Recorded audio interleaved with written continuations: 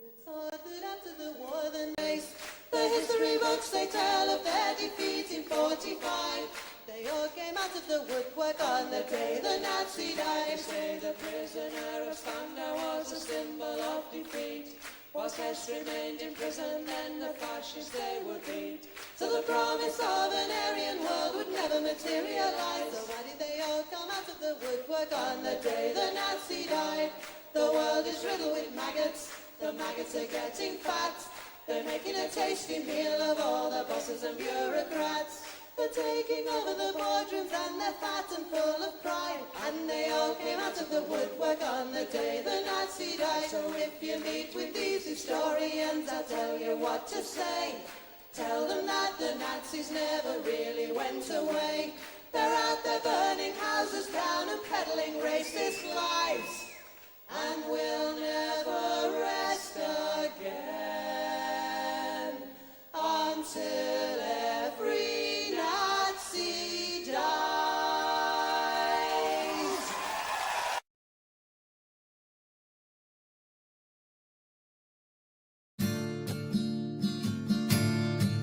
Woke up one morning and there were soldiers. Oh, bella ciao, bella ciao, bella ciao, ciao, ciao. Woke up one morning and there were soldiers. The invasion had begun. Lend me your shoulder, we'll stand together. Oh, bella ciao, bella ciao, bella ciao, ciao, ciao. Lend me your shoulder, we'll stand together. But I feel my time has come, and if I die here for the resistance, oh bella ciao, bella ciao, bella ciao, ciao, ciao. And if I die here for the resistance, you must lay me in my grave among the flowers upon the mountain. Oh bella ciao, bella ciao, bella ciao, ciao, ciao. Among the flowers upon the mountain, let me rest among the brave. Someday the people will pick the flowers. Oh bella ciao, bella ciao, bella ciao, ciao, ciao. Someday the people will pick the flowers, and they will remember my name. This is the flower of the resistance. Oh bella ciao, bella ciao, bella ciao, ciao, ciao. This is the flower of the resistance, and those who died for liberty. This is the flower of the resistance.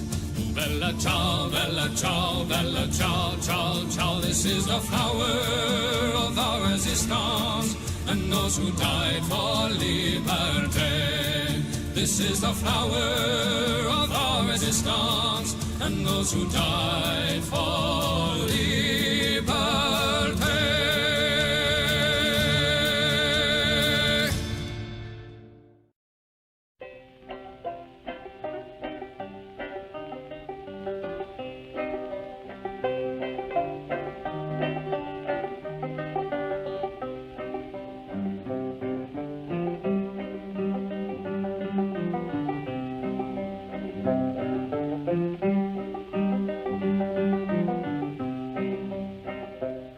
From all of you good workers, good news to you I'll tell of how the good old Union has come in here to dwell. Which side are you on? Which side are you on? My daddy was a miner and I'm a miner's son, and I'll stick with the Union till every battle's won. Which side are you on? Which side are you on? They say in Harlan County there are no neutrals there. You'll either be a Union man or a thug for J.H. Blair. Which side are you on? Which side are you on? Oh, workers, can you stand it? Oh, tell me how you can. Will you be a lousy scab or will you be a man? Which side are you on? Which side are you on? Don't scab for the bosses, don't listen to their lies. Us poor folks haven't got a chance unless we organize. Which side are you on? Which side are you on? Which side are you on? Which side are you on?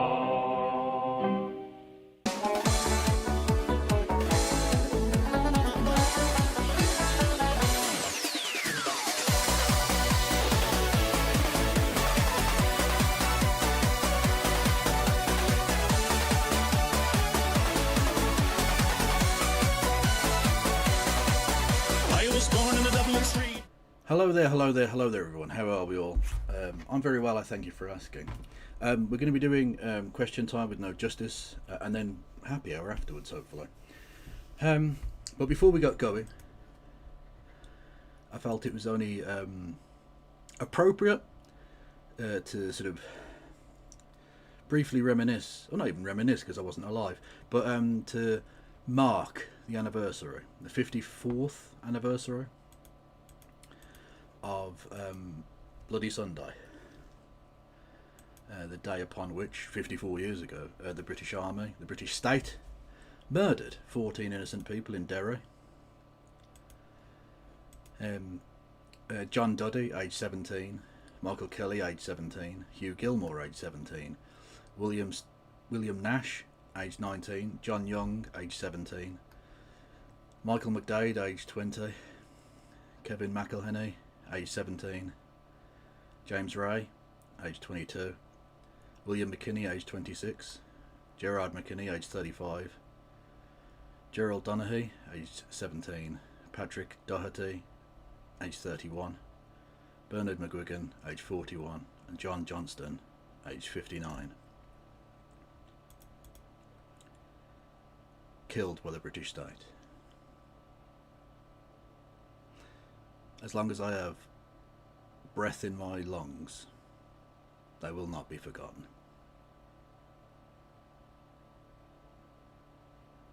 Chucky Allah. Anyway, let us get on with more contemporary matters, I suppose. Although with the British government clamping down on peaceful protest, maybe that is something of a contemporary matter. Whether they're being killed via starvation or bullets hardly matters.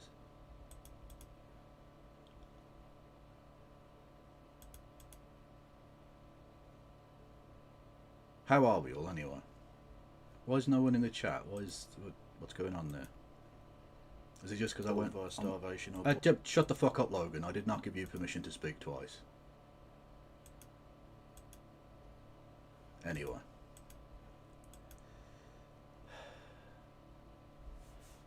Oh, I've got to go into... On fucking on Twitter now, you've got to have a four number passcode. You'll never guess what mine is. It's in the name. To get... into your DMs, like what the fuck? Oh, pardon me.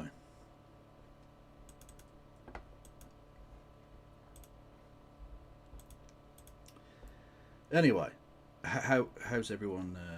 How's everyone doing? Yeah, the new Birmingham City kit is fucking dope, 100%. Death to Soldier F, indeed, and Soldier H, who might also have murdered some of them. We don't know. Hello? Hello there, Helena. How are you? Apologies for my lateness. I was reminiscing about the 54th anniversary of Bloody Sunday. So a cheery one. Yeah. As you should. I was ranting to chat about how right wingers don't know how Google works. I.e., they know how it works, but they don't use it. Like, you will say something either because you've looked up, it's something that sounds a bit academic or whatever, and right wingers, rather than going, I don't know what that is, I'm going to use Google because I have the access to the entire wealth of human civilizational knowledge in a brick in my pocket because we live in the fucking you live in the Buck Rogers universe, right? And instead of doing that, they go, oh well, they don't know it, so it must not be important. Just use Google. It's free.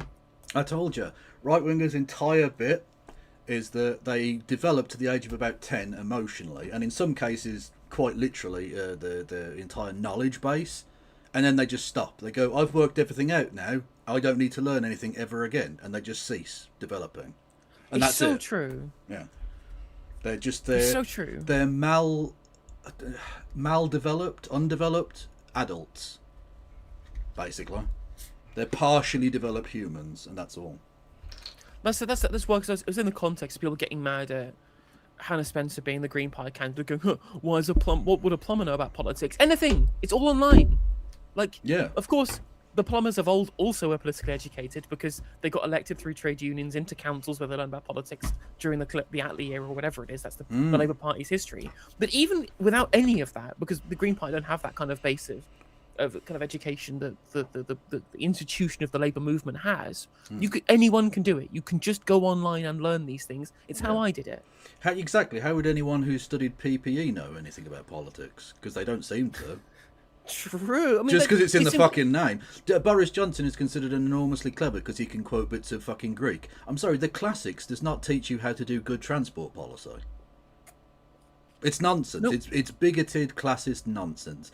Give me your average fucking plumber or plasterer or greyhound owner any day of the week over the fucking scum, the fucking replete, bigoted scum, the upper class horrific monsters that come out of the likes of fucking Oxbridge and Feats or whatever the fuck it's called in Scotland. Like, all of these places produce psychopaths. Or just sociopaths. Either way, I want them nowhere near the levers of power. Your average plumber has a grounding in reality. Give me that as a starting point and we can do something. Exactly. Lobster in chat Stop says, it. went to stay with Get a some help. narcissistic right-wing relative when I was homeless last year, and she kicked me out after 2 weeks because she was so offended at me casually challenging her politics with facts. But that's the thing, is people are allergic to it. Like, the facts don't care about your feelings crowd suddenly came obsessed with how your facts hurt their feelings so quickly, didn't they? Yeah, no, exactly. It's I don't give a fuck about your feelings. My feelings have to be handled like a Fabergé egg. Like a delicate little flower, like a fledgling bird. Like, that's what they have to be dealt with. Your feelings, though, I will smash with a hammer because I'm better. I deserve better than you. Fuck you. That's literally, it's so true. It is so true, right? Because they will all go on with their Roy Cherry Brand bigoted humor, and then you'll like joke about them, like in a nasty way. You'll be nasty to them because, of course, they deserve it if they're going to be nasty to other people, and they will immediately just go, "Oh wow, teacher, teacher, the nasty leftoid was nasty to me." When I said edgy humour, I just meant talking about rape in a way that offends rape victims. I didn't mean being nasty about me. Literally. Again, they emotionally develop to the age of 10, where, like, snatching a toy away from another kid is an acceptable response to something. That's their level of, like, development. That's all they've got. Is, I deserve to be treated like a king, and everyone else can just suck a fucking fat one. That's their entire outlook. Yeah. Well, it's that meme, isn't it? It's the meme, the study that the Conservatives keep quoting but haven't read, where they think it means that Liberals don't care about their own family, but in reality it means that Liberals care about everybody, and Conservatives care about literally nobody that they don't know personally because they're sociopaths. Talking about Conservatives quoting but having never read, George Orwell's body has just spun so hard in the grave it's gone to the core of the fucking earth. Anyway. literally. On subject to which, my housemate just gave me her old copy of The Road to Wigan Pier, and I'm looking forward to reading it. Have you never read it before? It's excellent. No, I've not yet. I've not read it before. You should, honestly, you should read all of Orwell's work. He's not an unproblematic person, I'll absolutely agree. Yeah, but his time, like, leaking to the British security services is a bit sus. Bit homophobic, a little bit anti-Semitic. But his work is absolutely superb. Down and Out in Paris and London, an excellent piece of work that no one ever quotes from. Gets completely forgotten in the canon, but is superb. Yeah, The Road to Wigan Pier is very good. Burmese Days is very good. The Expedition of Flying, it's superb stuff. Anyway, yes, and don't just quote the bit about the 4 legs good, 2 legs bad, or whatever. Like, no, you just shut up. Just literally shut the fuck up. Well, literally, but again, it's just like, I mean, I very rarely read like anything that isn't like a study. or an article, which is really bad. I've literally, I can't remember the time last time I read a novel. That's how bad You'll I am never with guess stuff. what button I just pressed. Nerd. There we go. Oh yeah, did we have anything else to say before we started? No, I've just realised that the Harry Hill thumbnail in the top right of your screen says, if he does orienteering with napalm death on you, it's over. And all I can think of is how the Financial Times posted an article about how the new hustle culture is called grindcore. And I'm like, maybe if you're going to invent a word, maybe you should check that it's not already a word for something very specific. Yeah, exactly. It's not. Yeah, I thought it was grind set. Is that not already? That's an original thing you can use for your stupid fucking thing. Grindcore already exists. Yes. Yeah. Anyway, but that's Stuart Lee. He and I went to school in the same town, technically. 30 years apart, and he went to a posh private school, but that's not the point. Okay, we have a connection. Anyway, oh yeah, and I saw your interview with the Green Party candidate for Gorton and Denton, which I'm just saying now, like, right, you should, everyone else who now wants to interview her, like, stay in your lane, okay? Wednesday? Ladies and gentlemen, Although it's Tuesday, I think it was, before we could talk about the selection process, because obviously campaigning periods and stuff. Yes. So it's really weird having to like make allusions towards Yeah, her opinions, and then it's just like, okay, now we can declare. yeah. But that's why I mentioned greyhounds earlier, because she's a big Yeah. fan of greyhounds. sometimes And maybe taking good, the sometimes maybe the shit. underappreciated policy You've seen of the like trailer for let's the new let's Animal hang on Farm one film? second. Sorry, I had a noise then. Under a sort of, I don't know, expressed opinion that we should get rid of these evil things like greyhound racing and fucking horse riding. It's like, it's just the amount of fucking cruelty it inflicts on it so that people can get addicted to gambling. Like, it doesn't help the animals and it doesn't help people. So let's stop it. You know?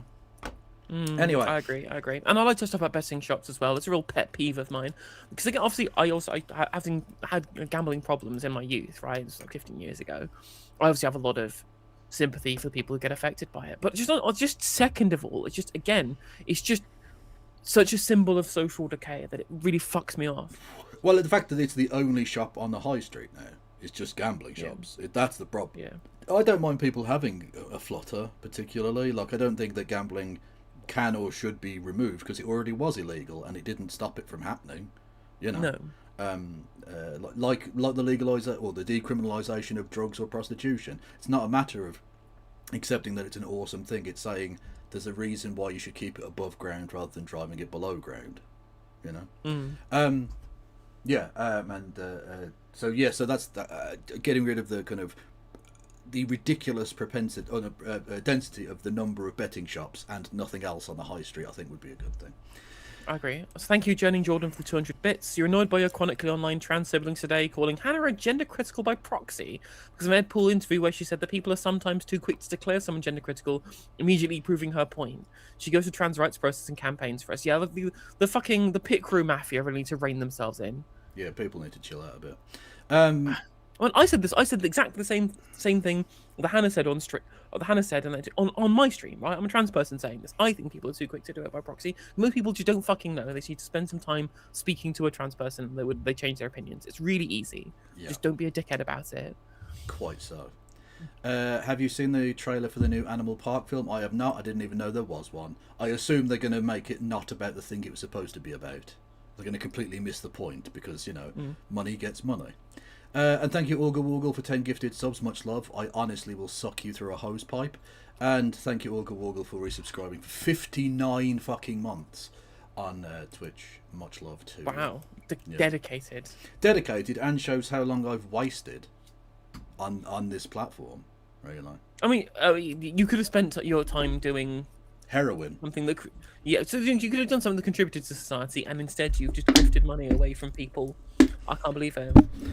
Well, if there's one thing that for the year of 2026 people need to get, learn what the word grifter means. I know you were doing a joke there, but lots of people will accuse everyone of being a grifter. You're like, I'm not getting paid. What kind of fucking grifting is this? What are you talking about? Like this idea of a left-wing grift. I mean, because there are so many billionaires who are happy to want to foment the politics of them being sent to the gulags. Like, come off it. Oh yeah, Do there's- 5 minutes.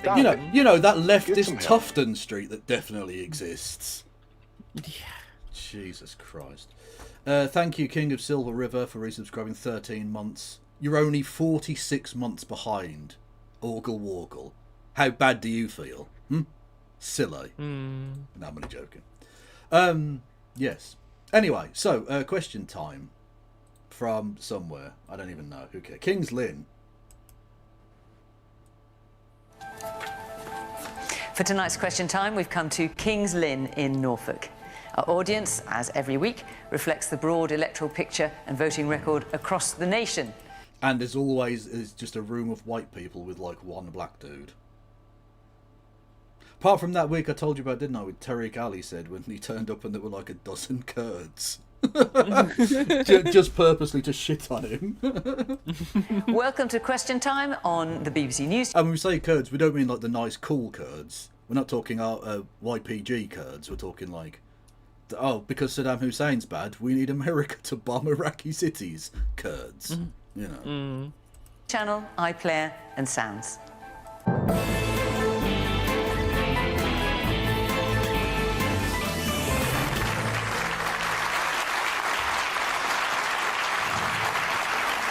On the panel from the government, the Scottish Secretary Douglas Alexander, a key figure in the governments of Tony Blair, Gordon Brown and now Keir Starmer. He says we're Wow, is there any genocidal government he won't be a part of?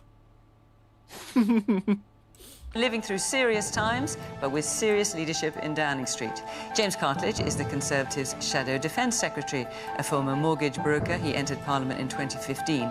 He served as Courts Minister under Boris Johnson, but resigned in 2022 in protest at his behaviour. Jo Grady became the leader of the University and College Union in 2019, the daughter of a coal miner from West Yorkshire. She says attempts to block Andy Burnham's return to Westminster make Keir Starmer look weak and scared. And Constantine Kisson is a podcast. Why? Why is this freak allowed back on this show repeatedly? He Third doesn't- time. He doesn't represent anyone. He doesn't have anything interesting or original to say. He runs a thing called trigonometry. That instantly should be disbarring of him. It's ridiculous. So true. He's a worthless waste of fucking carbon. Master, Imagine how many pencils we could make instead. Or crush him down into a diamond. That's a metaphor. I don't really think we should do that for legal reasons. political commentator who's been described as an anti-woke libertarian. He says, Yeah, that means he probably is a paedophile. Yeah. He's not right wing though. Sorry, not a Not paedophile. right-wing. A febophile. My bad. My Yeah. bad. He's not right wing though. No. He keeps telling us how he's not right wing at No, all. not at all. Why is it that right wingers are so dishonest? Like people on the left, like yourself and myself, will say, yeah, I'm on the left. Yeah. Whereas right wingers are like, I'm a centrist. No, you're not. We can all see that you're not. Like you support like fucking mincing migrants or whatever. We know what you are. Stop pretending. Fucking libertarian. God almighty. Reform UK offer the best hope for the country at the next election. I'm not right wing. I just think we should vote for reform. Okay, babe.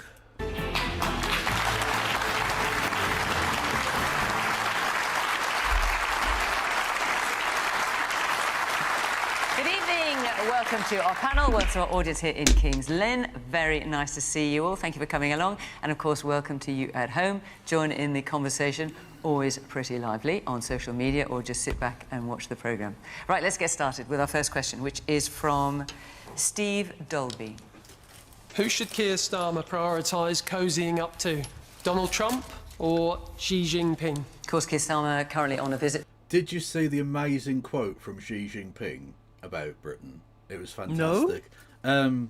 He and Starmer had met, and apparently we've got 30-day free visa access to China now or something. God knows what he gave up to get that thing that no one was really asking for anyway, but whatever.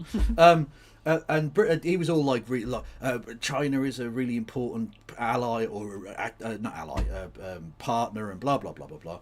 And Xi Jinping said that even though there had been twists and turns, dealing with the UK had become unavoidable. was the phrase he used. No, I don't know if that's been lost in translation, but that does not scream he really wanted to talk to the Prime Minister. Unavoidable is not a compliment, I think. Yeah, well, I think what I think it was a foreign minister from the CCP said that it was an act of economic pragmatism on the part of China, and I'm just like, yeah, we're here because we have to be. Yeah, exactly. Like, yeah, it kind of makes sense, I guess. Like, begrudging friendship isn't really friendship. You know what I mean? Like, all I'll say is, at one point we used to be able to force them to take our heroin, and now they begrudgingly meet with us. Okay. Times and power have changed, I think. To Beijing, cozying up, as you put it. He might not put it that way. To Xi Jinping. James. Well, look, I think that for me the key thing about the visit to China is just look at the reality of what's actually happened this week. We've learned that China has been providing Russia with the means to develop the Orezhnik missile. This is a hypersonic, nuclear-capable missile that could hit Europe and hit ourselves. It's a very... And, like, why should I give a fuck about that, really? Like, don't get me wrong, I don't really want nuclear weapons at all. But if we're going to have them, and Russia has them, why would China not sell them that? Like, we sell fucking supersonic jets to fucking Saudi Arabia to kill innocent people in Yemen. No one's fucking free of this. Well, that's the thing, right? So actually, I do think that if we really wanted to be challenging China, it should be on their relationship with Russia. It should be like, if you want to have an unavoidable relationship with us, then we clearly have some kind of economic thing that you want from us. Okay, well, if you want to have a really good deal with us, maybe stop funding the people who were murdering civilians and doing genocidal acts like stealing children and transporting them back to Russia, right? Yeah. Like, maybe we should be. But again, as you point out, you cannot make that case when it comes to China, because this question is about China versus Trump, and yet Trump has been giving much worse and much larger military aid to Israel, who are committing an act like an actual genocide in front of our eyes in Palestine. But of course, James Cartledge over there doesn't care about Palestinian babies because they're brown. Yeah, pretty much. Very serious threat. The fact China is doing that shows that they're a serious threat to our country. Instead of kowtowing to China, the Prime Minister should be robust, showing leadership and standing up to that government. And the last thing we should be doing is allowing them to build a massive super embassy in the heart of London, right next to the key financial cables that support the City of London. So China is the UK's third or fourth, depending on where you get information from, largest trading partner. We export £45 billion worth of goods to China. Should we just not talk to them? Well, obviously, we do have an economic relationship with China. That is a fact. The question is, what are we... It's a very significant one. Yeah, but the question is, what are we prepared to do? Yeah, exactly. So, like, if you were in government, you wouldn't be doing anything differently, really. You'd still be wanting to get a better trade deal if you could out of China. Because he's virtue signaling. Yeah, of course he is, yeah. And again, I would guess he was in support of the Conservative government's support of Israeli genocide. So, like, there's no leg to stand on. There's no consistency. There's no moral fortitude in any of them. Nope. As a country, given the threats we face. Obviously, I look at it from a defence point of view. But if you look at it economically, it has to be said the government have struggled to deliver a growing economy. We have unemployment rising. We have inflation significantly higher than it was at the general election when we had it on target at 2%. And the worrying thing is the Prime Minister is floundering around trying to deliver growth in the economy. He's gone to China with some pretty weak fare has come out in this deal as far as we can see. What he's not doing is confronting China about its abuses on human rights, about the fact that it is a clear threat to this country and the way it is supporting Russia. That is a clear and present danger to our country. But you know what's worse than that, though? Chagos! Ah! Well, look, the leader who's... thing is that all of the things he's pointing out here, or they're a danger to this country, or they're threatening invasions. That's the United States of America. You're describing the United States of America. Only one of either China or America has threatened to financially cripple us for daring to say you shouldn't invade Denmark. It wasn't Xi Jinping that did that, was it? Quite. I mean, apart from Tibet, where have China invaded? They've had some border disputes with India, but it's mainly mountains, so, like, who gives a fuck? Basically. Exactly, and I'm just like... Sure, you should call out China for what they do in Tibet. It's granted, and they should be called out for it. But you compare that to the last fucking 80 years of American invasions everywhere, and I'm just like, maybe one of these is the lesser evil. Yeah. Strong and stands up to China. Douglas, has James got... Wow, the amazing support of 2 people clapping. The Conservative Party bounce back is real, yo. We haven't got much out of this visit. Well, if you're... I come from Scotland. The Scottish whisky industry is one of the top 10 whisky markets in the world. This morning it was announced that the tariffs of Scotch whisky being imported into China are going to be halved. That's about 250 million pounds worth of value for Scotch whisky over the next 5 years. So I think it's frankly insulting to Scotch whisky workers for you to suggest that there aren't significant gains that can be secured from that relationship. But it's good for them, but what about other industries? Well, we've got What else about have we got out of this? we've got about 370,000 people working across the UK based on the relationship. You're right. It's the 4th largest trading partner. It's the world's largest economy. It's the biggest exporter of goods anywhere in the world. It would frankly be completely daft in the interest of the UK's national interest not to be talking to China. That's why Mark Carney from Canada was there last week. It's why Donald Trump's going in April. It's why President Macron has been 3 times in the last 8 years. The German leadership has been there 4 times in the last 8 years. Let's look at the record of James and the Conservatives. They promised a new golden age, and actually what they delivered was an ice age. There hasn't been a British Prime Minister visiting China for the last 8 years. If you are serious about making goods cheaper, delivering... Is it bad to not have an economic relationship with the largest economy on earth? Would that be a silly and financially kind of suicidal approach to that? Just so you could virtue signal about not doing trade deals with the scary yellow people. Quite. Strong jobs here in the UK and take seriously our defence and security needs. Of course, we have different relationships between China and the United States, but we should be engaging with both of these countries. And frankly, what we saw under Boris Johnson... Actually, that's the point. We need to get out of this mindset of being someone's little fucking bitch. Okay? We shouldn't be tied to America, as well as we shouldn't be tied to fucking Beijing or any other place. Okay? We should be probably in Europe, or at least closer to Europe, because they're closer to us. It makes more sense. We've got more connections with them, etc., etc.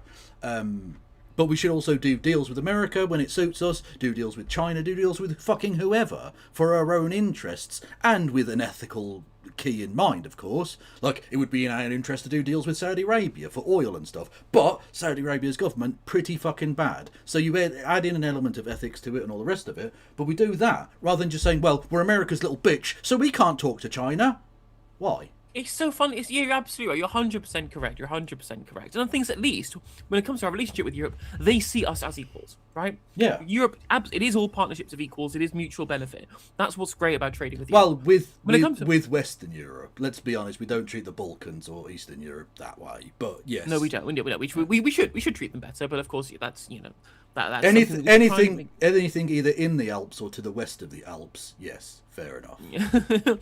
And then when it comes to China, like, we should be treating the arrangement with the diligence that it requires. But at the very least, even if China don't view us as a particularly important partner, they still view us as a partner. Yeah. They still make trading relationships, again, based upon mutual interest. That's what they do. Even when they, debt-trapped nations in the global south with, but they at the very least they go to Jamaica offering to build infrastructure in return for geopolitical support. It is still a relationship based upon mutual exchange. At no point do they do what America does and go, give us a good trade deal or we'll ruin you. Or just say, if you elect a leadership that we don't like, we'll just coup you and put in a dictator who will destroy your nation for our benefit.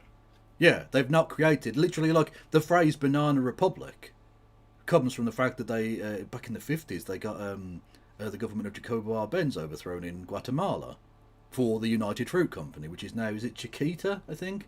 The American food company. And that's it, literally, they've set up a banana republic so that they could get bananas for free, and that government then tortured trade unionists and things like that. Del Monte, not Chiquita.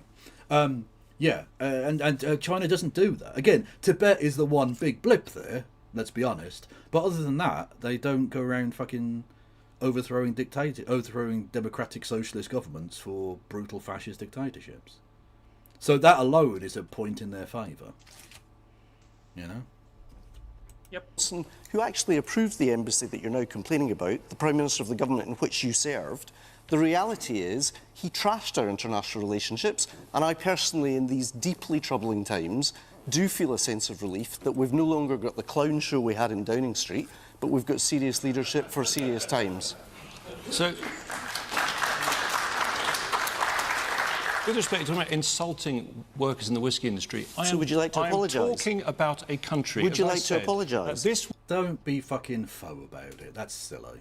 Don't be fucking up your own arse. Like, he clearly wasn't saying we didn't get anything out of it and fuck those industries and the people who work in them. Like, far be it from me to give fair play to a Tory, because frankly I would happily in terms of service. But he clearly wasn't saying that. So saying apologise as if he was personally going up and pissing in the face of Scotch whisky workers. What the fuck are you talking about? That's why he was laughed at when he said that Keir Starmer was a serious individual, because his MPs can't make serious conversation. Yeah, exactly. It's fucking silly. Yeah.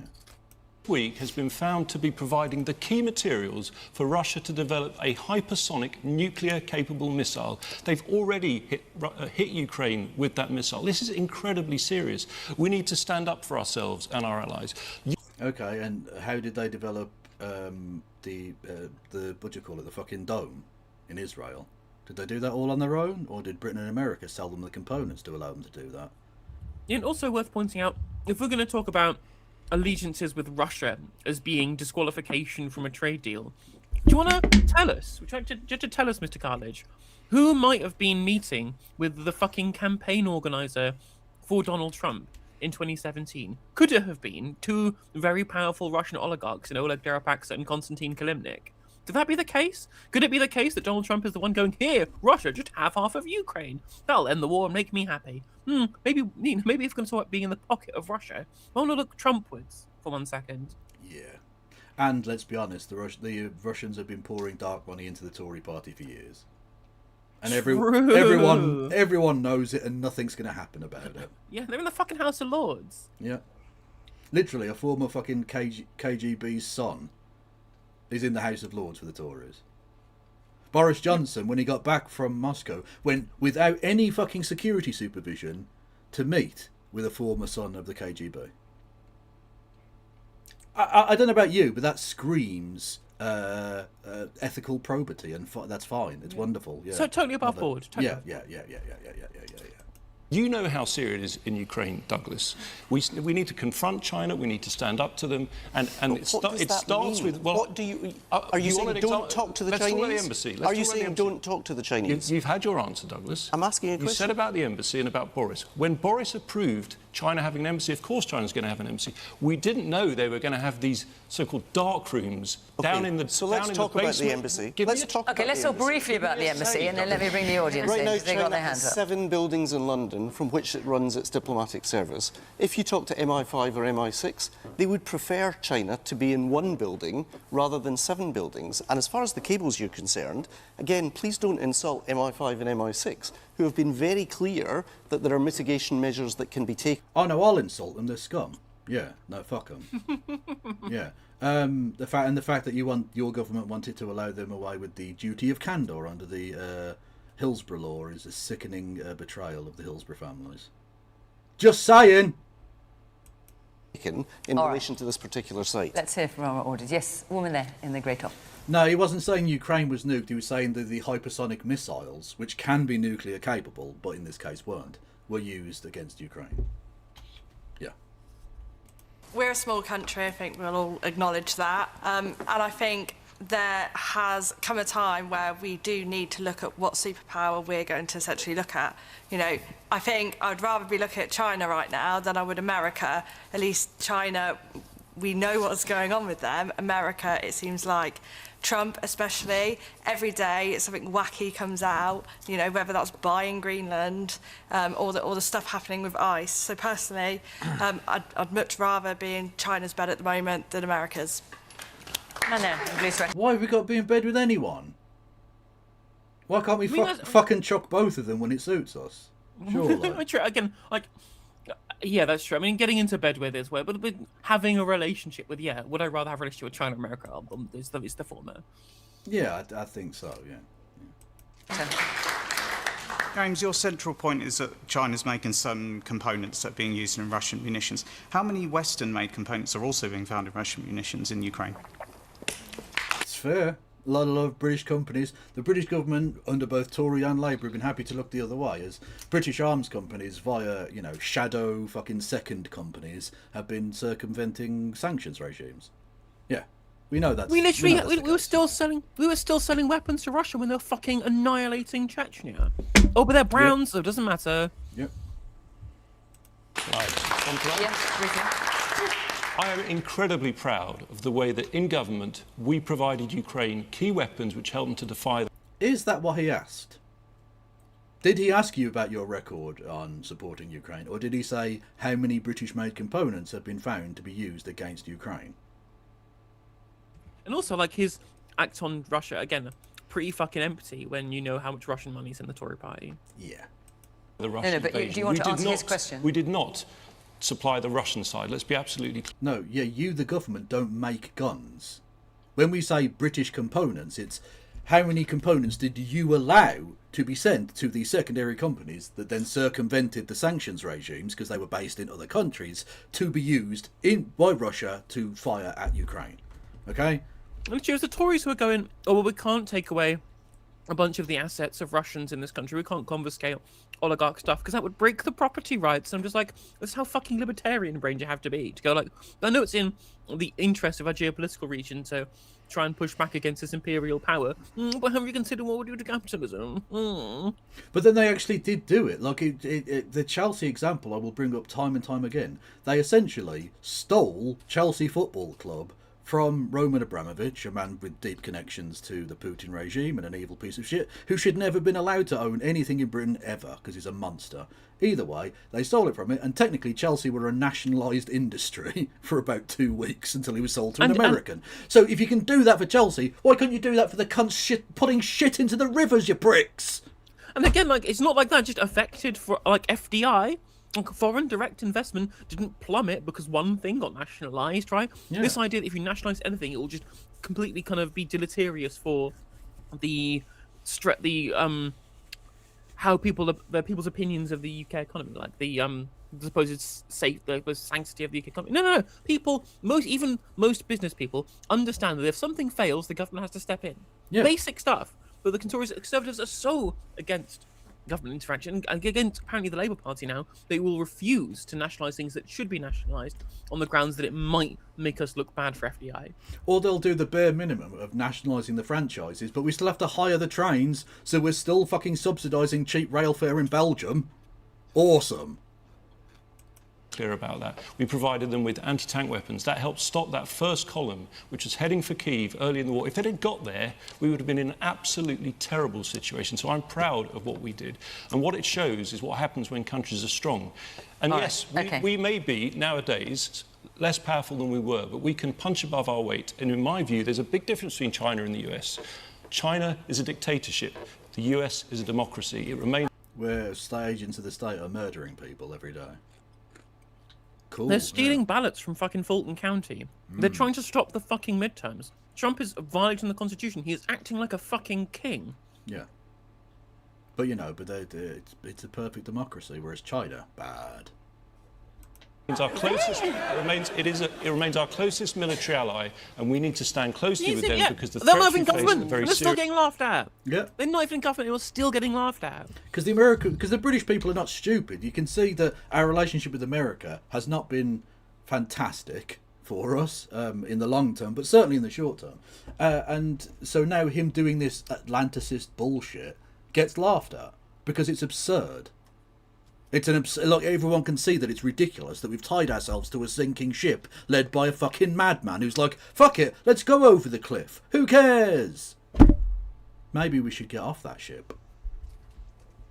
And China is at the heart of it. Constantine, so Steve's question is a kind of either or, Donald Trump or China. Is that how you see it?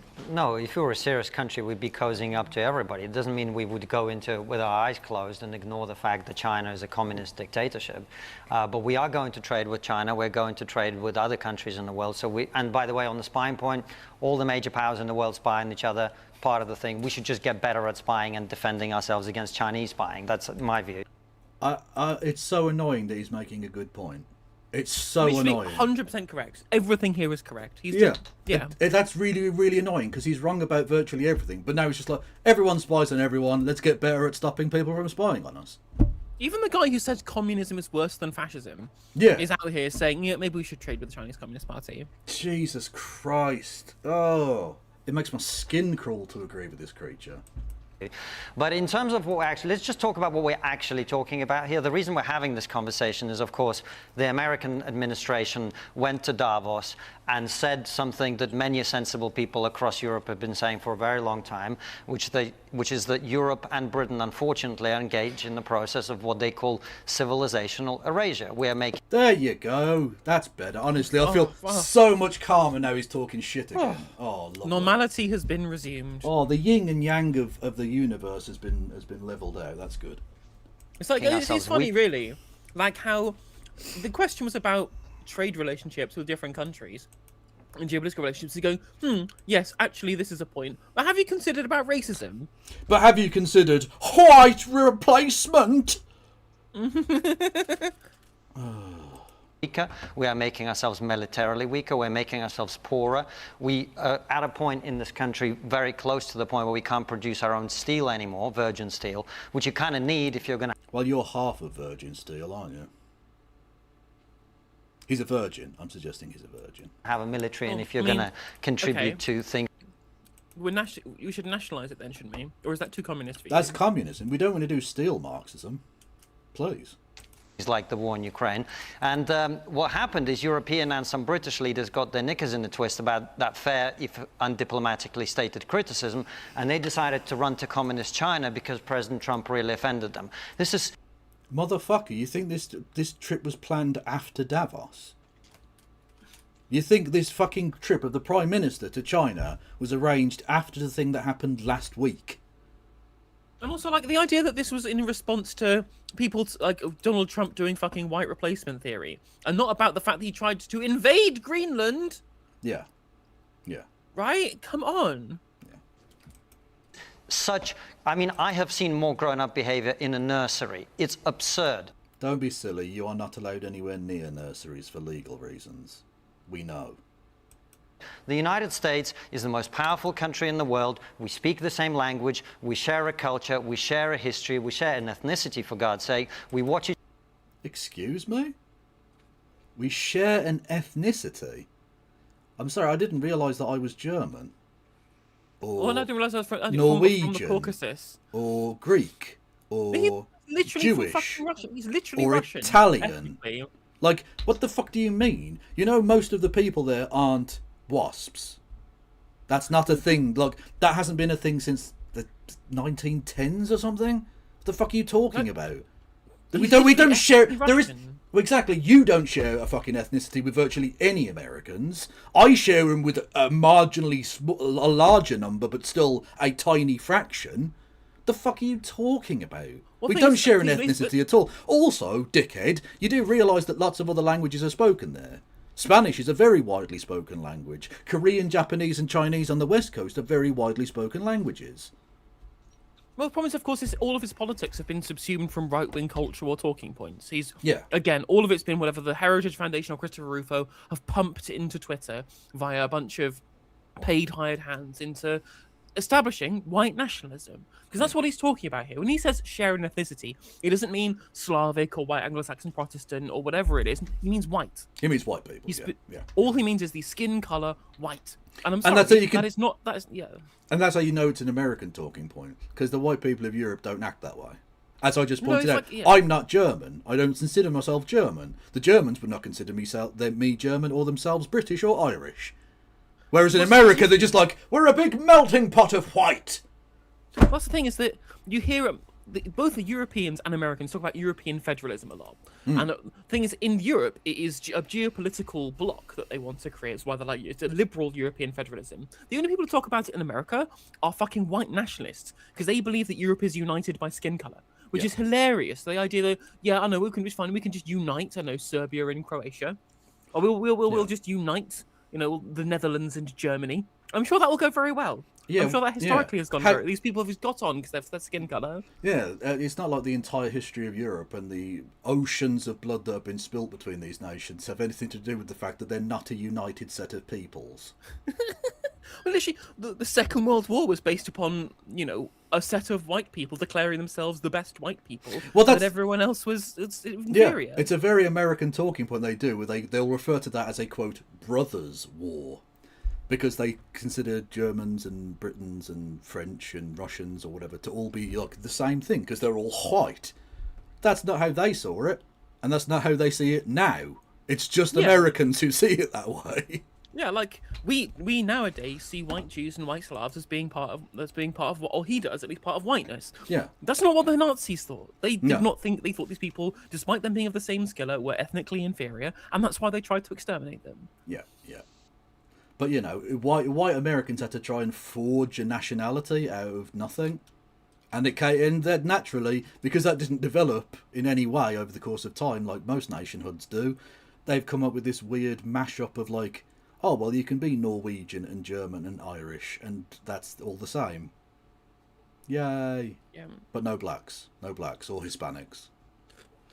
Let alone Chinese. Don't even start me on the Chinese. Ugh. Despite the fact that Hispanics descended from white people. Yeah, well, exactly. The same people will go on about how great the conquistadors were because they took European civilization to the savages of South America. But then the same people now who speak Spanish are like, these aren't whites. It's a disgrace. Exactly. Crazy. Each other's TV shows, we listen to each other's music, we watch each other's stand-up comedy, we are connected. These are the most powerful allies we could possibly have, and all they're saying to us and to Europe is be better allies, be stronger, be more self-reliant, produce our own energy. That is what we should be doing, instead of worrying about which superpower we're going to be a lapdog to. James. What a minge, honestly. Do you think Constantine's got a point? I mean, I think that if we're wanting to know what Keir Starmer's motivations are, it should be the British public. I think that the natural, or at least historical in recent years, world order of where our allies are around the globe has completely shifted. And to some extent, it's completely shifted because we've got an absolute lunatic in the White House. You know, everybody is watching on in horror at what is happening on the streets of major US cities. Now, of course, we can and we should also talk about human rights violations in China. The two are not incompatible, and let me tell you a quick story. So I represent people who work in colleges, universities, adult education. The university in Sheffield, Sheffield Hallam, had a really important research project that was looking at supply chains in China. They discovered that there was huge human rights violations, slave labour used in these supply chains. But because, as a country, under your government in particular, we have significantly underinvested in higher education. What does this mean? That we are completely, as the gentleman said earlier, completely reliant on international student fee income. So the Chinese government, and we have this on record from research, the Chinese government directly intervened in Sheffield Hallam to close down that research centre. And they said that if you don't, we will not supply students to your university and you will financially suffer a penalty. So I think it's really important. Did someone say foreign interference? Anyone? Was that? No, I don't remember them going crazy about that one, to be honest. No, interesting. Again, no one cares about the university sector in this country, despite the fact that it's literally our greatest fucking export. Yeah. As a country, we find a way to get ourselves off the hook to all manner of foreign interference, not just China. I think the extent to which we are complying and not criticising the US in this moment because of our over-reliance on our traditional relationship with the US is also a problem. So if we want... So you can't talk about foreign interference and not talk about Israel. You can't.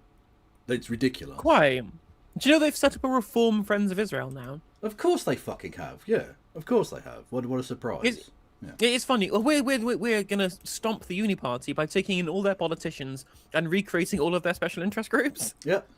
Yep, they're just the Tory party. Keir Starmer to be cozying up to anyone. It is us, the British public. It is investing in the things... Talk of Keir Starmer cozying up to people. Did you see that a 5th person has been arrested for the arson attacks on his house? I wonder if it's going to be another young, twinky Ukrainian boy. It's weird how they just got no coverage at all. They say this person's been arrested. No discussion of the motive. Nope. No discussion of how someone tried to assassinate the Prime Minister. No, it's fine. That's just... No, that's fine. Don't need to look at that. No. Look. Oh, look! A trans person went for a shit! Ah! Look that way! that we think are important, our education system, our NHS. We should have had, if you look at Norway, they are the trust fund brat of Europe because they kept their North Sea oil money. We sold ours. Well, it's not a trust fund. That's just them spending their own resources on themselves. A trust fund is when someone else gives you money. That's their money. True. It's collectively for the Norwegian state for them to use collectively. Yeah. The same with our national utilities. That is the biggest problem that we have. Also, how are they a brat? They're like the chillest country in Europe. The fuck do they do? Like, imagine Britain, after post-Brexit, digging into some other European country going, you're a brat. It's not that they're using their money. It's not that they're using their trust fund money to go on gap year trips to Machu Picchu. They're spending it on pensions and hospitals. Yeah, and they're genuinely like not going like, oh, let's support that genocide over there. They're actively not doing that, which is cool. We are not self-sufficient because for years and years we have not invested in our country. Man here in the front, in the white shirt.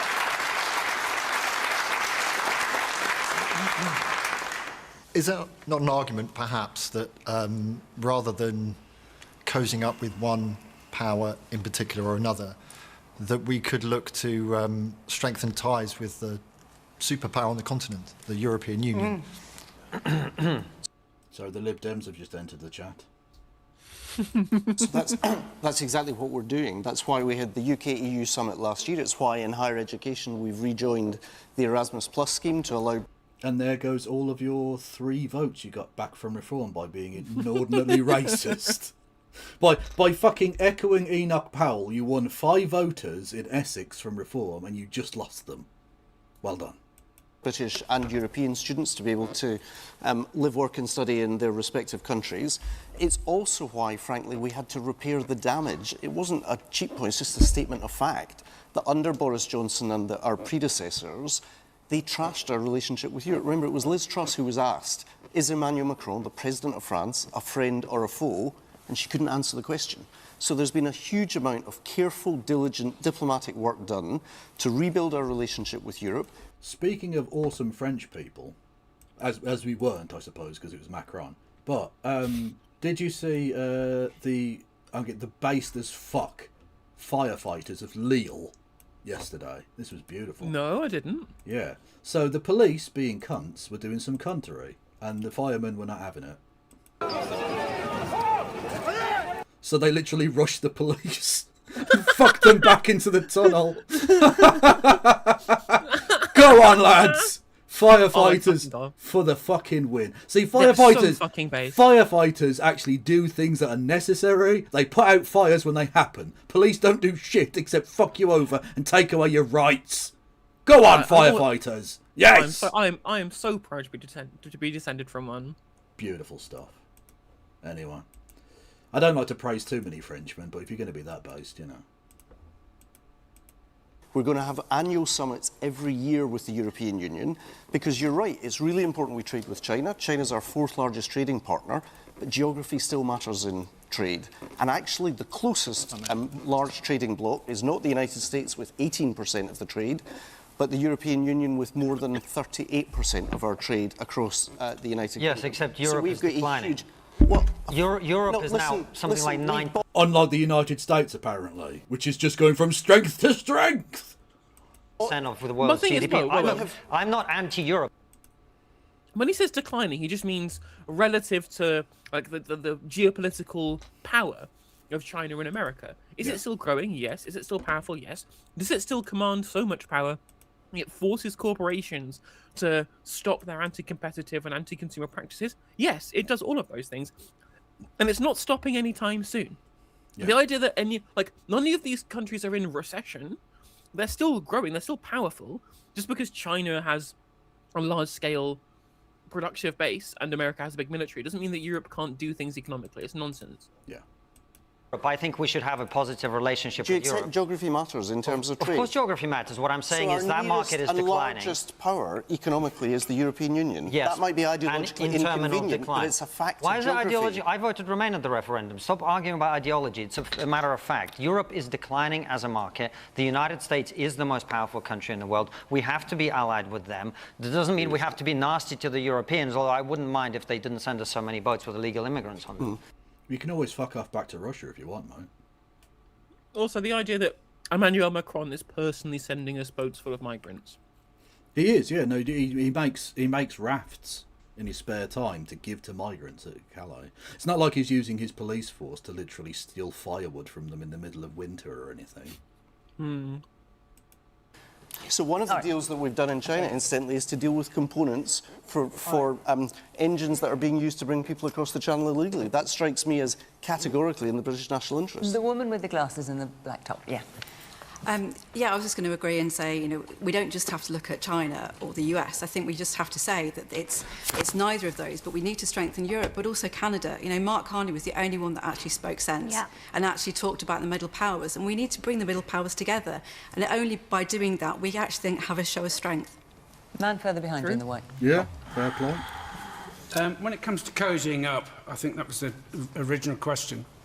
My cousin who lives in Florida texted me tonight because I was talking about coming on the show, and she said she thought the election was about the super rich not blowing up the world and killing our own people.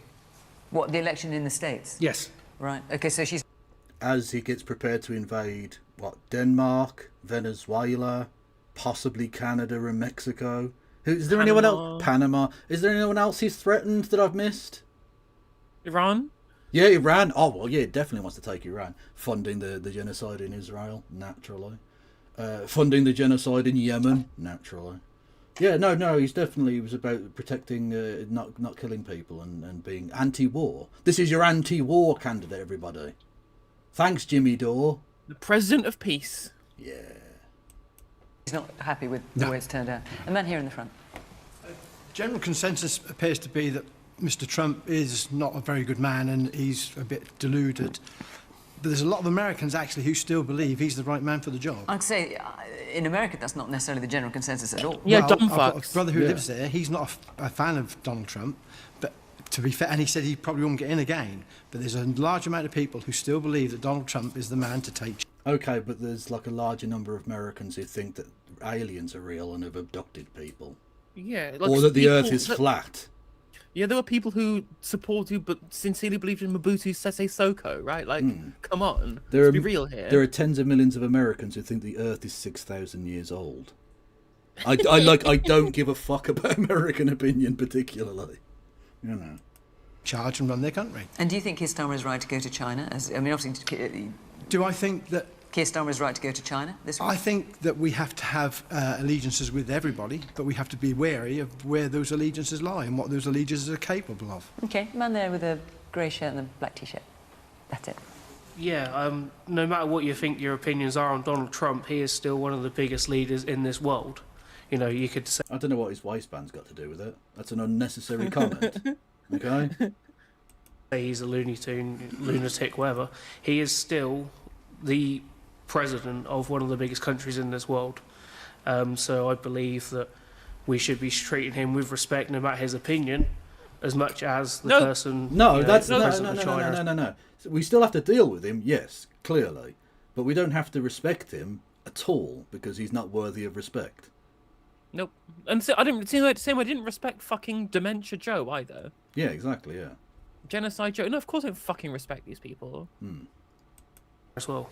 And the scenes that we've seen... Look, honestly, I'm sure there must have been people at the time who were like, whatever you think of Mr. Hitler, you have to respect him. He's a powerful man who is the democratically elected, quote unquote, leader of Germany. And so we have to keep talking. We have to keep talking. We have to respect him, okay? Mussolini, you may not like him.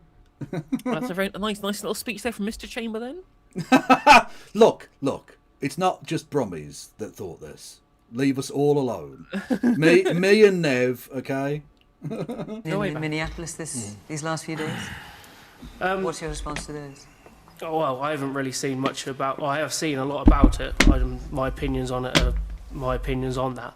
But... Also, just on that point, Neville Chamberlain was welcomed as a hero when he was talking with Hitler. So let's keep it in context. People at the time had a different opinion. It's all... We're at hindsight, etc. I enjoy going back to my rant earlier about just to Google it. I love how this guy goes, well, I'm not really that learned, but my opinions are my opinions. Well, if you're not learned, they're shit opinions. Yeah. Maybe you've accidentally kind of stumbled into the correct one. I don't think that you have. Maybe if you're going to go on the most high-profile political discussion show in the country, you might want to spend 5 fucking minutes Googling what was happening in the world. Yeah. Exactly. Just Google. Yeah. Just fucking Google. Yeah. Neville Chamberlain was talking with Corbyn. Yeah, he was. Yeah. That's a callback to the Corbyn being Hitler joke. Very good. Which I still do. It means that, I will never get anywhere in the left because people think I'm being serious. It's a force that government in America have brought in, and it's up for the American, the White House to react to the scenes they've seen in there. Okay, all right, let's move on. I'm going to take another. It's the Congress. It's the funding for ICE is a congressional power. Yeah. The president vetoes or doesn't do legislation, can sometimes do executive orders, and commands the military. He does not have the ability to unilaterally approve or disapprove of congressionally passed budgets. Yeah. Question, but before I do, I just want to tell you where we are next week, which is Dorking, and the week after that we're off to Bristol. Again, a real place, Americans. You don't we're a strange place. So if you live in or close to either of those areas, Dorking or Bristol, and you'd like to come and put your opinions to our panel here, go to the Question Time website, follow the instructions, and we will see you there. Right, our next question is from Simon Nobbs. Where are you sitting? There you are. Off you go. Yes. How can anyone think Reform are a party of change when they only appear to be a care home for old Tories? Fair question. And annoyingly, this is the one week where it would have been appropriate to have a Reform Party representative. Well, I mean, they've got kissing, I suppose, and next week probably the Tory will have defected. So it's a matter of time. But specifically, why have a question about them and have them not there? And then next week they'll have them on, and there won't be a question about them, and they shouldn't be there. It's annoying. Also, that guy's nose is a bit weird. I don't know. Well,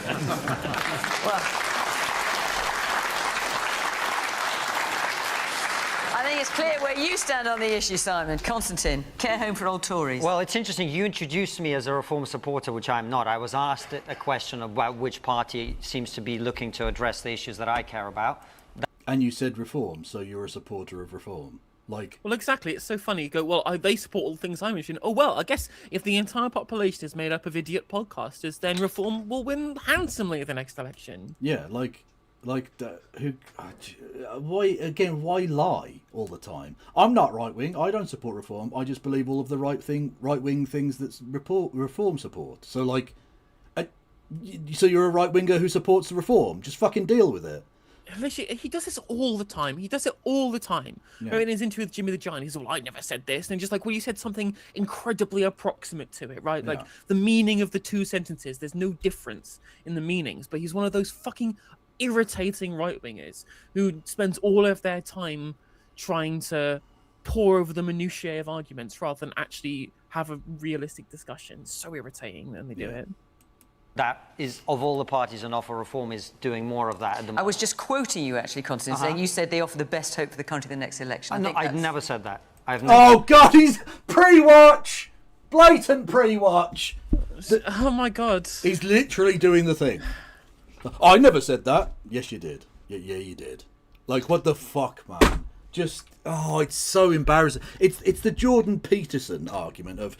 Either I didn't say it or that's out of context, and you need to quote the entire 6-hour-long podcast I did in order to get the full context of why I said Adolf Hitler's awesome. Come on, stop it. He also she's literally just repeated your own words back to you that you said 30 seconds ago. Yeah.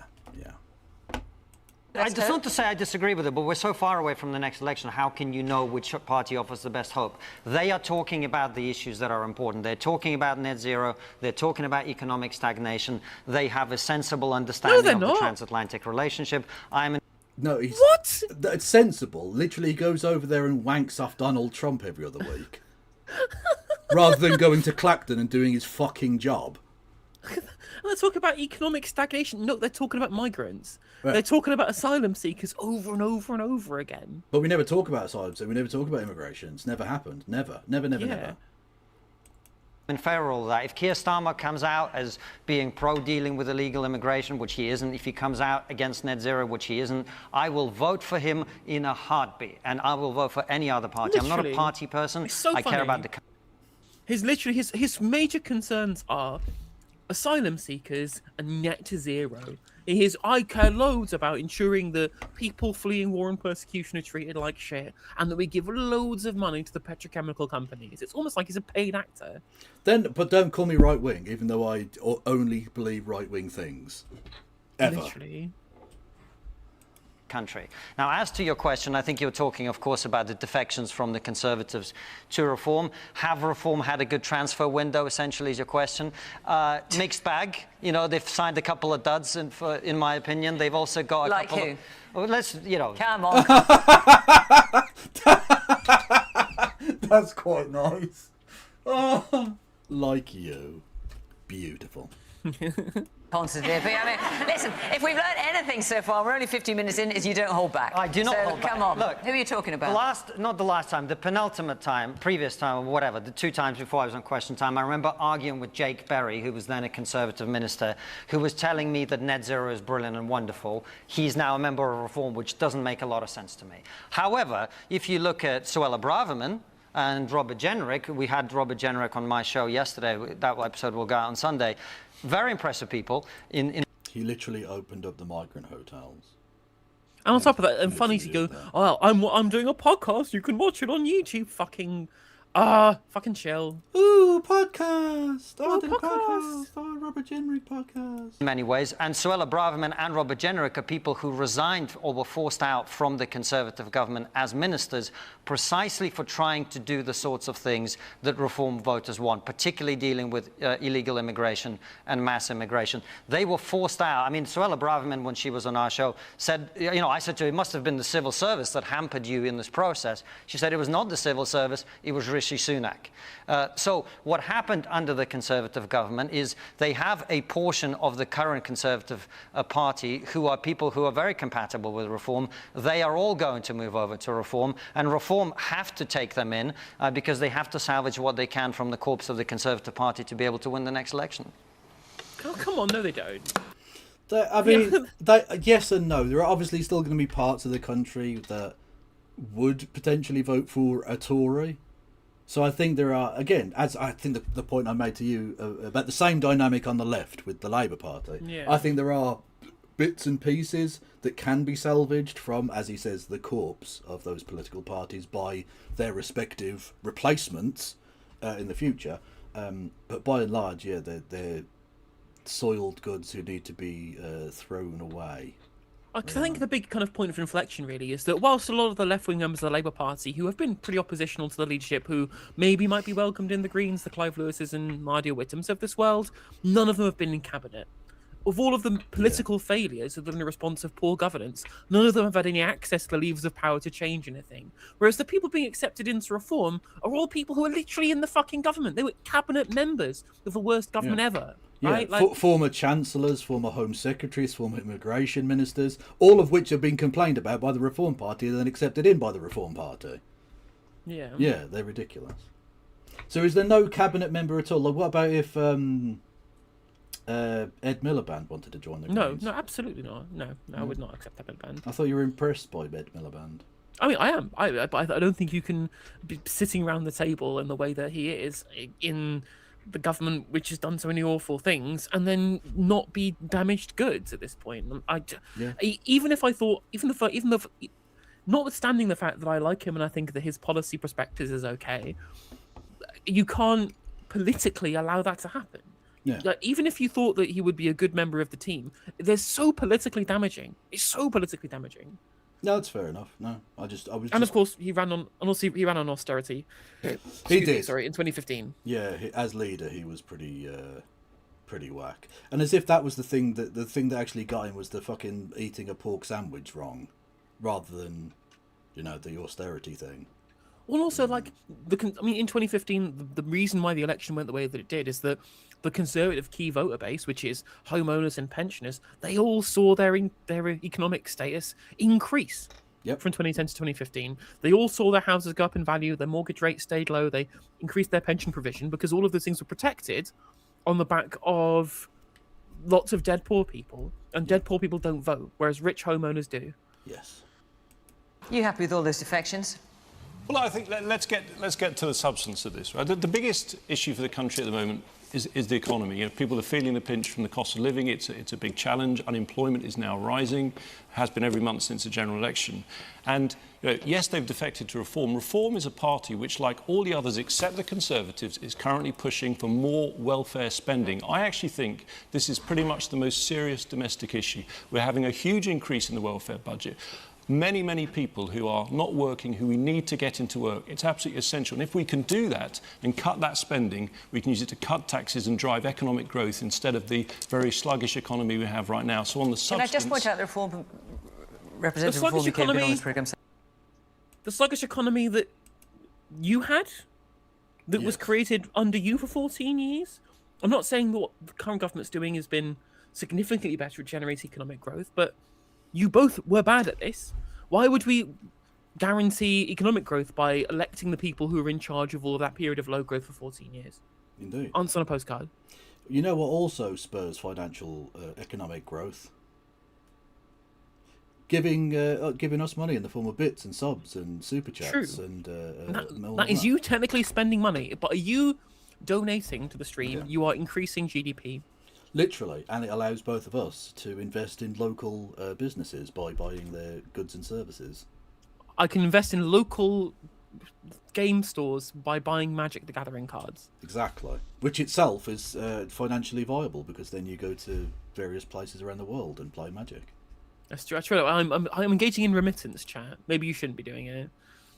That's not economic nationalism, is it? If I go over and spend my money in Italy, which I will be doing in March, if people are interested, my next jaunt is the European Regional Championships, which is in Turin in March.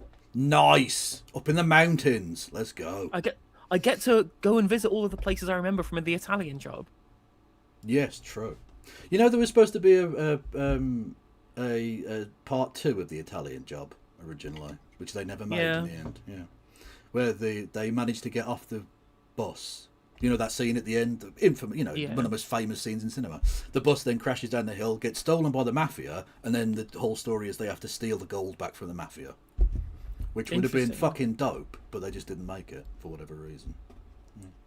So they want to cut welfare spending. They are committed, as well, their official policy is also to remove the 2-child cap that we introduced in government in order to control welfare. In order to be evil cunts to people who are the most deprived in the country. Yeah, in order to murder the poor. And again, like, it's one of the only good things they've done in government that they basically only did because they were losing votes to the Greens. That's the Labour Party who did, yes. The Tories have learnt nothing and will die on that hill. Welfare spending. If you want to cut welfare, you have to take some very difficult decisions to do it. We did that in government, and we are prepared to do that in order to prioritise the economy. And if you want to cut welfare, you should tackle the biggest part of the welfare bill, which is old age pensions. Yep. I don't think we necessarily should be cutting it. I think we should be slowing the rate that it increases by getting rid of the triple lock and replace it by pegging it to wages. That would be a difficult decision because you would be taking on the massive politically active vote of pensioners in this country. That would be difficult. That would be a difficult decision. Attacking the disabled who have nobody to fight for them, attacking poor people who are less politically active than older people is very difficult. It's easy. It's very, very easy to do. You took the easy option of bashing people with no political power. Yeah, exactly. When they going about tough choices, ask who are they tough for? Because it's never the tough choice for the politician, is it? Nope. That's a massive difference between Kemi and Nigel Farage. So whatever people... Kevin? Who's he? Who's that lad? No. will do, defecting, etc. To me, it's the substance that matters, delivering for the public, delivering a stronger economy, and that is the positive agenda that Kemi has been setting out. You can. Kenny? Who's Kenny? Who's that? Character from South Park? Oh, didn't they kill that one, though? Oh, he came back. Sorry, my bad. Not be happy seeing this trail of disaffected MPs slagging off the Conservatives like there's no tomorrow, saying that you haven't got a hope in hell of winning the next election. Well, if you're going to defect, I guess you're not going to be positive about the party you've just left, are you? But I'm incredibly proud of our party. We governed through a very challenging period for the country. The pandemic followed immediately by the war. I'm proud of the decisions we took on rolling out the vaccine, the first country in Europe, the way we stood up to Russia alongside Ukraine. But by the election, clearly, we'd become disunited and we had a terrible result, our worst ever election result. Yeah, it was the disunited thing that people didn't like. Yeah. They keep telling... The Tories keep saying this. They keep trying to convince themselves it was the disunity and the political malfunctioning of the Tory party that was to blame. No, we had the biggest drop in living standards since the Napoleonic fucking wars. People couldn't feed their kids. People's mortgages went out of control. People lost tens of thousands of pounds worth of pension provision. I mean, the reality, of course, is that they had a bad result because those pensioners and those homeowners had a problem. The people who were already at the sharp end of the cost of living crisis were already not voting Tory because that cost of living crisis for them started in 2008, and you spent 14 years in government making life even worse for them. None under the age of 60 was fucking voting for the Tories during that period. But then you decided to piss off your own voter base, and so you got fucking annihilated. And good thing too. And you're so disliked, you're so hated. You talk about the rebuilding of the Tory party as a sensible party of government. You're still polling 5% lower than you did in the election that you rightfully describe as your worst in living memory. This seems like you're doing even worse to me. Yeah, literally. But they've bounced back because they've gone from having what would be the worst election they've ever had to still being what the worst election they've ever had. But slightly less awful, but still unlocked 20 seats. The last time there was a real electoral test for the Tories, it was the local elections, and they were defending 17 councils and lost every single one. Which is almost every single one. Statistically impossible, and yet they managed it. Amazing. And it's difficult to come back from that. And it is testing and challenging. But actually, Kemi, in recent weeks, has grown into the role. She's ahead of... Kenneth? Who? I'm going to do it every fucking time, chat! Farage in some opinion polls on who is the best leader, and I think she's done that by being a strong leader against Keir Starmer, forcing U-turn after U-turn, so many I frankly lost count. So, I think Kemi has shown us a positive road forward. Kenny? Oh no, I already did that one. And I do... There aren't that many names that begin with K, to be fair. Calvin? Katie? Yeah, Katie would work. I want it to be a man's name just to annoy her because she's a transphobe. I think it's fine to misgender transphobes because it really annoys them. And no, I don't think it does hurt trans people. It's not like when you do a fat joke that annoys fat people. That's, you know what I mean? But I think most trans people are like, oh, you're taking the piss out of a fucking turf. Cool. I think we will now grow strongly from that. Man here in the front. Hello. So, just to clarify, I voted Labour in the last election. I don't know who I'd vote for coming up to the next election. Probably wouldn't vote Labour again, but in response to Tories going over to Reform, they're watering down the party. Honestly, that's why I think they're going to bust in. They've had 14 years to change this country, and now they're deflecting to Reform to change the country. They had enough time to do it on themselves. Now, whether Reform's got the answers, I don't know. I have to see when it comes closer to the time who's saying what. They'll all change their positions. I'm sure Keir Starmer will start doing a lot of positive things to try and get us all on side as it gets closer, but let's not forget he was freezing the pensioners, and that's what seems to be forgotten about and everything like that. So, yeah, I think the Tories are going to water down Reform, maybe as a subservice sort of thing, maybe to make sure they don't really get anywhere. But to be fair, I don't trust any of the parties whatsoever as far as that goes for all of them. Right, well, you heard it here, gentlemen. Man there in the blue shirt. Median Let vote. them go, because it's about time the Tories woke up and smelt the coffee and realised that they've got to recapture the centre ground. You've got rid of... Oh, literally end your speech. Also, It's so true. Well, it's again like this idea that he ever held the centre ground. It's Yeah. crazy. I saw Gavin Barwell going, "Oh, the right wing of the Conservative Party have burnt it down from the left wing, from the centrists, the centre right that had control of it." The most right wing prime minister that we've had out of all of the previous Tory prime ministers was David fucking Cameron. Yeah. You, the sensible centrists, were actually the most right wing. At least Boris Johnson funded the NHS and wanted to level up the poor areas of the country. David Cameron did fucking democide on the country. Hundreds of thousands of poor people sent to early graves. And you're like, oh, well, Boris Johnson had floppy hair and liked Brexit too much. As if that's the defining factor of left versus right. Fuck off. Yeah. Of all the people that I liked, the Ken Clarks and the Rory Stewarts, they're the people that... Can't we go back to grilling, please? Can't we go back to just the usual evisceration of the poor? Ha ha ha ha! Thatcher for the win! I had respect for. I mean, it doesn't sound like Kemi's minded to go that way. I know, but they're stupid until they realise that that's what they've got to do if they ever want to get back into power. Because, you know, those One Nation Tories... You know, they... Yeah, like, I mean, just fuck off, mate. I fucking hate you. I almost hate you more than I hate Reform. Because at least Reform do sort of stand for something. I hate what they stand for, but you're just the can we go back to grilling 2012 was fucking super awesome George Osborne cocksucker. Go fuck yourself. They were the heart of the Tory party. They've gone, and now I don't recognise that party any longer.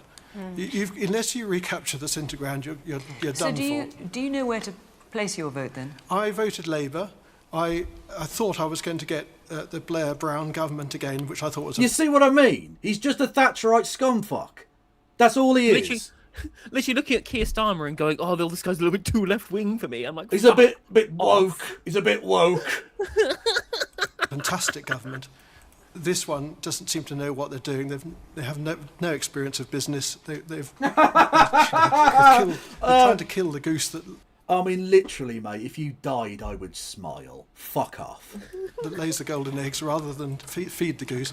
I would now probably vote Liberal Democrat because that's the only place I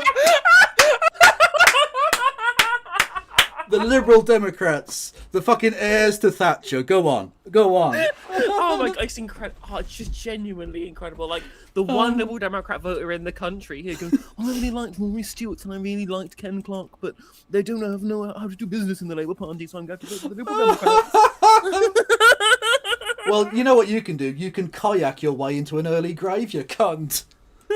Centre ground is still live. Okay. Right, yes. Woman here with the blonde hair. However, the Tories that have deflected, hadn't they had 14 years to make a difference to their party? And now they have deflected. What makes Reform think they're going to make a difference to the Reform Party? Douglas. So I get why people call them a retirement home for former failed Conservatives. I think 26 former Conservative MPs have joined, Suella Braverman, Robert Jenrick and others. But I think they represent something much more profoundly challenging than simply a care home for former Conservatives. Our Scottish Labour leader is called Anas Sarwar. And he's a genuinely awful person and an even worse politician. Well, what's funny, right, is the line that Douglas Ross is going here. Douglas Alexander, Douglas Ross is the Tory who's called Douglas, who lives in Scotland. Yes. The line he's going here is, well, Reform are more insidious because they say racist things. He's going to do a story about Anna Sarwar and racism, one can only assume. And, well, the reality is, of course, that all of the members are all ex-Tories. All the MPs are all ex-Tories. The people who were there even before the defections were all ex-Tories. Ayla Cunningham, Zia Yusuf, David Bull, Nigel Farage, even like Rupert Lowe and Richard Tice, all former Tories, like Lee Anderson, former Tory. And I'm just like, well, yeah, it's because there's always been racism in the Conservative Party. The reason why he's trying to whitewash the continual racism that the Tory Party represents is because the Labour Party requires on their kind of, again, the brothers' war with the Conservative Party. Yes. To be able to justify their own existence, right? As soon as the Tory Party dies, so does the Labour Party. Yeah. Right? Like, do they have to... He's literally trying to, like, well, the Tories are bad, but Reform are much worse. No, they're the fucking same. Same shit, different party. Well, exactly, yeah. The uni party. There's one party, and they rely on each other being basically the same, and then the same party gets in regardless of who gets voted for. Whereas once that's broken by both Reform and the Green Party, people can see past it. and those two parties are now dying. Cool, good. They deserve to die. Look at the frankly disgusting racist adverts that Reform ran against the Nath Sarwar in Scotland.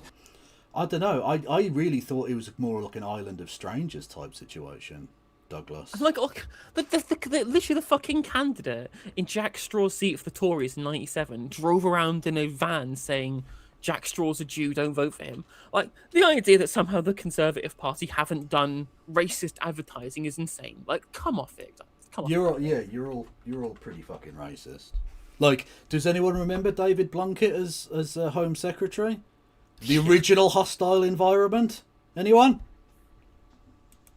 You would recognise that they represent a... Which, again, another example where liberal identity politics doesn't work, because he was a blind man, a disabled man with a guide dog and all the rest of it, and he was just as evil as any able-bodied cunt who's ever been in that position. Yep. Politics of hatred, division and polarisation that I think should have no place and not be the choice of the people of the United Kingdom in the coming months. If you ask me what I really believe about our country, I think the poet Tony Walsh spoke for so many of us after the Manchester bombing when he described this as the place. That was a poem that he wrote, and he said, "Some are born here, some are drawn here, but we all call it home." Those words are now in Manchester City's dressing room in Manchester. That vision of... Talking of Manchester City, did we see Pep Guardiola, the manager of Manchester City, in Spain over the last couple of days? It was, yeah.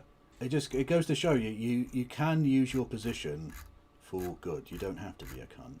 Where are we? Where is he? I definitely bookmarked it. Oh my god. Where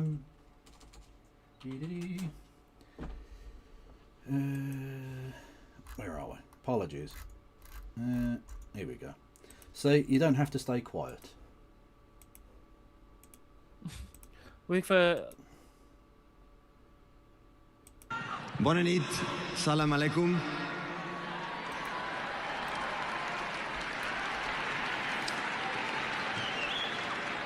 Uau, quin goig. Penso... Deixeu-me dir dues coses. Penso què pensem quan veig un nen en aquests 2 darrers anys amb aquestes imatges per la social media, per la televisió, gravant-se ell mateix, implorant on està la seva mare, que està enderrocada sobre les runes i encara ell no ho sap. I sempre penso què deuen pensar. I penso que els hem deixat sols, abandonats. Sempre penso que deu dir on esteu, veniu d'ajudar-nos. I fins ara, encara ara, no ho hem fet. Bona nit. So he was speaking at a Palestine charity fundraiser in Spain the other day. Again, he's used his platform really positively. Glorious human being. Yeah, he's like a European. I mean, he's like Jurgen Klopp, who was also European. Yeah. He's Europe's European Jurgen Klopp. Yeah. Yeah. Who is now Scouse, of course. Yeah. Yes, true. Of unity. Although not as good as John Jensen. Not Jan Molby, sorry. He was a Danish player in the 90s who went to play for Liverpool and now speaks English in the thickest Scouse accent you've ever heard. There's an incredible, like, he's an MBE. He goes pretty viral on TikTok. He was a Bosnian refugee who fled to the UK as a child during the genocide.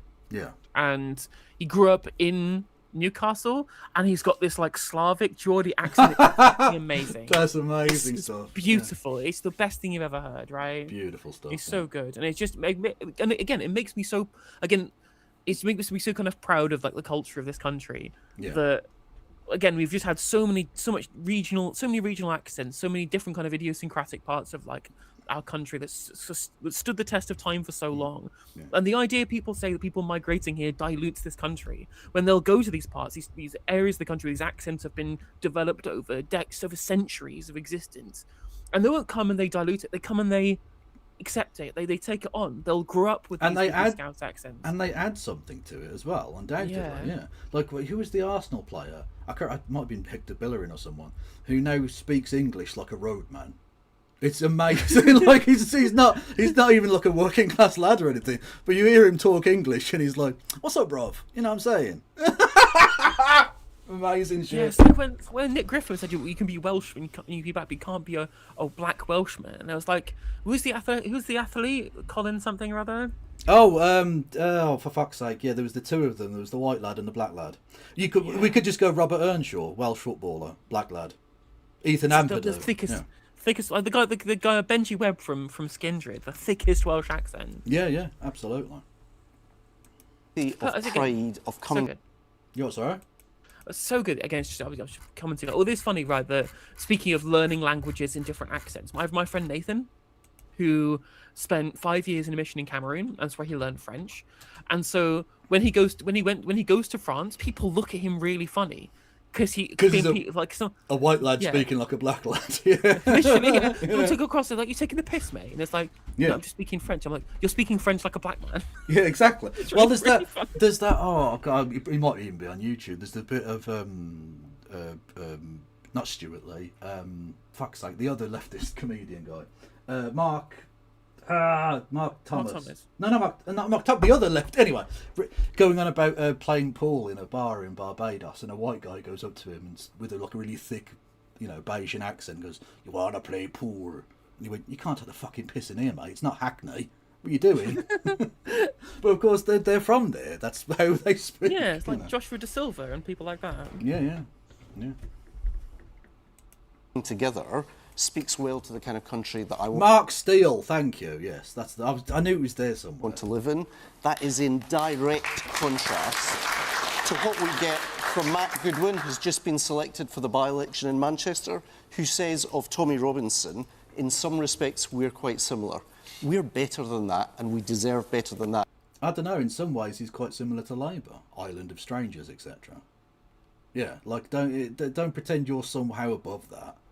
Like the Labour Party's completely clean. We've never done a racism ever. Fuck off. Me and you the other day, we covered that fucking Labour Party MP who sounded like a Reform MP. Yeah, exactly. Fucking idiots, man. In the United Kingdom. But listen, talking of the by-election, I mean, Reform is clearly Sorry, Kev. So when you said fucking idiots, man, all I can think of is that bit in Four Lions. It's like total flipping idiots, man. Could have gone chicken cottage, bag and bucket, proper halal, $6.99. But I didn't say it like that, did I? No, you didn't. But all I was just fucking idiots, man. All I can only think of him going flipping idiots, man, and then going off about chicken cottage. I'll big at it. It's me hands. proper replica, man, innit? What is he, a martyr or a fucking Joe Fraser? That's the best fucking film, man. Love it. He speaks in Arabic afterwards, where he just goes like, when he talks about blowing up the internet, and like blowing himself up by falling ass first on a laptop. So fucking funny. I want to fly it into them towers full of Jews and slags. That we are quoting humorous terrorists. Okay? The context is very clear. A threat to all the parties at the moment, leading in the polls and has been for well over 100 polls now. Andy Burnham thought he was... All right, chat, there's no need for the fucking needle here, was it? I feel like I've already seen Four Lions the amount of times you two quote it. It's so funny, though. It's so funny. It's a belter. You need to see it. Your best chance of winning the Gorton and Denton by-election, but you refused to let him stand. We did, and that was more about the circumstances than the individual, because he's been elected to the Greater Manchester Mayoralty. He's got 2 more years still to run. Yeah, he says you're blocking him. And lots of people think you're blocking him because you think he's going to be a threat. Well, I love the Labour Party Central Committee's nonsense here. They went, it wasn't official, but they leaked to the media that he'd already been told before he put his thing in that if he did run, he would be blocked from doing so, right? So their defence was... because he'd come out and said that it was anti-democratic and all the rest of it. So the Labour Party's defence is, we already told him we were going to be anti-democratic, so the fact that he forced us to be anti-democratic is actually his fault. Which, like, okay, that's an interesting take on authoritarianism, yeah. Nice. Let's start with whether he's being blocked. The specific rules of the Labour Party say if you're a sitting mayor, you have to ask the approval of the National... Right, and that rule has never existed until this year. You instituted it specifically for what Andy Burnham and the other guy, whoever the fuck he was. Yeah, like that. It's so obvious why you've done this. And on top of that, like, even if it's the case that he has to ask permission, well, then you can let him run then. Just give him permission. Well, because they realise that they don't want to have to fight 2 elections that they'll probably lose. Like, there's a chance they'll lose the mayoralty, and there's a chance that Labour losing in Manchester. Impossible. Absolutely impossible. But you're scared of losing in Manchester. Shit's fucked, right? How the fuck are you going to win anywhere if you don't win Manchester? Or if you don't win fucking Caerphilly? Or if you don't win, fucking various places where they're currently polling 3rd, 4th or 5th? Yeah. Executive Committee, and their judgment was, frankly, given Reform are outspending Labour 10-1 at the moment, do we want to, as well as the critical elections in Scotland and Wales and across England, be fighting the equivalent of 20-plus by-elections in Manchester at the same time, with all of the cost, energy and effort that would involve? So in that sense, they had to reach a judgment. They made the judgment, but Andy's committed himself to working hard for the Labour candidate. And my appeal to you this evening would be, even if you are frustrated with the Labour government, I understand that and I get that, please, in this by-election... No, you don't. No, you don't get that.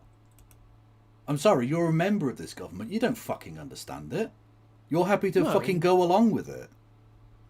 Fucking lying bastard. Play, for the love of God, Manchester. Firstly, don't vote Labour under any circumstances. They're scum, right?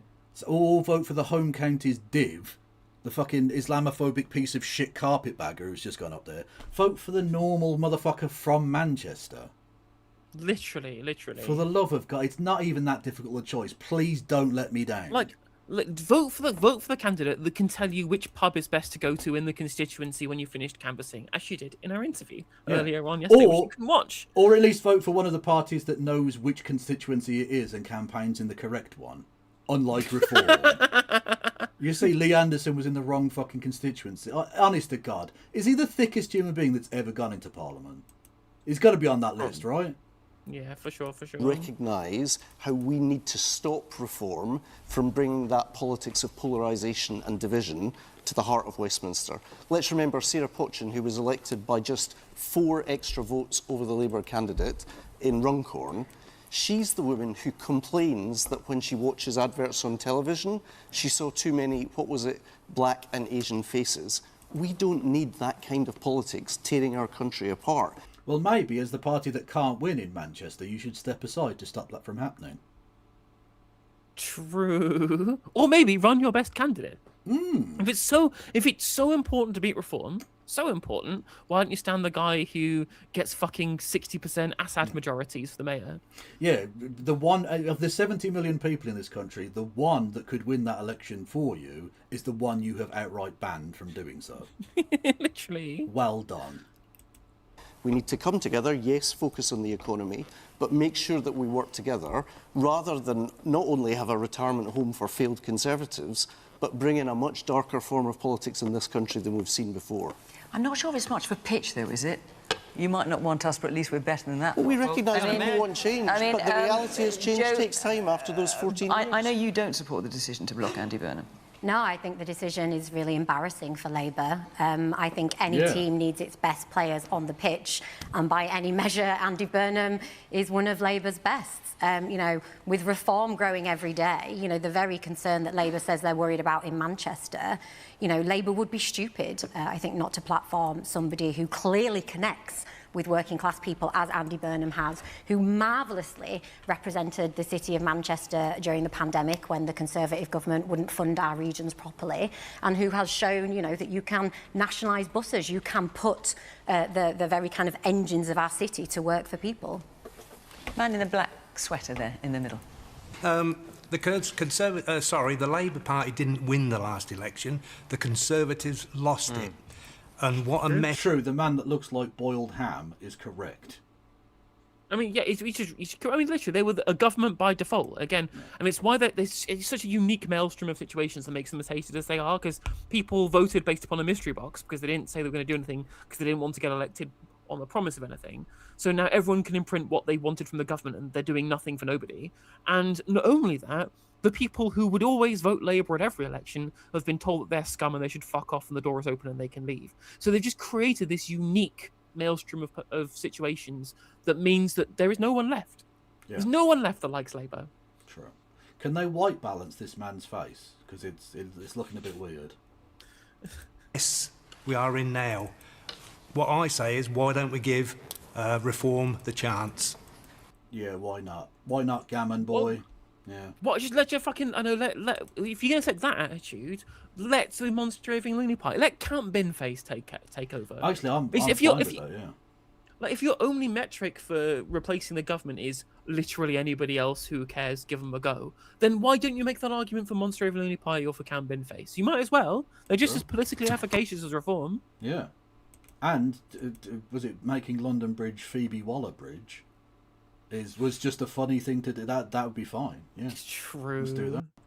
Got things right. And what do you make of Simon's point that how can anyone think they're a party of change when they only appear, in his words, to be a care home for old Tories? Totally disagree. Totally. Based on what?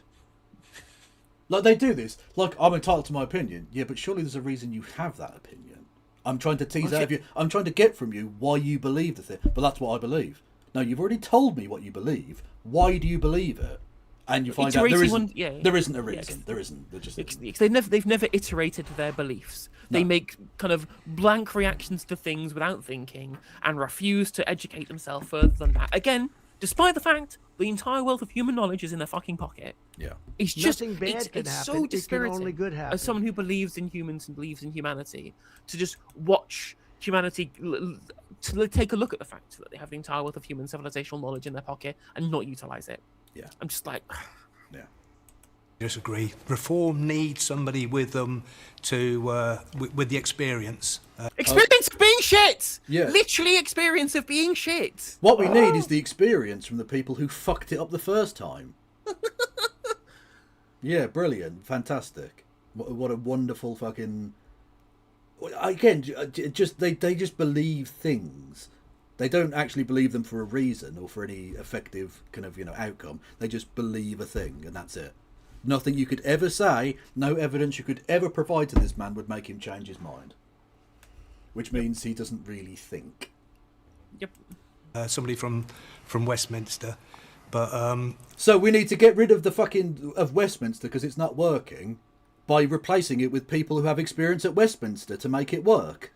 Yeah, exactly. Think, mate. You've got fucking brain cells. Use them.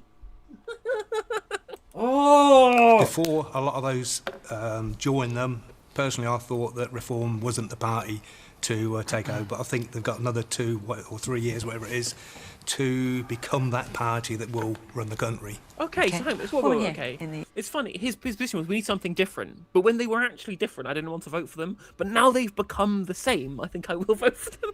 Totally fucking incoherent. Fucking idiots. These boomer cunts have destroyed this country, and they're going to destroy it further until they all fucking die. Idiots, man. Look, I'm just saying, right? It's true. They're fucking stupid. We need to go to Rubber Dinghy Rapids. I mean, is it? Please tell me it's not just lead poisoning, chat. It might be. It might be.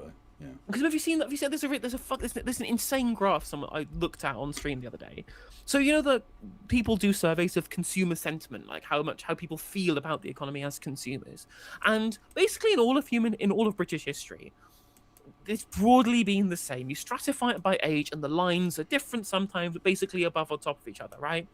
And then 2024, the election happens, bang, it splits in two.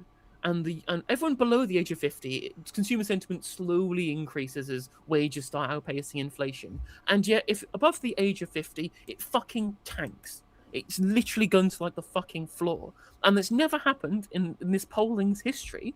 It just happened to have happened at this last election. And I'm just like, there is no explanation for this other than just people having their brains poisoned on fucking Facebook. Yeah. No other explanation. Olive-coloured I think a lot of the Tories who defected to the Reform Party were always perhaps racist and wanted to push an agenda that was disgusting, frankly, but they've just found a party that they could do it with. I didn't know Sabrina Carpenter lived in Norfolk.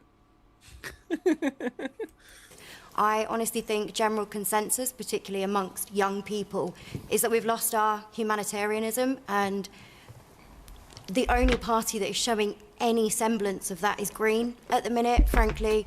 Waste. We're so fixated on the economy, on wealth, on so many other things, but we're just neglecting the fact that we are all humans and that we are not looking after one another. And none of Labour, Tories, Reform, none of you offer that security, particularly to young people who are so exasperated, but just generally the state of the world and how we are treating each other. Okay. Although what I will Honestly, say, based and true. I mean, it is based. Or what I will say, that is the economy, though. Like, you need to be fixated on the economy to fix those things, but being focused on wealth generation, Well, I totally agree with it, that's because you're economy brained.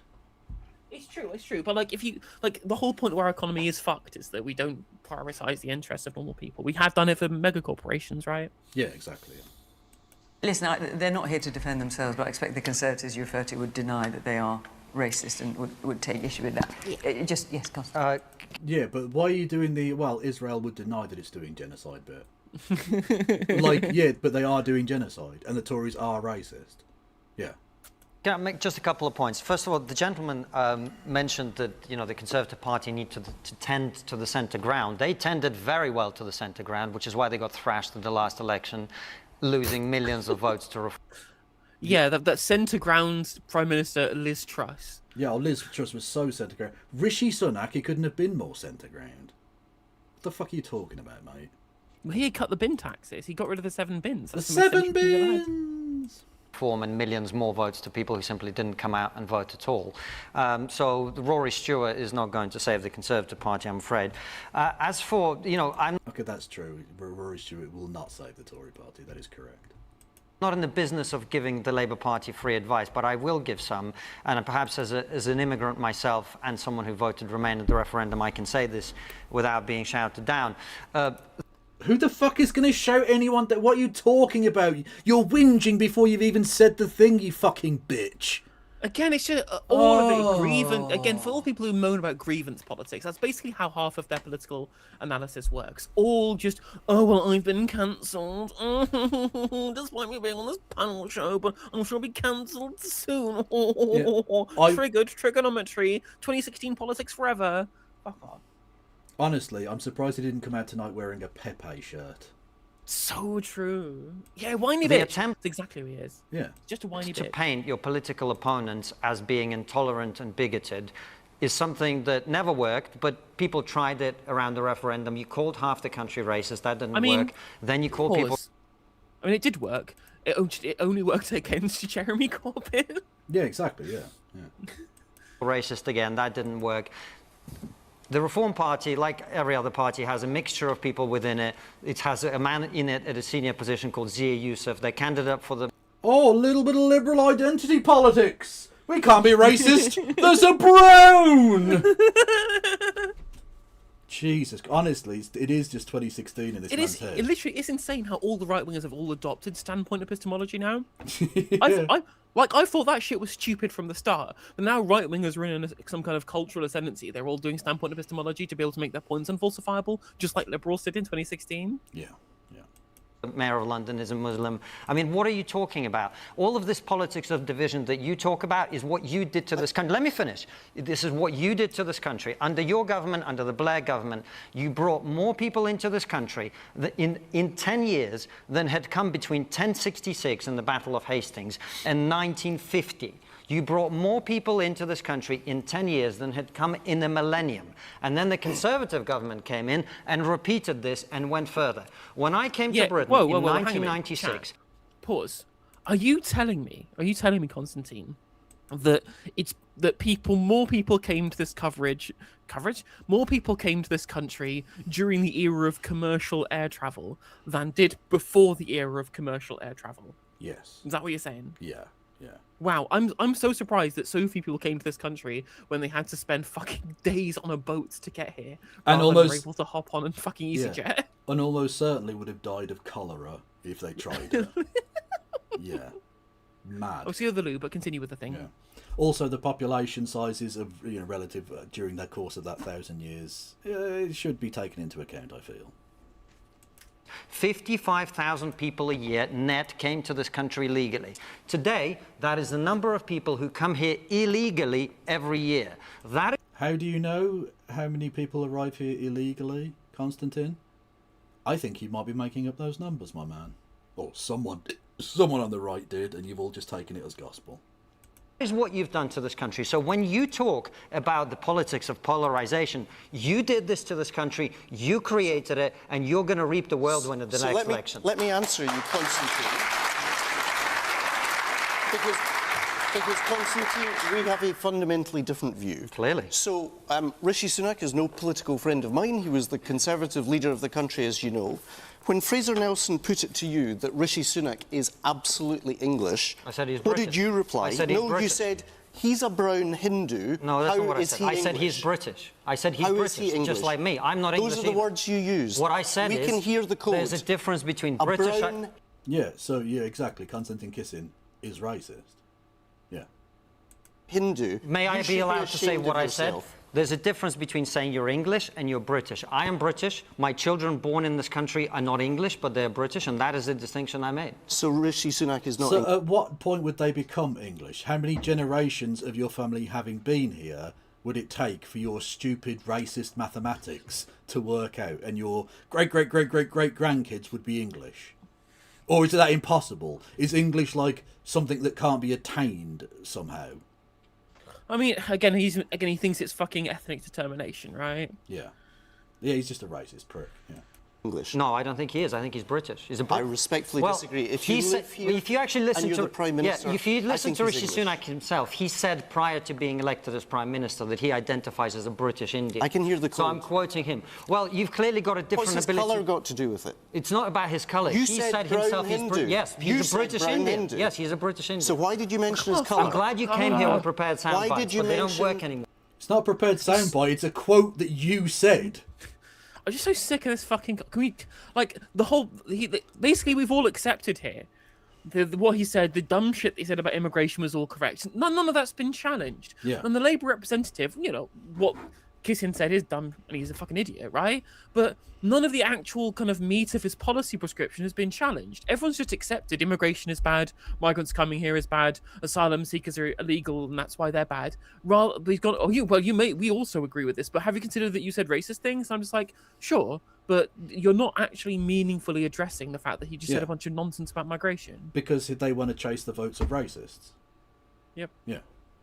Why did you mention his colour? Because I'm trying to make the point that he's a British Indian, which is what he is. Just like I'm of Russian descent in this country and I'm British. It's a very simple point. I can read the code. Well, interesting. Well done. Interesting. I'm Anyway. going to move on, take another question. Very, very quick. Sorry, what were you saying? He says, it's interesting that he says Rishi Sunak is a British Indian and I'm of Russian descent. Yes. Weird way of phrasing it that way. You didn't call yourself a British Russian. No. Well, because he's a white British Russian. Yeah, that subtle distinction between white immigrants and brown ones. Quickly, Joe. Because, you know, normally when you get a sequel, it's because people really liked the first version, right? With Reform and the Tories. We're not getting that. And for me, and I think for a lot of working people and people who want to see a progressive country, kind of swapping out one group of privatisation hungry suits for another isn't going to cut it. You know, we've been talking on this show about who we want to see in Parliament. You know, I want to see some regular people. I want to see construction workers. I want to see NHS workers. I want to see teachers. I want to see plasterers. I want to see plumbers. I want to see whippet owners. You know? Go for it. Let's go for it. Just saying. We've got, I think... Also, the fact that she owns whippets, like, how northern coded do you want to be? Does she wear a flat cap and drink a pint of mild? Like, what's happening? About 120 people in this audience. I would like to swap some of our sitting MPs out with you, and I bet we would get a lot more done in a week than you're seeing getting done in Parliament. And I think that is a major problem that we have, whether it's the Tory care home for reform or not. Right, I'm going to move on, take another question. From Valerie. Valerie Younger. Off you go. Hello. With the extremes of weather we are living through today, is it time for an urgent, non-partisan response to the climate catastrophe? Oh, I wonder what Konstantin Kissin's totally not bought and paid for Tufton Street response will be. Net stupid zero. And to call out the deniers. So how do you see it at the moment, Valerie? What do you think is going wrong? Well, Also, there's never going to be a non-partisan anything. That's just absurd. That's not a thing that exists. You can have multi-party You can have cross-parliamentary committees. That exists, but it's not non-partisan. The fuck is that?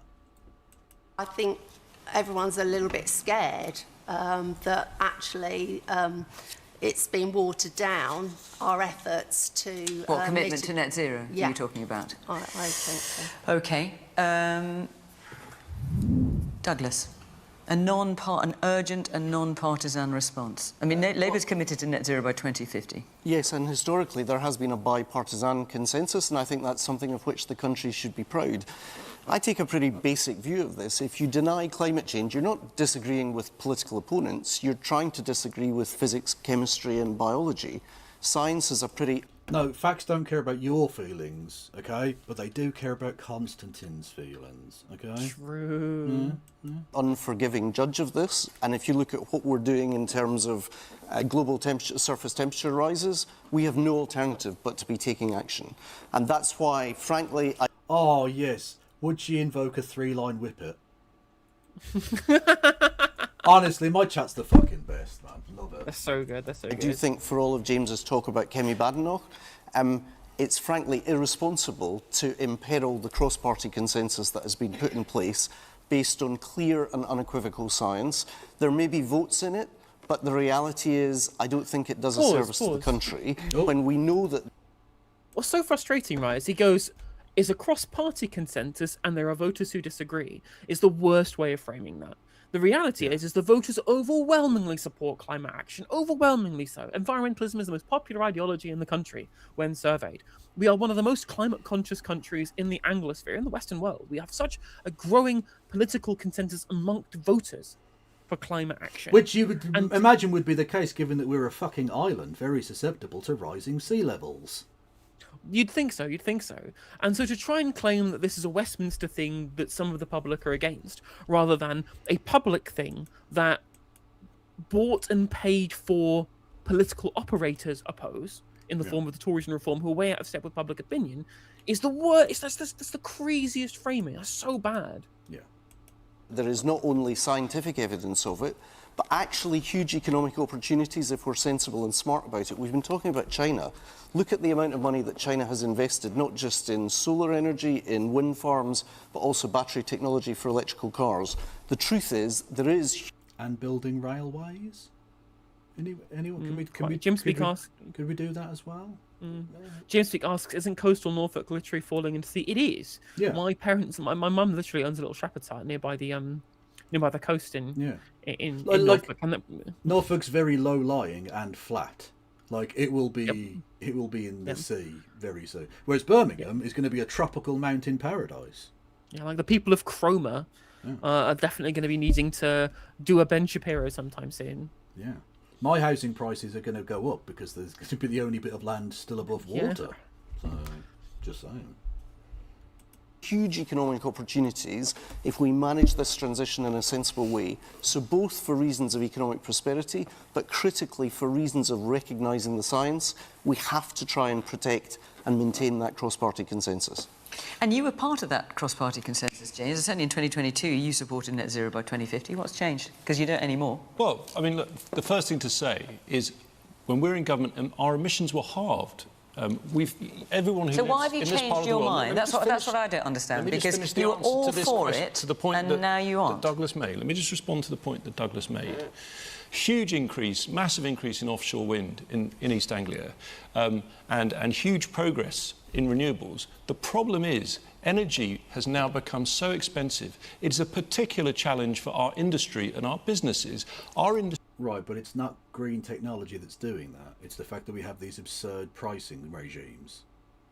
Yeah, and privatization as well. Yeah, exactly. And again, the fact that it annoys Ray Fiennes as well. So literally, you want to look at Norway, like publicly owned, publicly funded, cooperatively owned, very green. It's lots of hydro and it's a lot of wind power. They sell the oil to other people. They don't use it for their own electricity generation. Biggest company in Australia that generates electricity is the Tasmanian publicly owned hydroelectricity. In Denmark, they've got Ørsted, which is a publicly owned wind and solar technology company. France is powered mostly off of nuclear. They all have cheaper prices than we do. I wonder why. industry is not competitive because of the cost of industry, and that does include significant green levies. What Kemi has said, she has not said, hold on a minute, she's not said she's a climate denier. What she's said is... No, she hasn't said she's a climate denier, she's just a climate denier. Yeah. To get policies in place for this, they have to be affordable to the public. They can't cripple the economy. If we do... Thank you, Solly, for continually saying Stop boo every Get time some she help. gets mentioned. That joke will never die until she becomes not leader anymore in the very near future, and then we'll just forget that she ever existed. Yay. Do that, we won't gain anything. We've delivered much lower emissions in this country, but now we need the strong economy, which will come if we get our energy prices down and have a competitive industry again. Woman at the very back with the glasses. Would it not be more affordable if we weren't paying bonuses to those people in charge of our electric and gas companies? Yeah, that's one of the costs of privatisation. Yep. Yeah. I mean, to be fair, the money, there is more money going to shareholders than executives. I think people over-egg the amount that executives get paid, and they should get paid less. I'm not saying that's a good thing they get paid loads of money, because they shouldn't be executives. They should be boards that are run by the people who own the things who are publicly owned, right? But the money that gets sucked out in much larger amounts is shareholders, because there are many more shareholders than there are CEOs. One CEO getting paid, millions and millions of pounds is a very small part of the balance sheet. The amount they pay out in profits and dividends is significantly higher. The Gulf Stream is at risk of stopping as temperature gradients change. If that happens, Birmingham wouldn't be tropical, it would be pretty much Arctic. Sean, can you not allow me my little fantasy of Birmingham, of me picking pineapples off a tree in central Birmingham? Please. It is funny that Britain is going to be one of the only places in the world that gets colder because We of are. global warming. Yeah, the only thing that keeps us warm, the North Atlantic Drift Current, is going to go to Africa, which doesn't need more heat, really. Yeah, we're the same latitude as Montreal, right? Yeah, basically, yeah, exactly. Yeah, but we've got warm air and water from the Caribbean. Immigrants coming here, bringing us out nice temperatures. Disgusting. And the man next to you, actually, you got your hand up as well. The reality of climate change is we've been heating up and cooling down for billions and billions. Oh, brilliant. Another gammon cunt who wants us to drive off the cliff. Yeah. I'm a climate scientist. Here's my degree in climate science, and it's all just a bunch of baloney. Yeah, brilliant. Honest to God, people like this are going to... Look at the... Honestly, what a serve. The woman next to her, look at the look of the stank eye. Absolutely. He's glorious. And she might even know him. I don't know. Of years. There's a wise old sage, David Bellamy. He quoted that, and he got basically bunged out of television interviews and that He's a because that fucking was his dumbass. Yeah. It's a stupid cunt, yeah. Yeah. What Why was don't his we- view? Yeah, it's a stupid one. Stupid fucking misinformed nonsense one, right? Yeah. I'll go, later on, I'm going to go into surgery. Oh, well, I know that fucking David Williams has Googled surgery once, therefore he can do my fucking keyhole heart transplant. Yeah. Fuck off. No. Yeah. My source is that I made it the resources and implement the wind power and all of the other things that we so desperately need. In a 200-year period, we've industrialised this country. Man won't be here forever, and we'll go back to the conversations about Trump.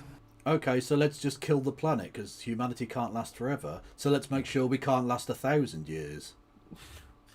It's like every person under the age of 30 just looking like, this man wants us dead. Yeah, literally. So that he can have treats. Yeah. So he can have his oil crafted treats. Yeah, the fucking Sean Locke's line about it. Some people see the Earth as the place we live, and some people think the Earth is just a thing they stand on. So true. Like they would literally fly to the fucking shops if they could. And Putin and the Chinese guy will go back to all of that. Somewhere along the line, one of those maniacs is going to ruin it. What Chinese? What fucking Confucius? Who are you talking about, mate? No, just guy who runs the fucking takeaway down the road. The China, yeah, fucking Mrs. Ming's Chinese, yeah. Dickhead. Us all, and we'll be back to zero. We'll be, we're just going on about it. We're not utilising what we've got. Stop it. Well, you know what we should do, Get right? some help. I think, right, what we should do, utilise it. For years and years, burning Catholics was the main way in which we got heat in this country. I think we should go back to that thing, but use climate deniers. We should open far more biomass fuel. exactly climate change denier fueled energy plants. It's the only way, chat. Implementing what we think we need. Man here in the blue shirt. Fucking idiot! I think it's to try and present the problem as just so binary as go for the economy or go for the environment. It's not. That is the kind of moustache that is definitely fucked on camera. Look at him. This guy fucks.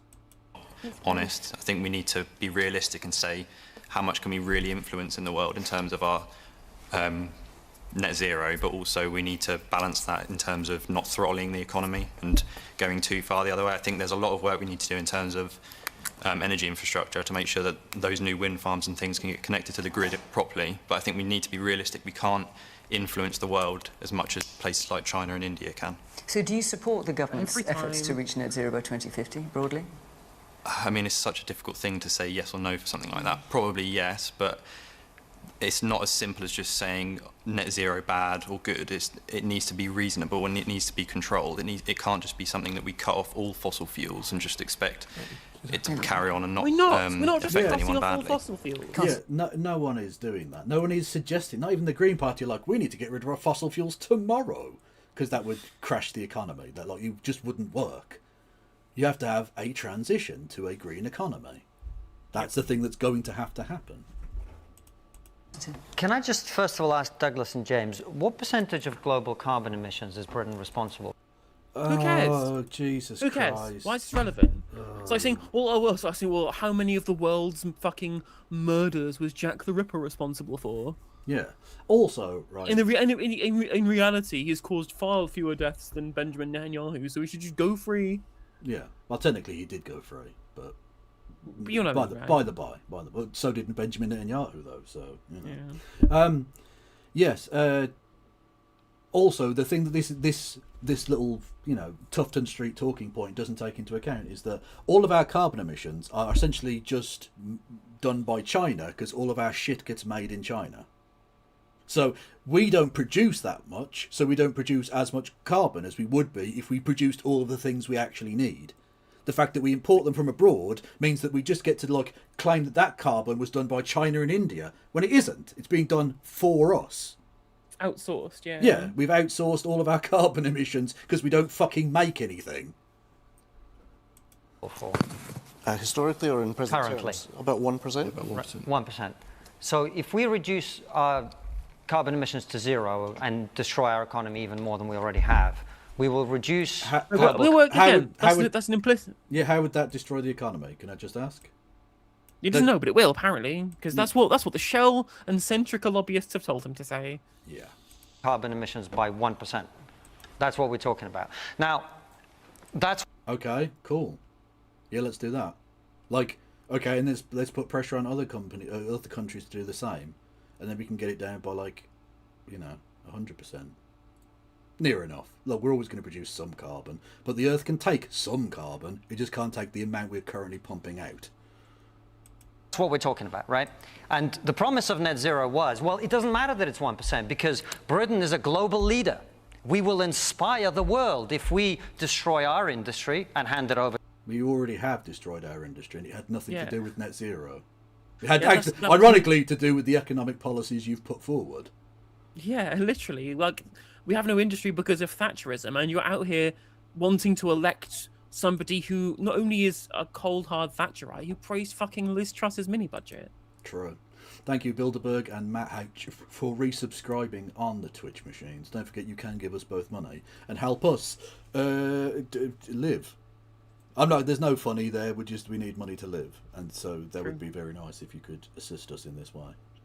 To China, who's going to make the same things that we still need but dirtier, and then we ship them back here on ships that use the dirtiest fuel imaginable. If we do that, the Chinese will be inspired to commit industrial suicide as well. The Chinese clearly are not as stupid as our leaders, so they haven't committed industrial suicide. That is what net zero has done. We have Pause. Hang on, again, he's trying to somehow claim that industrialization and net zero are incompatible, which isn't true. That's just not true, right?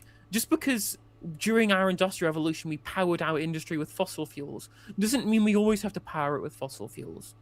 Again, China, as a country, has built more photovoltaic capacity in 2025 than America ever built in its entire history put together. Now, they're also building a lot of coal-fired power stations, but they're still on track as far as the government is concerned to want to phase out use of fossil fuels in 2060. So they're also got a target towards going net zero, and they're not going to get rid of their industry to do it. Also, it wasn't even the case that it was solely fossil fuels that fueled the Industrial Revolution, because people forget the huge number of mills and granaries that were done using water mill technology or windmills and things like that, which again were essentially proto-green systems. So it's perfectly possible to do industry in ways that isn't totally destructive to the environment. Yep. Highest industrial electricity prices in the developed world. That means we basically cannot make anything in this country anymore, and we will not be able to make anything in this country anymore until we let go of this ridiculous idea that we will inspire other people to jump. It's not even a matter of inspiring, okay? It's taking responsibility for your own actions, first and foremost, and secondly, using international leverage to try and put pressure on foreign governments and work in collaboration with them to try and ensure that they bring down their carbon emissions as well.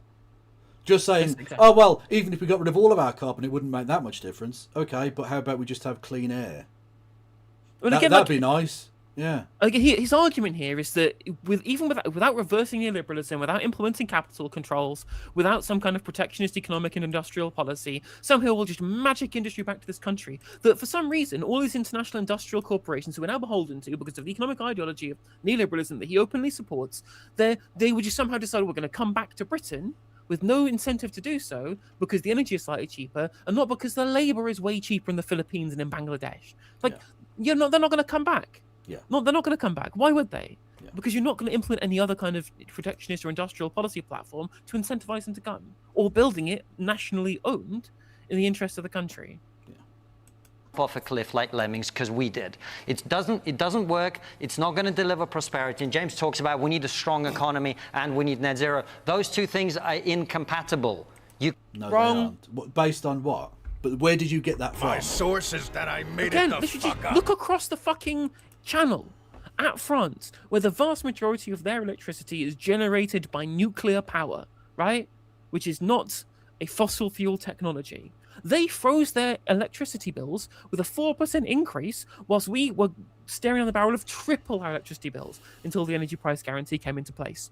That is clearly a difference that is nothing to do with whether or not they're approaching fucking net zero or not.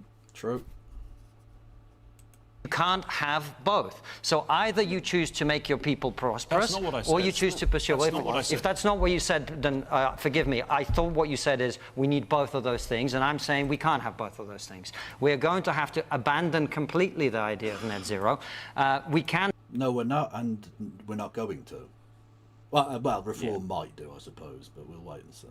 Definitely continue to invest in new technology, and we should be pursuing newer, cleaner, cheaper forms of energy.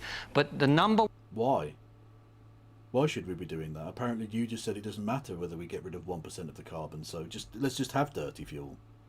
Surely. Oh, unless you know you're talking shit, of course. True. One priority of government policy going forward should be to deliver the cheapest possible, reliable, abundant energy that we can. Which is by burning climate skeptics in big, big fires. Yes, that's what we should do. Which is basically anything. Like, there is basically no energy source that we use that isn't efficient and cheap if you've got enough of it. Yep. Which is the issue, right? Like, the idea that necessitates coal-fired power or it necessitates gas-fired power is nonsensical. It's totally nonsensical, again, because you look at any country that has cheaper electricity than us, and they are approaching net zero because all of their clean technology, they are building it and they are getting prices down. The question, of course, is they have more publicly owned energy than we do, more cooperatively owned energy than we do, and then have stupid planning rules that stop people building fucking pylons, right? Yeah. So that A, our industry can thrive, and B, so that you are not paying ridiculous electricity and gas prices because we have some of the highest energy prices for consumers in the world as well. Net zero. Really? Why didn't the privatised system work then, or something? What happened there? I thought the invisible hand of the market is actually fisting us rather than helping us. Oh no! Zero is industrial suicide, and we've been committing it for far too long, and it has to end. I wish you'd just commit industrial suicide. Chris. But it's like, again, just a fucking stupid cunt that he is. Again, because he arrived in the UK in like the late 90s or whatever. Yeah. So he came here after all the industry went away. And so he doesn't, does he not know? Does he not know that it was Thatcherism? Does he not know that the industry died when all of them shipped themselves off to Bangladesh and the Philippines for cheap labour with nothing to do with energy prices? Oh no, he at all in the knows. first place? He knows. He's just being paid to pretend not to know. Well, then, of course, the reality of Reform UK's policy platform, because it's Thatcherite, is that they want to bring back the industry by making our labour standards the same as the Philippines and Bangladesh. Yeah, sweatshop nation. Yeah, that is exactly what he wants. Cheap energy, cheap labour. Well, think of it this way. Think about the enormous boost to the economy of the suicide net creation industry. True. Just saying. And Joe.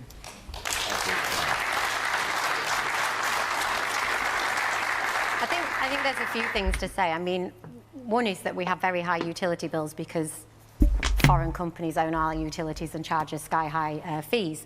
What I want to say about this particular topic is... It wouldn't matter if they were owned by British companies. The nationality of the company is irrelevant. The entire point of a company is to fuck over its consumer as much as possible for its own benefit.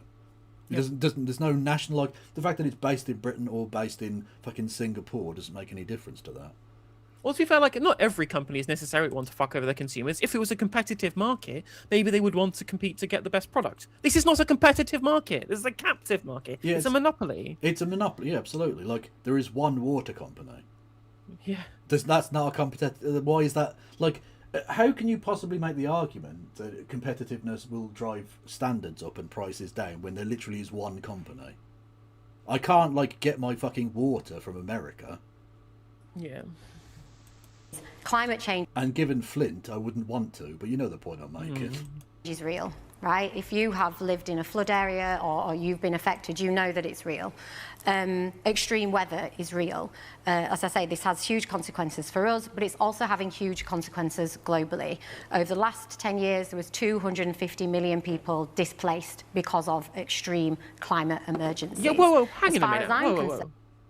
Job, have you not considered that that means that Konstantin Kisin has to pay slightly more for his treats? True. And all those hundreds of thousands of uprooted lives are far less important than the Labour aristocracy and the Anglosphere having to pay slightly higher prices for fucking iPhones. True.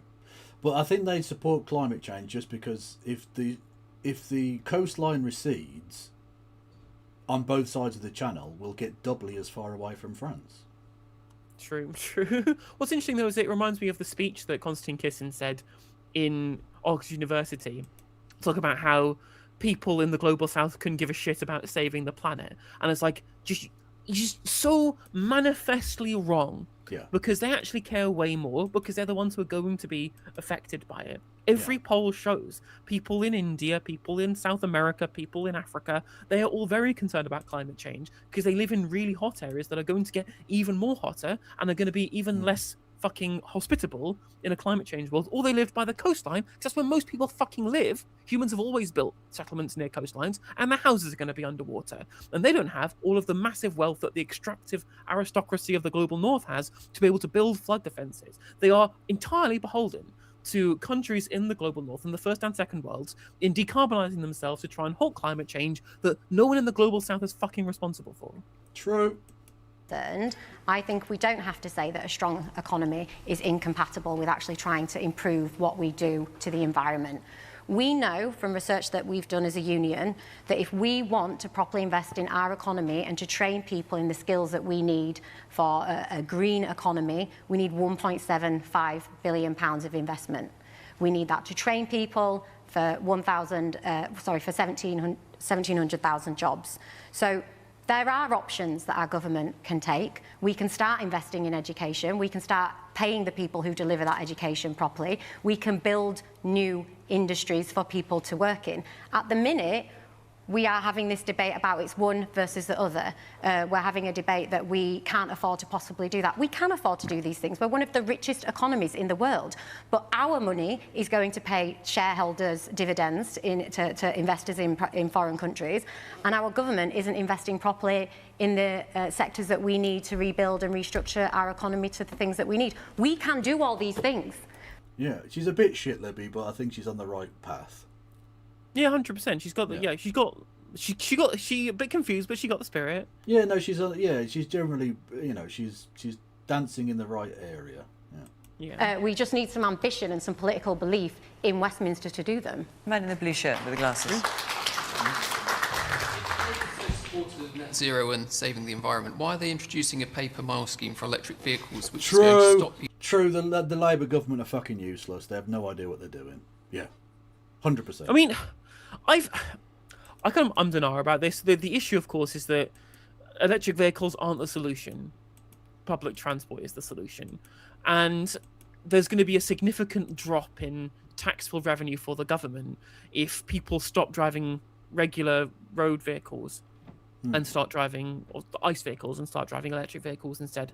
And so they're charging pay per mile to try and ensure they recoup some of the lost tax revenue from the transition to electric Rob, but you can do that in a completely different way. Look, we're never ever going to have a society that doesn't have cars and car owners. That's just going to happen. So again, the constant thing you have to underpin with taxation is that you tax things when it comes to personal choice. This is you tax things that you want to disincentivize, and you don't tax things you want to incentivize. So you tax the use of dirty cars a lot more, and you don't tax specifically the thing you want to drive people toward, which in part is electric vehicles. That's a better state of affairs. Yeah. And then you can recoup it in a number of other ways, like literally investing any amount into recouping the huge amount of money that's stolen from tax evasion and tax avoidance.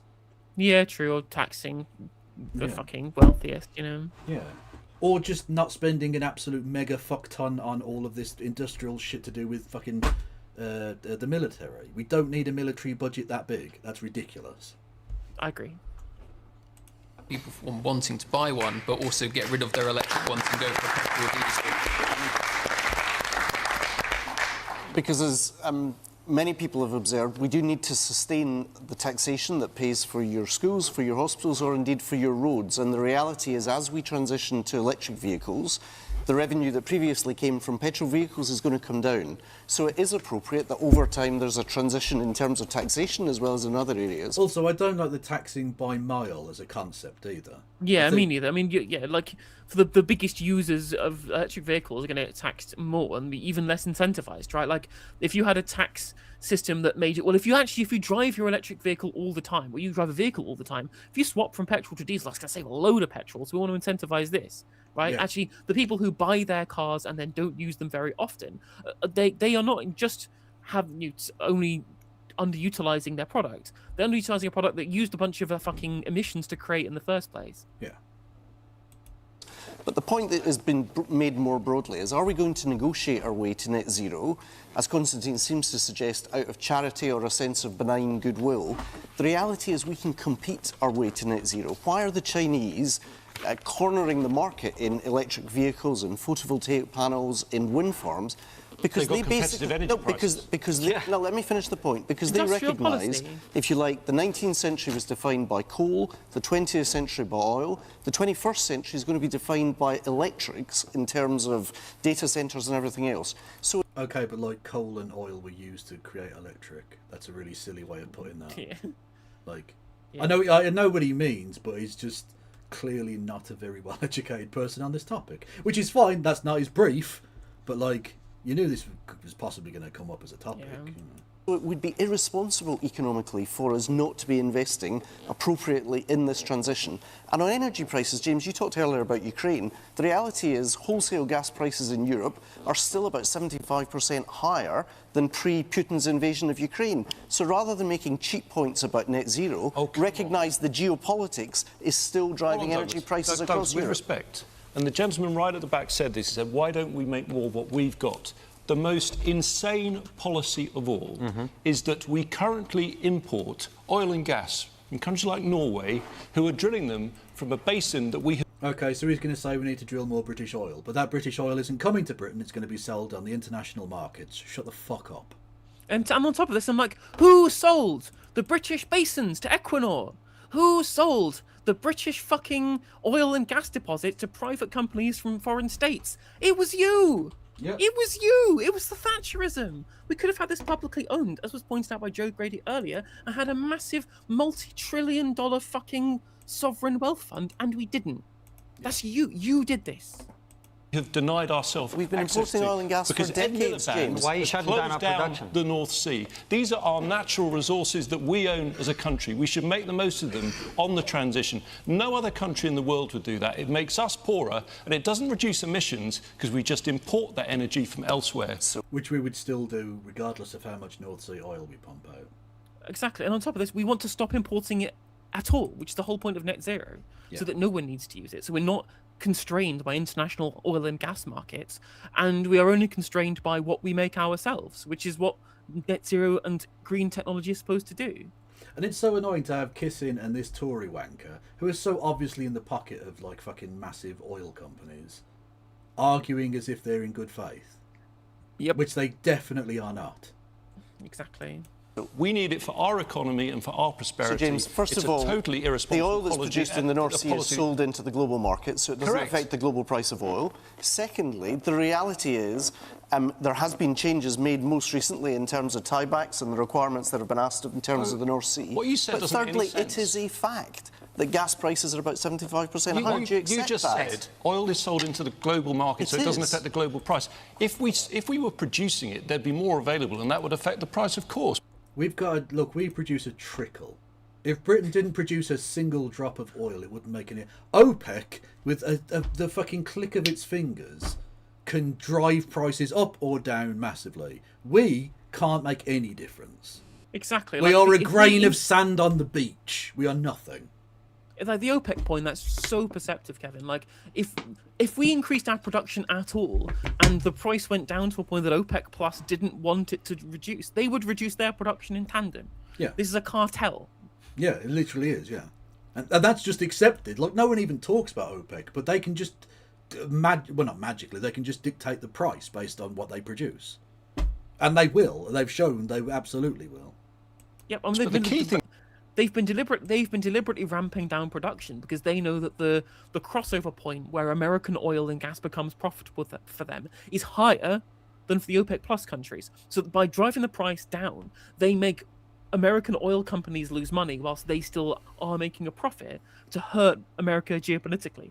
Yep. Which is, again, like that's the power that OPEC has, and we are infinitesimal in the level to which that we produce compared to OPEC Plus. Yeah.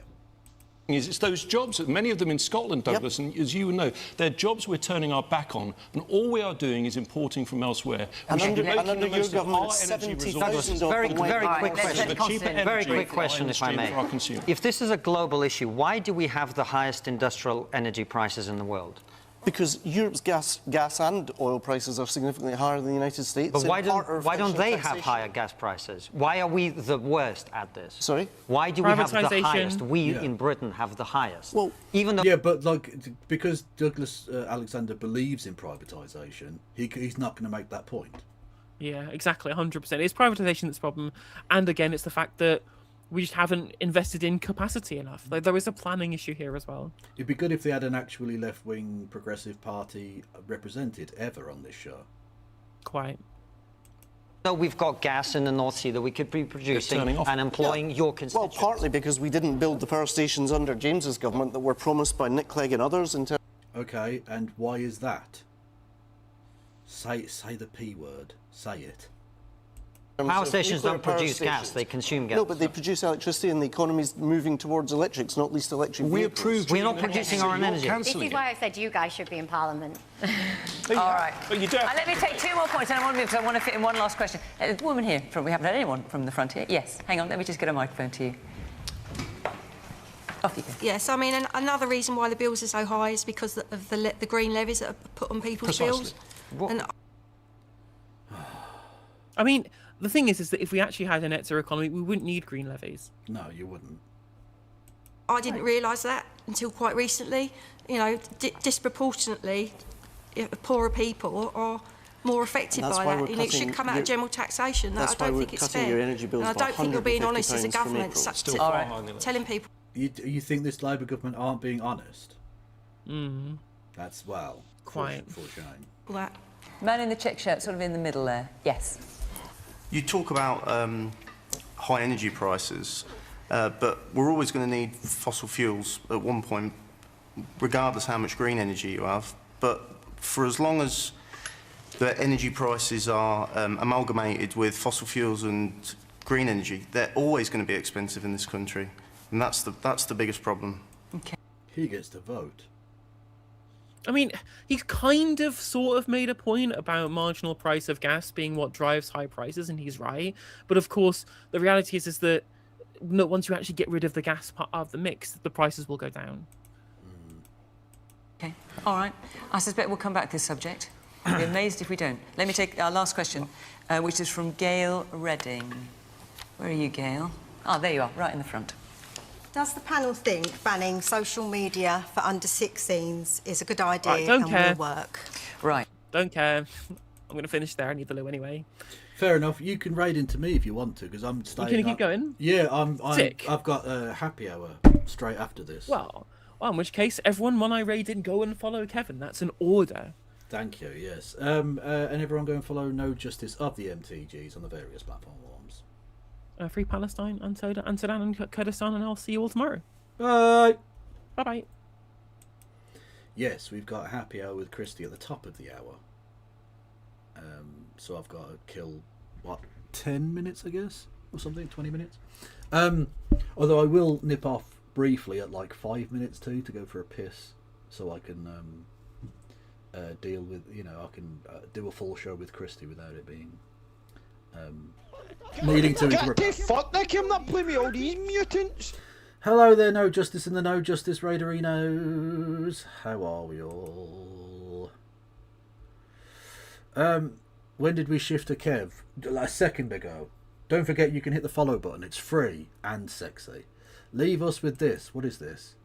The energy dashboard. What is this? No, hang on. New feature alert. You can do the full... No, go away. Okay, so wind created... That's today. Today at 5 o'clock. 43% of our energy comes from wind. That's the generation mix. Carbon intensity, gas. Jesus Christ. So the amount of carbon used in the production of 19% of our energy created 65% of the carbon output. Yeah. Maybe that's not a great idea. Maybe we should fucking change that. Kev research stream. No, someone just pointed out. I think that's kind of cool that they've got up to date literally within the last 5 minutes. This information. That's really fucking dope. I'm adding that to my fucking list. I'm going to bookmark that. There you go. So I'll go back to that at times. Anyway, yes, for the new people coming in, there'll be a slight change of pace because we're going to be doing a show I do with Dr. Christy Winters, who's an American, don't hold that against her, who lives in Germany, don't hold that against her. And we do like a kind of... It's a weird show. It is political. It's probably a little bit less political than it used to be, I guess. But there's a kind of mixture of different things in there. There's some politics, there's some culture, there's some Yeet or Eat, where we go through food stuff as well. So, yeah, you should stick around for that. It'd be good. That's at the top of the hour. Labour spends $4 million on embarrassing AI training website offering fake courses. Oh my God. Labour's £4 million artificial intelligence skills push has descended into farce after it emerged that a flagship training website for the public offer courses that do not exist. Another raving success for the Tony Blair Institute, everybody. An AI skills hub unveiled by ministers this week, designed to train millions of people on how to use AI, advertises courses that are unable to be completed or do not exist at all. Others are more than 2 decades old or require attendance at workshops in rural Canada.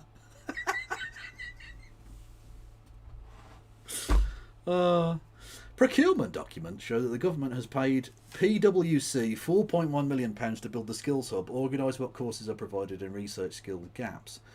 The Conservatives called the website embarrassing and said the government was wasting taxpayers' money, which is ironic coming from the Conservatives, who are both embarrassing and wasted taxpayers' money.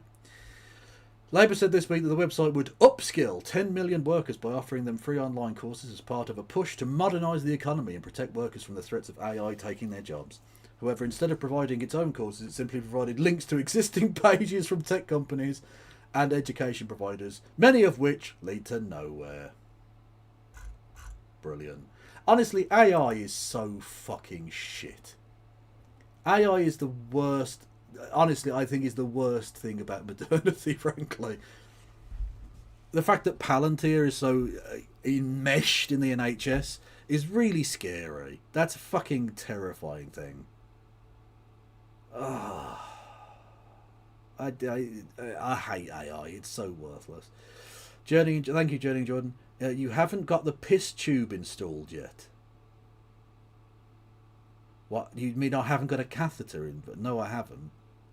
Why would I have that? My dad had a catheter after his cancer. It was gross. It was really gross. He had a tube up his cock for pissing purposes. I think I told that story, didn't I, when Birmingham City won the League Cup? Watching it with him in the living room and him jumping up and down with a plastic tube and a bag of piss hanging off his cock. It was weird. It was very weird.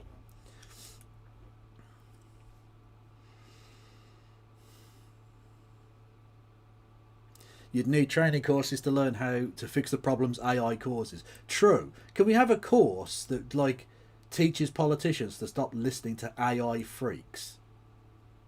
I think that would be better for everybody, in all honesty. Can we have a course teaching boomers not to go on Facebook and take everything they read literally? That would improve the situation for everybody. Anyway. Yes, as I said, I'm going to go for a quick wee. And then I'll be back with Christy. So I'm going to put you on like the intro thing again, which says stream starting soon, even though the stream has already started like 3 fucking hours ago. But like, just bear with me, okay? I'll be back in like 10 minutes.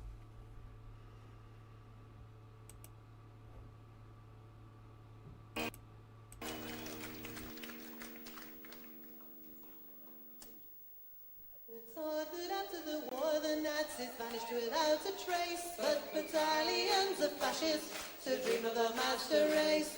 The history books they tell of their defeat in 45. They all came out of the woodwork on the day the Nazi died. They say the prisoner of Spandau was a symbol of defeat. Was Hess remained in prison, then the fascists they would beat. So the promise of an Aryan world would never materialize. So why did they all come out of the woodwork on the day the Nazi died? The world is riddled with maggots, the maggots are getting fat. They're making a tasty meal of all the bosses and bureaucrats. They're taking over the boardrooms and they're fat and full of pride. And they all came out of the woodwork on the day the Nazi died. So if you meet with these historians, I'll tell you what to say. Tell them that the Nazis never really went away. They're out there burning houses down and peddling racist lies. And we'll never rest again until every Nazi dies.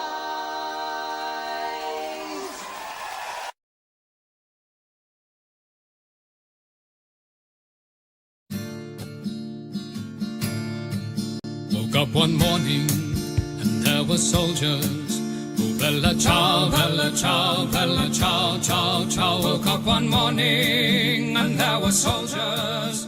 The invasion had begun. Lend me your shoulder, we'll stand together. Oh, bella ciao, bella ciao, bella ciao, ciao, ciao. Lend me your shoulder, we'll stand together. But I feel my time has come. And if I die here for the resistance, oh, bella ciao, bella ciao, bella ciao, ciao, ciao. And if I die here for the resistance, you must lay me in my grave among the flowers upon the mountain. Oh, bella ciao, bella ciao, bella ciao, ciao, ciao. Among the flowers upon the mountain, let me rest among the brave. Someday Someday the people will pick the flowers. Bella ciao, bella ciao, bella ciao, ciao, ciao. Someday the people will pick the flowers and they will remember my name. This is the flower of the resistance. Oh, bella ciao, bella ciao, bella ciao, ciao, ciao. This is the flower of the resistance and those who died for liberty. This is the flower of the resistance. Oh, bella ciao, bella ciao, bella ciao, ciao, ciao. This is the flower of the resistance and those who died for liberty.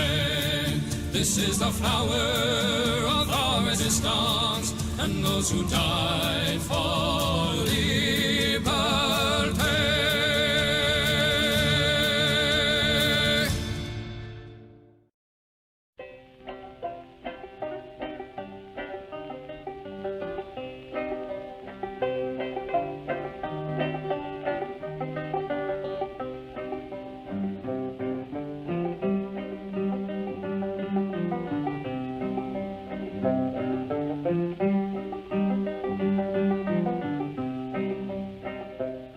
Come all of you good workers, good news to you I'll tell of how the good old Union has come in here to dwell.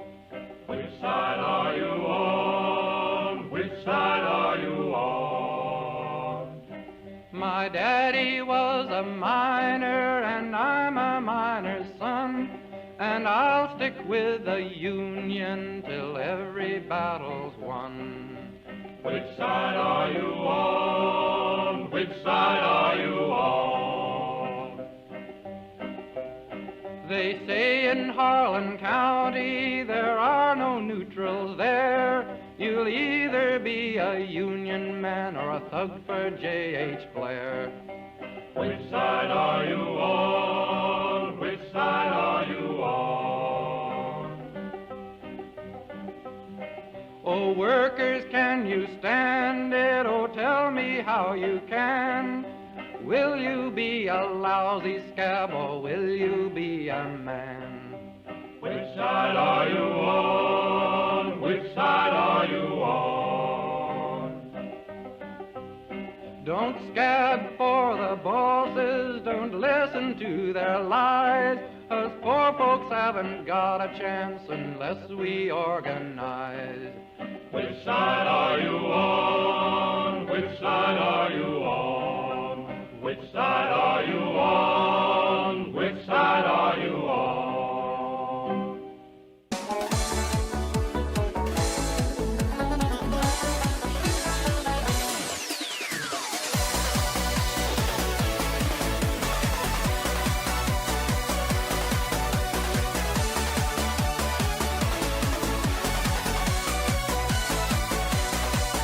I was born in a Dublin street where the Boyle runs do beat, and the lovely English people walked all over us.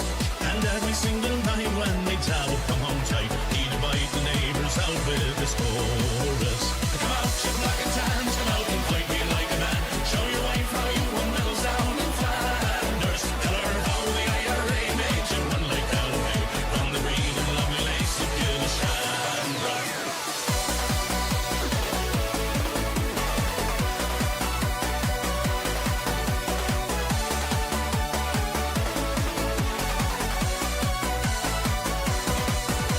Come tell us how you slew them old Arabs 2 by 2, like the Zulus they had 9 bows and arrows. Of how bravely you faced one with your 16-pounder gun, and you frightened all the natives to the marrow. Come out, you black and tans, come out and fight me like a man. Show your wife how you won medals down in Flanders. Tell her how the IRA made you run like Galloway, from the green and lovely lakes of Gillishandra.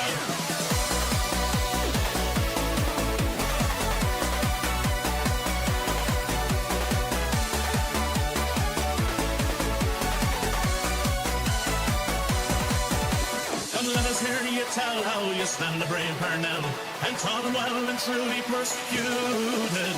Where are the stares and jeers that you proudly let us hear when our heroes of 16 were executed? Come out, your black and tans, come out and fight me like a man. Show your wife how you won medals down in Flanders. Tell her how the IRA made you run like hell away from the green and lovely lakes of Killashandra.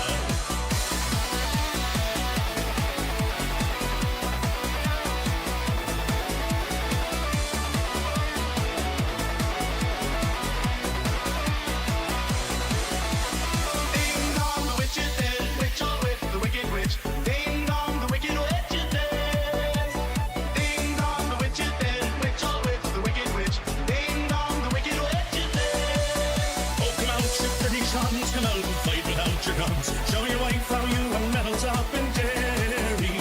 You murdered 16 men and you'll do the same again. So get out of here and take your bloody army. Come out, you black and tans, come out and fight me like a man. Show your wife how you won medals down in Flanders. Tell her how the IRA made you run like hell away from the green and lovely lakes of Killashandra. Oh, come out, you black and tans, come out and fight me like a man. Show your wife how you won medals down in Flanders. Tell her how the IRA made you run like hell away from the green and lovely lakes of Killashandra. Buckingham Palace announced the death of Her Majesty Queen Elizabeth II.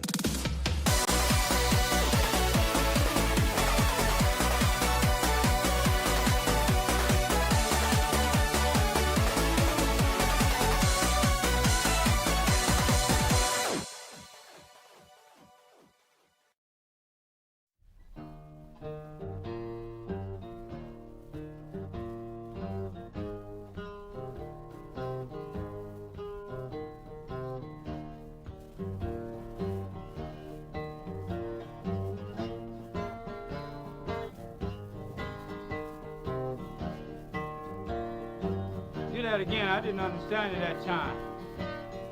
Take it easy.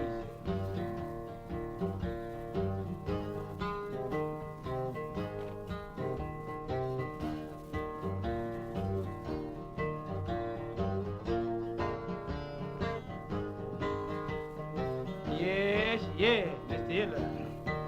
Hitler started out in 1932. Hitler started out in 1932. When he started out, he took the home from the Jew. We're gonna tear Hitler down. We're gonna tear Hitler down. We're gonna tear Hitler down someday. We're gonna bring him to the ground. We're gonna bring him to the ground. We're gonna bring him to the ground someday. When Hitler started out, he took the Jews from their home. Hitler started out, took the Jews from their home. That's one thing, Miss Hitler, you know you done wrong. We're gonna tear Hitler down. We're gonna tear Hitler down. We're gonna tear Hitler down someday. We're gonna bring him to the ground. We're gonna bring him to the ground. We're gonna bring him to the ground someday. You ain't no iron, you ain't no solid rock.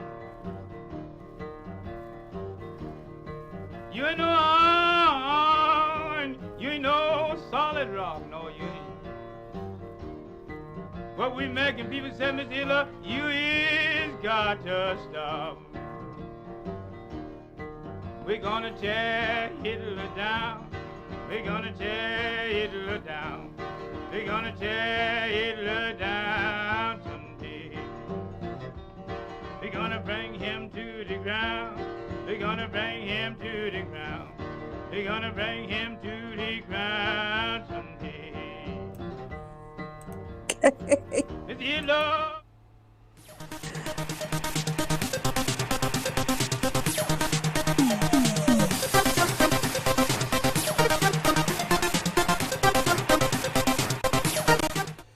we've been playing that intro for fucking years, and I've just realised that I'm in. Why am I just in a pair of underpants and a t-shirt? You've always been in underpants. Why though? That's never. I've 'Cause never. That's never, how you were drawn. But I've never. I don't stream in my underpants unless it's like too hot in the summer. But then I'm not even on camera, so like.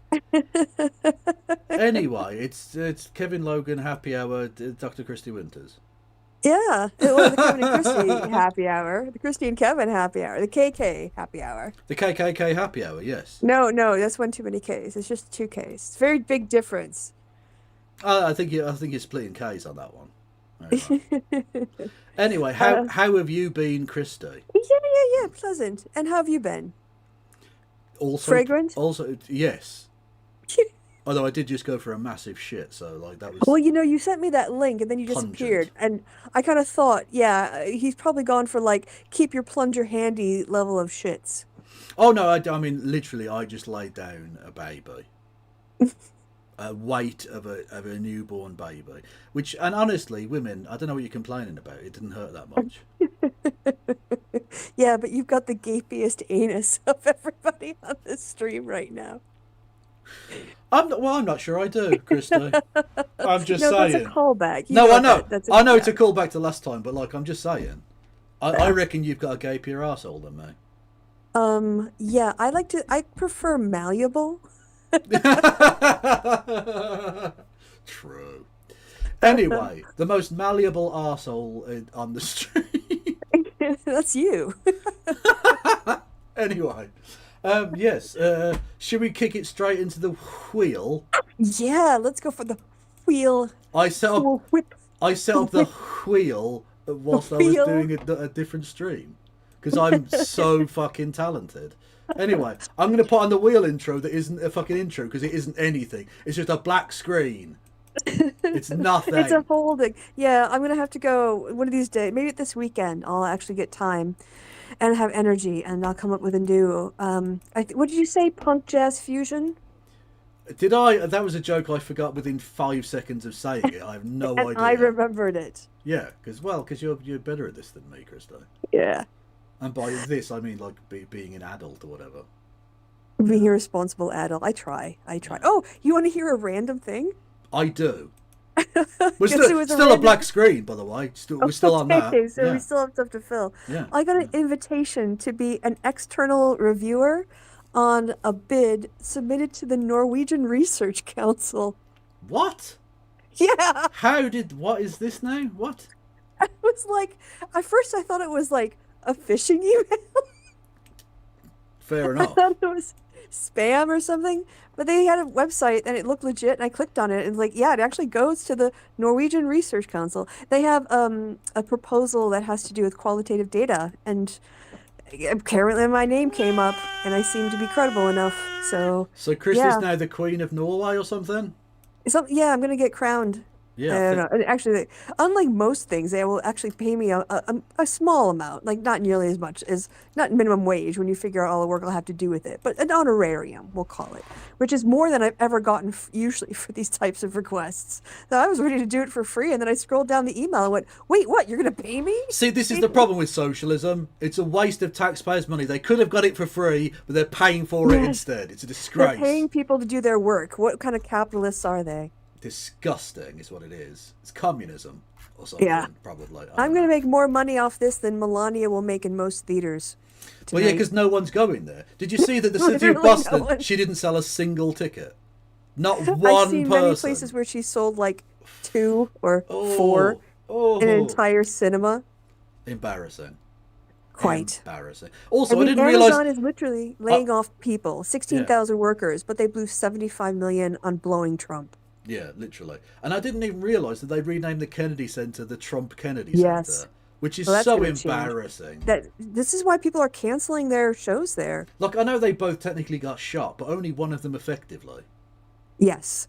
Philip Glass is the latest I saw. He's withdrawing his concert debut or whatever he was going to feature there because who wants to be associated with Donald Trump if you're not a cultist? Yeah, exactly. All right, so is the wheel intro, the non-intro intro over? We can actually spin? Yeah, we can go. All right, let's spin that baby.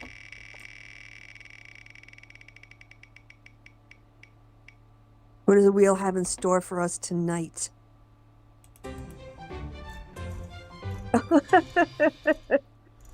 Very good.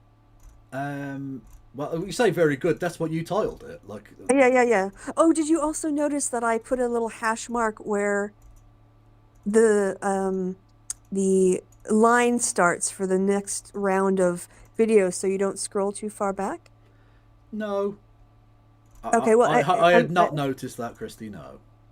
Well, it's pretty big. I've adapted it from, how you comment out things in code so that people know, like, this is not code. It's a comment about what is in the code. And I thought, oh, that would be really helpful for Kevin so he doesn't scroll too far back. So if you go back far enough, it's there's a lot of shit in here. Oh, there's eat or yeet. That's close to the beginning. But yeah, I had, I think, a bunch of equal marks. And it says, like, start here.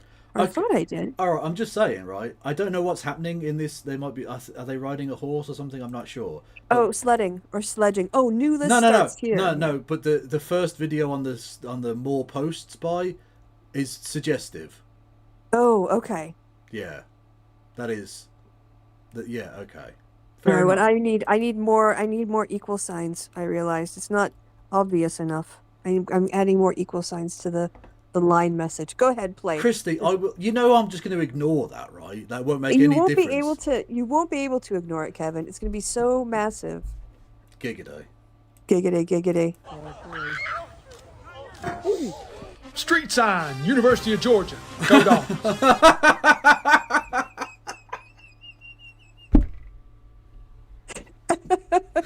Okay, I wasn't expecting. I thought it was going to be about dogs, and not the Go dogs. University of Georgia Bulldogs.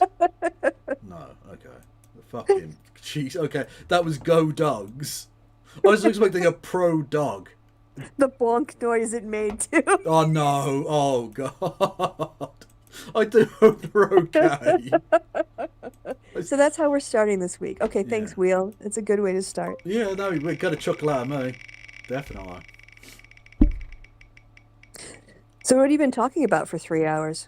Oh, we were watching Question Time with No Justice.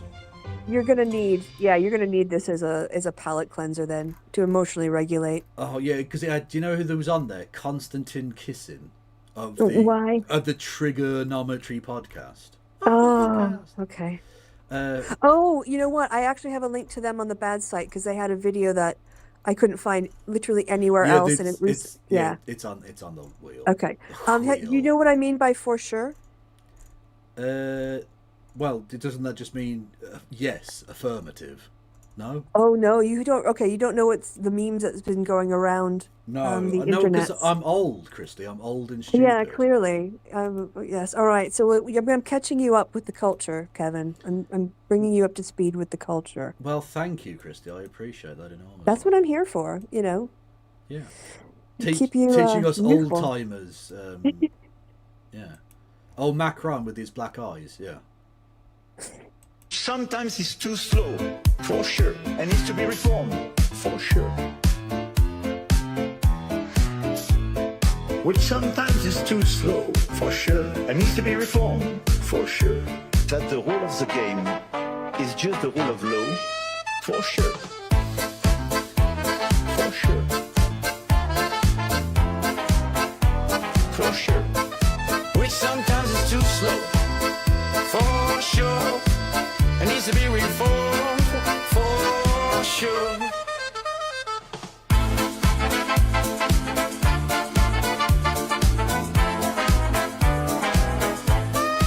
Which sometimes is too slow, for sure. It needs to be reformed, for sure.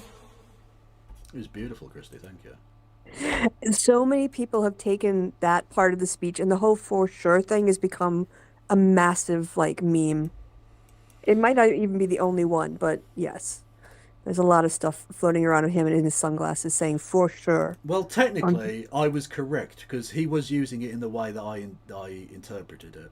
Yes, but yes, that is true. But it was the whole Macron for sure meme that we were. Yeah. I'm sure there are gifs about it now. There are gifs. I imagine so. Yes. Yeah. Well, the less French stuff on the show, the better for me. You know? Oh, it's early today. Okay. Oh wow. Okay. Fuck Third you, up. chat. Fuck you. The wheel said it, not me. I didn't Yeah, say it's it. down to the wheel. I didn't say nothing. Oh, did I tell you I was in a debate? Hang on. Whoa, whoa, whoa, whoa, whoa, whoa, whoa, whoa, whoa, whoa, whoa. Are you easy, Krista? All of Germany is. We're all easy. Good, good. Germans good, are good. easy. Yeah. Yeah, Monday night well, technically it was Tuesday morning because it was 12:30 a.m. when it started, and Okay. it went till 2 a.m. And the question was, women need to do more to hold other women accountable. In what? And it was just Accountable for or to yeah, what? yeah. So that was sort of the premise, and then it got expanded out. So it was weird because it was a woman and a man paired against me and Stardust. Do you remember Stardust? Oh, God. Okay, right, yeah. Yeah. And I kind of thought it was going to be manosphere versus feminists, you know. Right. And actually, we had done a lot of research. I had like a 17 pages of notes. Oh, that what? we had- It's a fucking Twitch debate. You're just so nerdy. Oh. But we worked on it together. And so anyway, but then, oh my God, Kevin, it blew me out of the fucking water. Because the person who was arguing the pro side came out with had said in like the pre-debate explanation of what she meant. She said, you know, women are emotionally and socially advantaged, and so we should hold women, you know, should hold each other more accountable for their bad behavior. And it's still then I was not quite sure what was meant. But then she did her opening statement, and what she meant was women are emotionally advantaged because we mature faster and we're better than men. We're we're more Okay, yeah, emotionally true. developed Right. as human beings. Yeah. And we're socially advantaged not because we're advantaged in society, but because we have social relationships that are deeper and healthier and provide alternatives to intimacy than a romantic relationship. So we have these social networks that provide us with more support. And because of that maturity and that development, and because we have these healthier relationships, then, you know, if a woman goes out and does something bad or, you know, like tries to abuse, like, you know, take advantage of men or whatever, instead of being like, yes, queen, we should be like, no, that's kind of fucked up. And I was like, oh my God, you know, I haven't heard a difference feminist argument since the first wave. Like, this is straight out of like, women are too pure for politics. Yeah, we don't literally. want to dirty women's moral characters with the pursuit of dirty politics. Also, I quite like the corollary of the point she's making is that men are too fucking stupid to be Yes. held accountable. Yes. And I was like, this was not what I was expecting in the debate. no. And I was like, okay, I'm not there, but I fuck with this, you know? Yeah. Like, You could say there's a kernel of truth in it somewhere. Definitely. yeah. And then at some point, her debate partner said, blah, blah, blah, MAGA. And she goes, yeah, MAGA aren't people. True. And I had to cover my mouth. And then I wrote her after it. I'm like, you're cool. We should stay in touch. Yes. So anyway, it ended up being very nice. The chat was, you know, toxic as ever. Well, I who's- heard. What channel was it? It's called, oh shit, I forget. Wimp or Whim or Wick. Whistle. I don't know. Wick. Yes. Yeah, Wick. oh, Wick. Oh, okay, yeah. No, I've been on with Wick a million times. He Yeah, doesn't, he and doesn't he- invite me on anymore, though. I don't know what I did. Oh, okay. Well, maybe it's just not. It was the first time I ever got invited on, and I had legitimately a good time. And we had like, you know, it's usually 3v1, and I'm the one feminist in the room. You know, it's very much a setup. But this was a genuinely interesting, like, respectful debate, and it wasn't even really a debate. It was more of a conversation, if I'm honest. So, anyway, with that said, German is easy. Yeah. Dick Hard Street. Dick Hard Strasse. Yes. Yeah, you like that? That is pretty good. That's it, really. That's a joke. Just Dick Harstrasse. Yeah. But it's usually, isn't it like usually after a person or something? I don't know. I have no idea what that's named after. Well, maybe that's just in Berlin, which is the city that I'm aware of some of the street names for, and they're usually named after people. You know. Could be. There's still a Karl Marx Strasse in Berlin. Yeah, I was actually, there's an Engel Formerly, Strasse. well, yeah, There's Engel Ecke, There Engel is, yeah. Corner. Yeah. Yeah, Form- here in Cologne. Yeah. But, Formerly, it was called Joseph Stalin Strasse. oh, I can see why. they No, would have sorry, changed Joseph Stalin Alley, I should say. that. Oh, okay, yeah. Yeah. Okay. Whereas yeah. now it's Marx Alley. Yeah. Okay. Which is like a big street, isn't it? I think. Yeah, I guess that would be on the East German side of Berlin. Yes, well, it was, but even afterwards, they were like, "Well, Karl Marx is still like a German dude, and that's Yeah. fine, whatever." Like, I mean, we'll so- rename the bits that are named Yeah. like Khrushchev Alley. Yeah, that can fuck off. But like Karl Yeah, Marx like, you is know, okay, Marx had some good ideas. Not Yeah. all of his followers had good ideas, but and was German, so it makes sense to have Yes. a name a thing after him in the German capital. That's fine. yeah. But I just thought that Kevin would get a kick out of Dick Hard. Dickard Street. Yeah, that's absolutely because that's fine. like, yes. that's something that would tickle your fancy. They would be like, ha ha ha. True. Ah, yes. Although, of course, nothing beats the town in Austria called Fuck. No, fucking. Sorry, fucking. Have you not seen that video? I don't think so. Oh, But okay. I believe you. Well, no, there's a very funny video. Maybe someone in the chat can find the link and you can. No, play it. no, Christy, no. Oh, we have to stop the show for this now. Yes, we do. Yes. Okay. Where's the? There's a funny video. Someone Show video. Someone find me the funny video of the guy going around doing like a. Oh, here it is. I think. Anyway.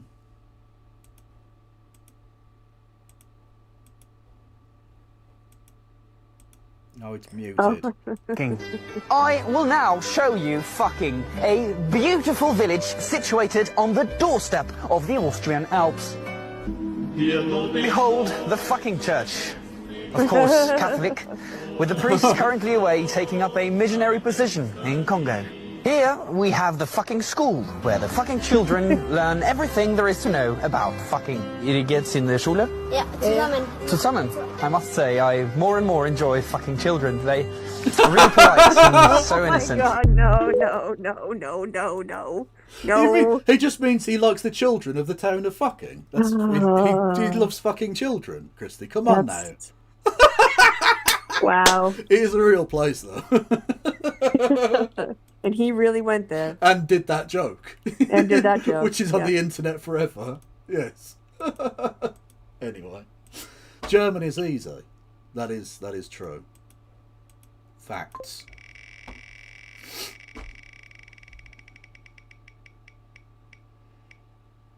Oh, here we go. It was pre-advertised. Oh yes, the wheel heard me. Yeah. You did. By the way, Christy's so sweet. She left me an audio note on this, telling me this is from the bad side, like I was going to be super offended. It's fine, Christy. It's fine. I still have to occasionally use the bad side because of the DMs that I have with Yes. people that are interested. But just FYI, just a content warning for the R slur because this is right wing content. But yeah. Or it's about right wing content. So. True. Well, I think it's still available on my channel. I did a one of these downfall meme things years ago about the New England Patriots winning the Super Bowl, which I thought was very good because one of the jokes is the bit where he goes 99999. I had him say the person that speaks before him, how many points did they have after the third quarter, which was the number 9. And then Hitler screams 99999. Yeah, which I thought was genuinely one of Yeah. the funniest fucking things ever. It is subtitled, so can you make the screen bigger? Because probably you have to read the subtitles to. That's where the jokes are. Well, this is from Trigonometry. Yeah, that's why when you mentioned it. Oh, yeah. Okay. Hitler reacts to the new generation of Nazis. Okay. Can you big it up? No, Expand the I window. can't big it up for you, Christy. No, but you've already seen it, presumably, right? Okay. All right. So yeah, scroll back. Start again. Es ist dem Feind gelungen, die Front in breiter Formation zu durchbrechen und stößt auf Stahnsdorf vor. Der Feind operiert jetzt am nördlichen Stadtrand zwischen Frohnau und Pankow. Mit dem Angriff Steiners wird das alles in Ordnung. Also, Pankow is a district of Berlin. Yeah. I know that much. Yeah. Also, who are the brave Aryans? Leading this movement. Yeah, it's Indians. It's all Indians with fucking Roman statue avies on Twitter pretending to be from Europe. Mein Führer, Steiner konnte nicht genügend Kräfte für einen Angriff massieren. Der Angriff Steiner ist nicht erfolgt.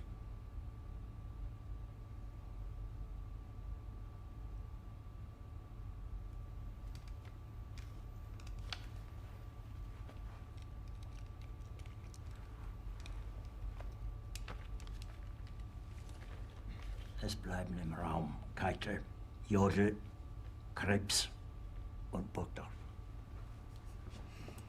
He meant that those are German generals.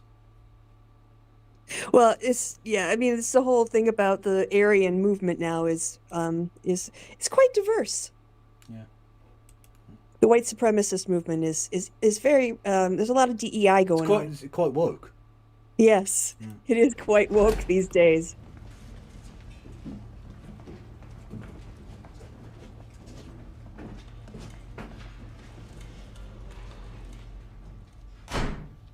Das war ein Befehl! Der Angriff Steiners war ein Befehl! I didn't know they had gay Mexicans.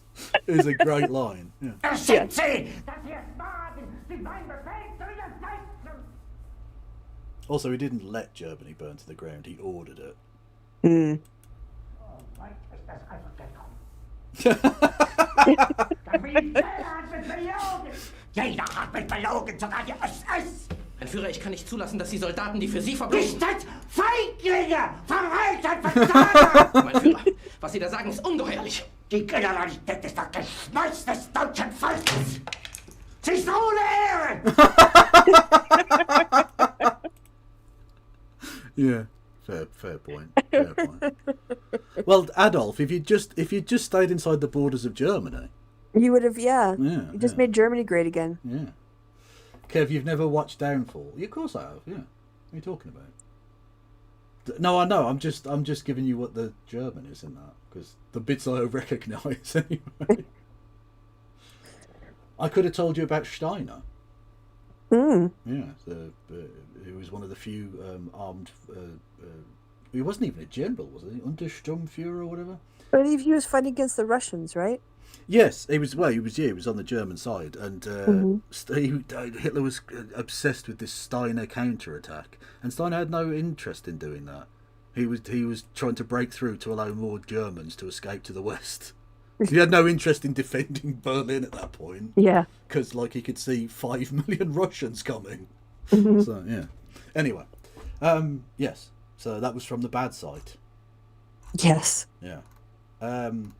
Which I can't fucking find now. There we go. Boom. It's bad when I can't find them on the list that I wrote. True. Was ist das? Oh God. Oh my God. Oh my God. Okay. So this is in German, so I'm going to have to kind of preface this with the conversation. Okay. Or if she'll say a line and hit pause, and I'll say what she said, but it might just be better. No, it's definitely a visual joke. Oh, it's a visual joke with language we won't understand. No, you don't have to understand it. It's just framework, all right? Okay. So anyway, she gets in the car and she's like, I told you that we were going to a party. And her friend says, yeah, a Halloween party. And she said, look, I said we were going to a party, not like a get dressed up party. And then she swings her camera around and shows her friend. Right. And then she compares her friend to what she's wearing in this like really kind of fun, little black dress. All right. But so that's the context of this conversation. Doch gesagt, dass es eine normale Peter, Party du hast ist. zu mir gesagt, wir gehen auf eine Halloween-Party. Bro, ich habe gesagt eine Halloween-Party. Ich habe aber nicht gesagt, dass wir uns verkleiden. Und dann auch noch so. It's beautiful. Yeah. Leute, bitte. Was soll ich jetzt tun? Wie soll ich mit dir rein? Oh Gott, jedes Mal blamierst du uns. Ich hab dir doch gesagt. It's a brilliant Lorax. Gotta say. Yeah. showed up as the Lorax. Nobody else is in costume. I don't know if you've ever seen the Only Fools and Horses episode where they turn up to what they think is going to be a fancy dress party, but the person died, so it's a wake. Oh no! And they turn up as Batman and Robin.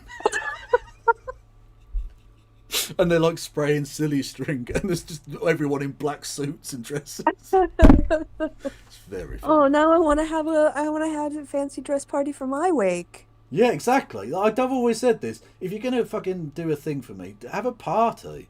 I'm fucking dead. I don't give a shit anymore. Well, don't be fucking sad for me. Throw me out with the fucking rest of the rubbish that the council can pick up if we ever get bin collection in Birmingham ever again. And just fucking No, we already go and have know a what party. your wishes are in terms of donating your body to the necrophilia community.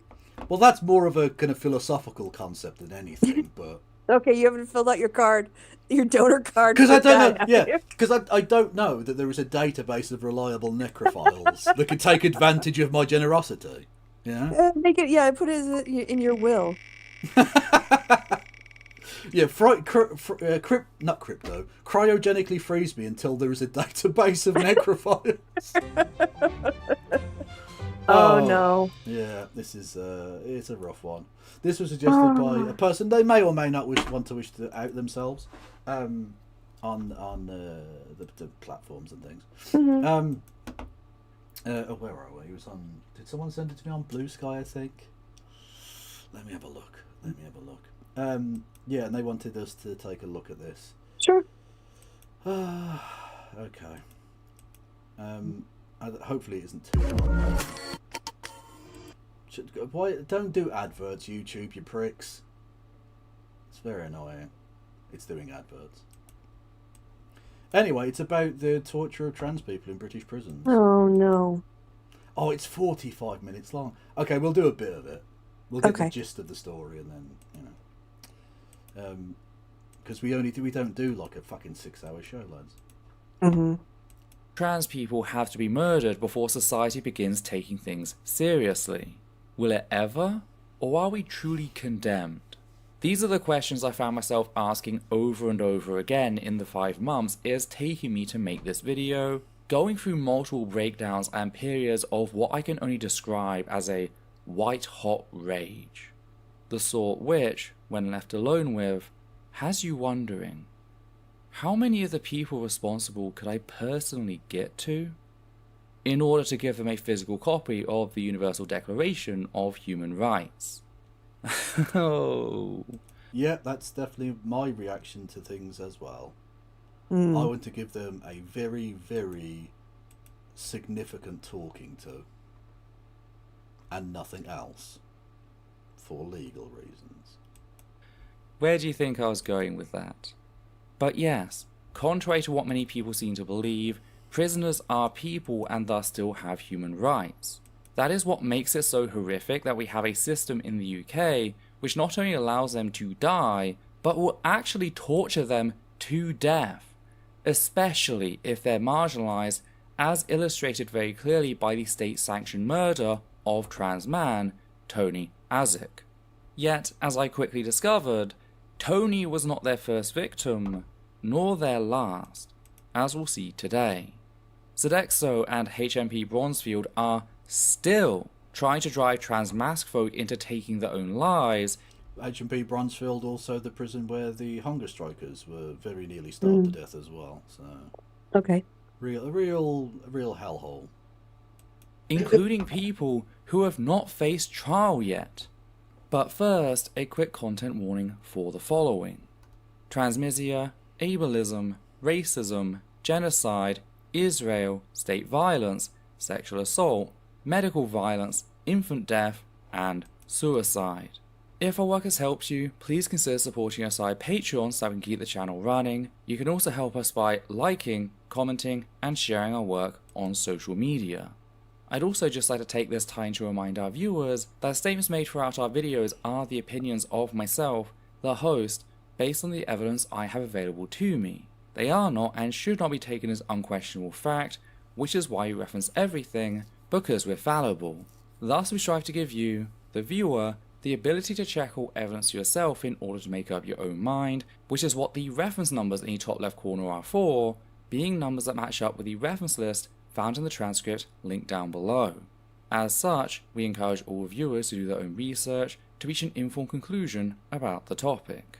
Hi there, myself Thurston, she, her, they, them, and we need to talk about Tony Azek, a trans man who was tortured to death inside a UK prison, with staff weaponizing his trans status to effectively bait him into taking his own life before tormenting his friends after said death. 2 trans mask folk housed in the same prison who have yet to face trial were even punished for hugging one another after Tony's murder. These are facts which have largely been ignored by the mainstream press, with the only article that covers said murder at the time, whilst acknowledging Tony's trans status, being The View magazine, which is a small magazine written by prisoners themselves. This is something made all the more worrying when we acknowledge that not only are there other trans men in the same prison, but one had already tried to Actually, yeah, double speed would probably be good, because they do talk slowly as it is. Okay, yeah. Well, let's go 1.5. Let's not squirrel the voice. Take his own life within days of Tony's murder. It's also important to note that this story quickly became about so much more, with Sodexo, the corporation contracted for Tony's torture and subsequent death, having a decade-long history of extreme violence against inmates and is now weaponizing the UK's anti-protest laws to fill itself with those objecting to the genocide of the Palestinian people. Yep. But it's not just inmates who have been murdered by said corporation. Sodexo is known worldwide for murdering newborns via neglect of care, and yet, in spite of that, has still been held up as one of the world's most ethical companies whilst having the full support of the gender-critical movement. Facts that seem so cartoonishly evil that they must be fiction. Because again, if anyone thought that the gender-critical movement actually cared about women and girls, they don't. Except they're not. But narrowing things back down to Tony Azek, his murder was brought to my attention via a post published by Bashback on the 7th of August, which read as, quote, "On the week of 28th July 2025, a trans man held at HMP Bronzefield died after weeks of abuse, misgendering, and dead naming. He is one or 2 people murdered by the Sodexo-run institution this week. The prison has responded with lockdowns. Call HMP Bronzefield. No justice, no peace." End quote. This was then followed the very next day by a second post, this time giving us Tony's name, declaring boldly that, quote, "His name was Tony Azek. He was murdered by Sodexo and the state. Say his name. Fight back." End quote. The first thing I did was check for additional information, which led me to the prison obituary published by the Prisons and Probation's Ombudsman, or PPO. The PPO is a public body appointed by the Secretary of State for Justice, which is intended to investigate complaints by prisoners, deaths of prisoners, and deaths of recently released prisoners. And, sure enough, there was an entry for Tony, independently confirming his name, the prison he was incarcerated in, and the date of death. I also came across an article published by The View magazine, a UK-based outlet founded by incarcerated women to give themselves a voice, including the many women held at HMP Bronzefield. Though, I need to be clear, they don't just talk about women's rights in relation to prison, but rather any issue which they find important, from Israel's ongoing genocide of the Palestinian people to the plight of their trans inmates, including Tony. And the article lays out in no unclear terms what happened, informing us that, quote, 25-year-old Tony Azek, a trans man, tragically died while in the care of Sodexo Limited, the private company running HMP Bronzefield. Tony was consistently misgendered and mistreated by staff at the prison. Despite repeatedly disclosing that he was suicidal, he was placed in the prison's healthcare unit, a wing known for housing women with severe mental health issues, rather than being given appropriate support.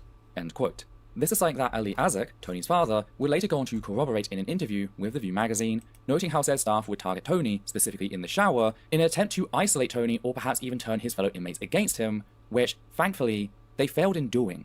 By Ali's recollection, the vast majority of the women at HMP Bronzefield support... Thank you for the bits, Journeying Jordan, who says, "Trans people are now regularly assigned to prison estates of their sex at birth, regardless of GRC or gender surgery.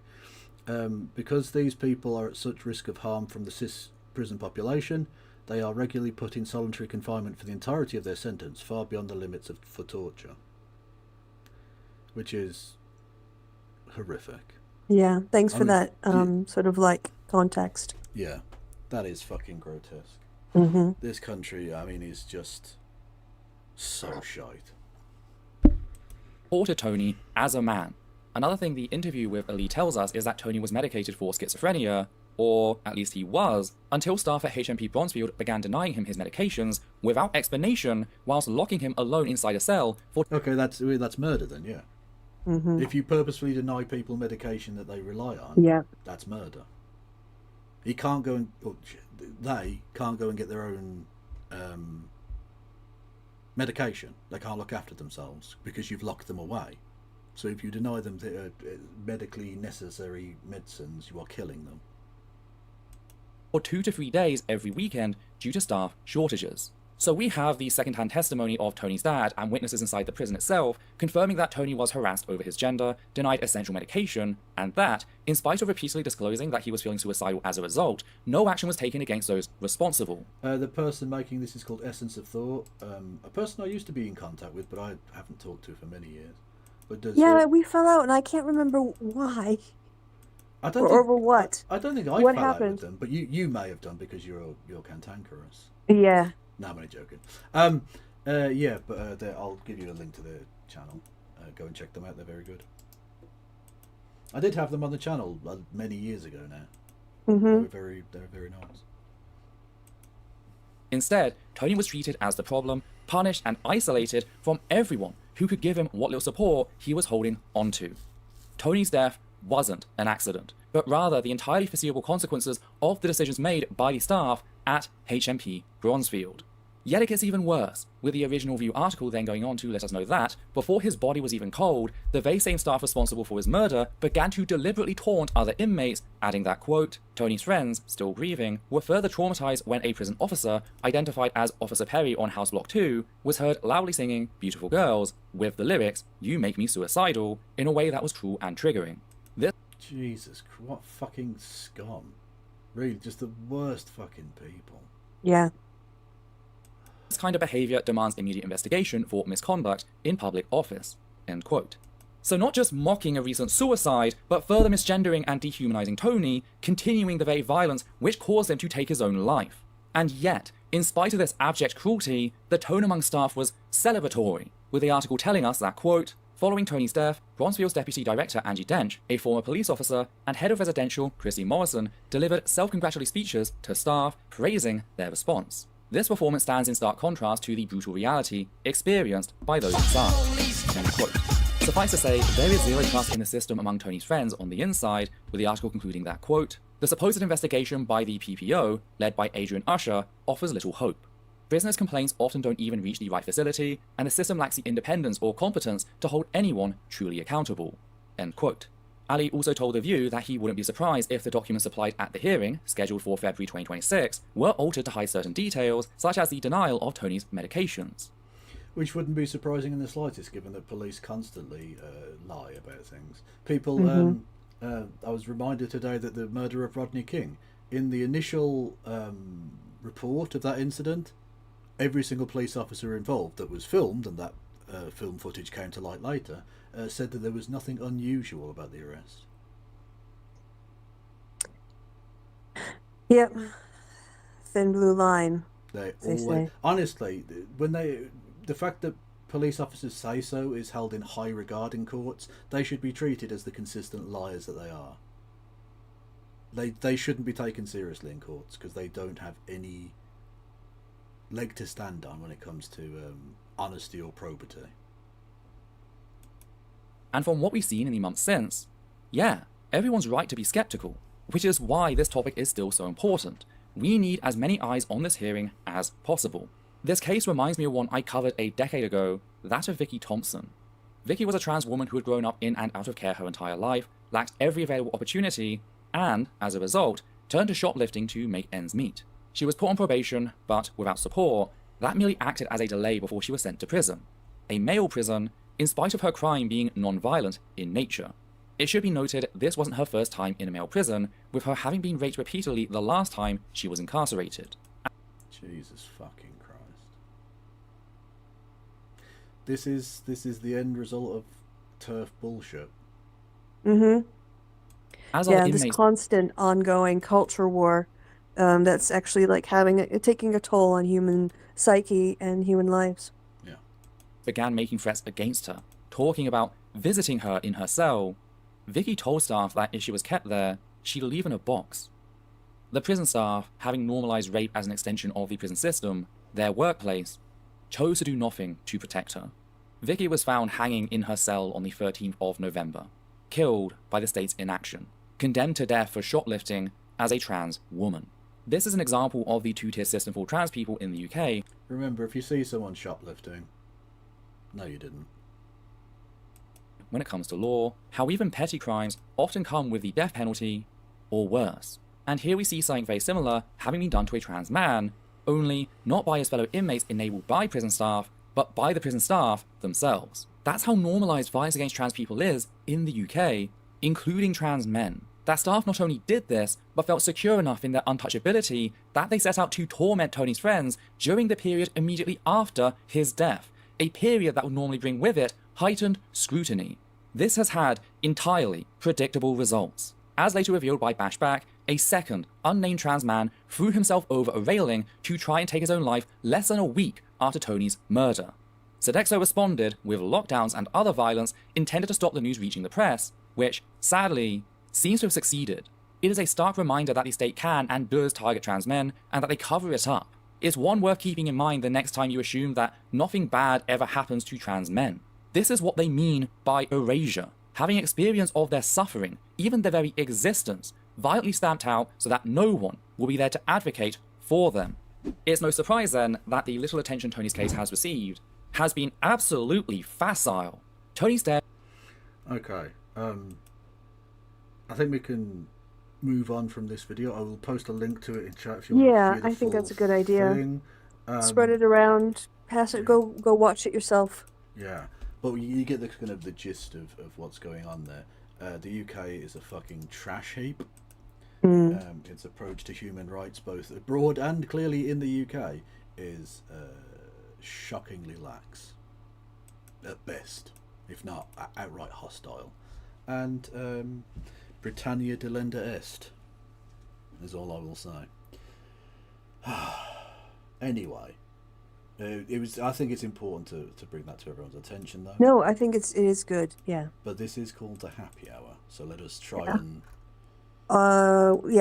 Just like a warning for emotional whiplash, if depending on what the wheel decides. Indeed.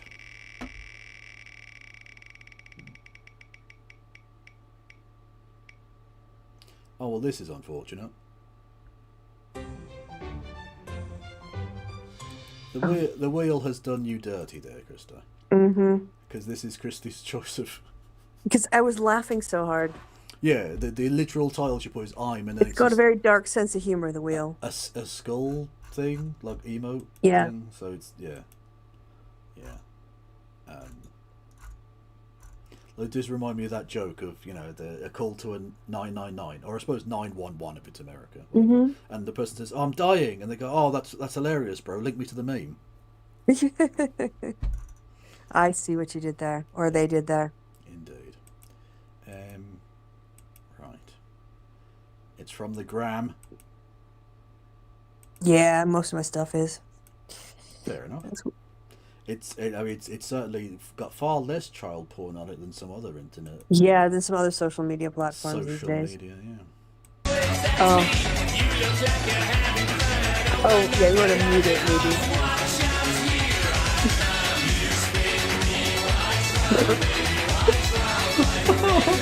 The whole ride.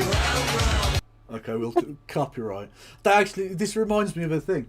When I was about, I don't know, about 6 or 7, there was like a fun fair thing near to us. Spin. And we had one of those carousel, those like Ferris wheel massive things.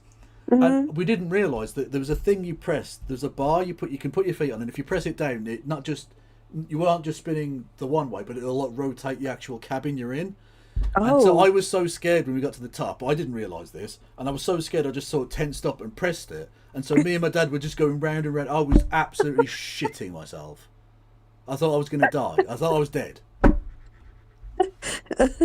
Thank you for laughing at my childhood trauma, Christy. So if you're on that ride, do not start by like moving yourself around at the start, or you will just keep going. Yeah, that was infinite. It's the infinite motion machine. Yeah, that was not great. Bless him. I was waiting for the line of vomit, but it never came. Yeah,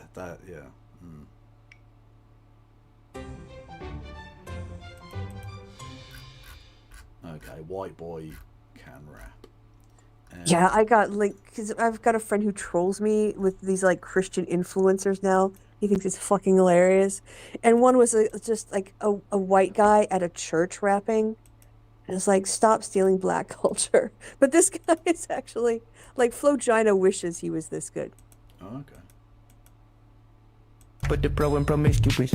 I put the pro in profane. Yeah. I'm with your girl doing flips and shit. Oh, cause I get circus so late. Yeah. She was not born in the States. Yeah. She was the ass and ambassador. I put the cock in Caucasian. I'm in that thing like a catheter. You ain't seen dong of this caliber. Long as Excalibur. Made for so long that my phallus hurt. And they moving on in the calendar. Started in May. Next thing you know, it's October. Well, you know what they say. Time flies when you got a boner. And I got a boner. And she very good with the python. Must be a coder. Floor on a lava bed. Feel the repercussions. Punani, tsunami. She is buzzing. And it seems to me that she is Russian. Why? Cause she sees the means of reproduction. Oh, hush, Mr. Bird. I'm making a hit. I'm doing raps.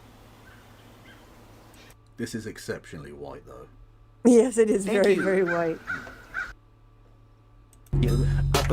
That was good, though. Yes. I put the When you cock said in something that Caucasian. she's good with the python, she must be a coder. That I is was like, pretty oh, That is pretty oh, good.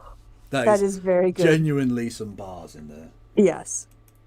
Yeah, I appreciate a good writer. Mm-hmm. Wordplay is very important. It is. Punchlines, concepts, you know. Yeah. Setups. Whereas Ugh. doing the recycling is not part of it, but it is still very important. Unlike Flogina, who's going to repeat one line 4 times, guaranteed. Got cocaine At in the White least. House. Cocaine in the White House. There's cocaine in the White House. Cocaine in the White House. Cocaine in the White House. The Oval Office. Ah. Fucking hell. Oh, did you see that Cardi B's gone fucking MAGA? Stupid Yeah, I saw her in a bitch. room full of white people. Unbelievable, man. Some fucking people. Well, you know, I guess, you know, she can't really come she decided what's, you know, where her bread was buttered, which side her bread was buttered, and then she's just going to stay there until she realizes that they all hate her and they're all really racist. Yes, indeed. Maybe she'll figure that out. You were only ever a token to them. True.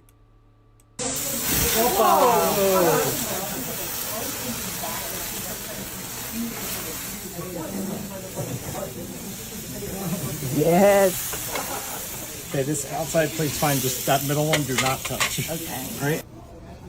Right, my name is Jimmy Brown. I'm here trying this sog. Don't get me wrong, right? It might taste really nice, but I don't. There's no part of me that wants fire as a food or a drink.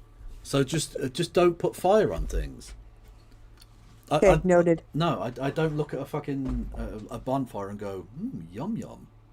No. Gnocchi. Apparently, it's just cheese that has been set aflame. So it's just flaming cheese, really. It's no longer flaming. It's now just cheese.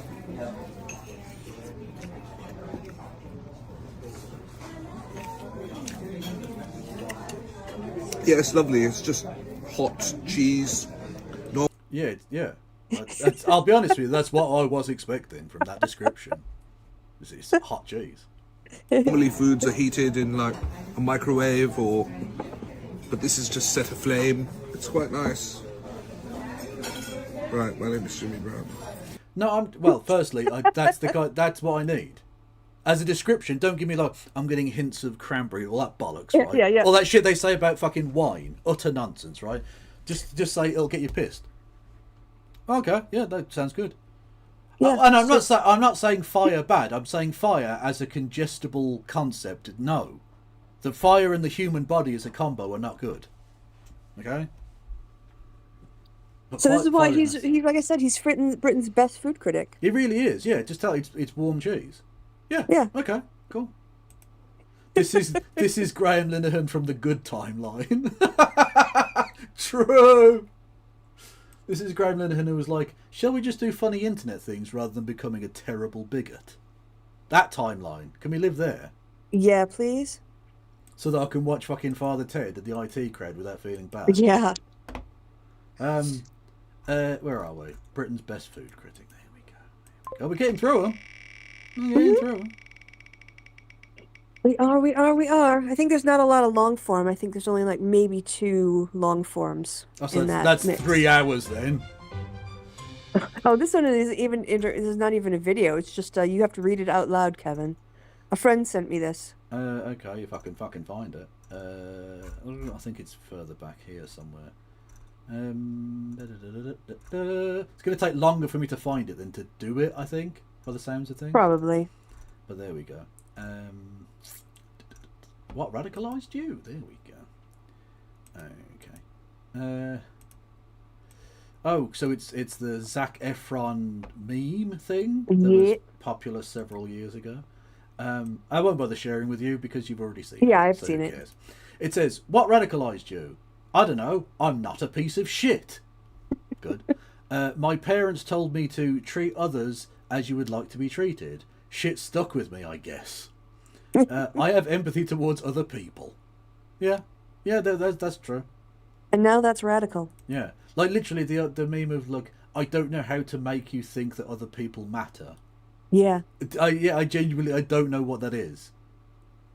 I don't know what, I don't know how, like, how do I bridge this chasm? Yeah, like, there's a fundamental, it's not just a disagreement about policy, there's, like, a fundamental difference between how you perceive the entirety of existence. Mm-hmm.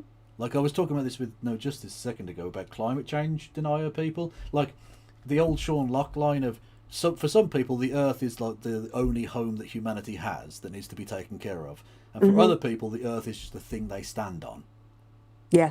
That's it. Like, it's, you know, I can't really, it's like trying to talk to a crocodile. Like, I can't get through to you. Mm-hmm. Yeah. We're two fundamentally different perspectives. Our realities are not alike. Indeed. They don't match. Exactly. Like, I have to fundamentally agree with the person about what fact even is before I can talk to them.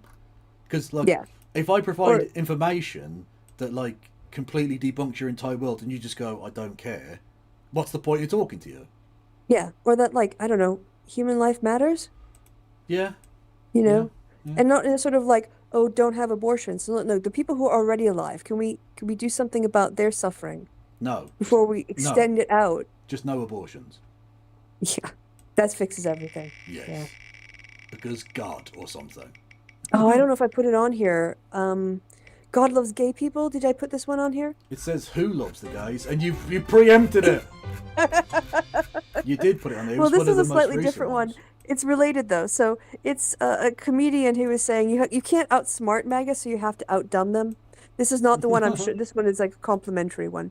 And he was at, like, I don't know, getting his car fixed or whatever, and a guy looks over at him and he's like, and they're talking on Fox News being about abortion. He goes, oh, it's a terrible thing, isn't abortion? And the guy goes, oh man, okay, how do I outdumb this? He goes, yeah, abortion is a terrible thing. That's why I like gay people. The guy's like, what? He's like, you'll never have an abortion with gay people. If we had all gay people, there would be no abortion. That's why I love gay people. True. Oh. But this is different. Yeah. Gay people? God loves gay people. I can prove it. He keeps making them. True. That's the end of my argument. No, I'm not doing that. I'm just saying it doesn't make sense. Gay people keep showing up. What? You know who God hates? The dinosaurs. True. No dinosaurs around, are there? Nope. And no, Wipe don't be those like, motherfuckers out. Chickens are related. No.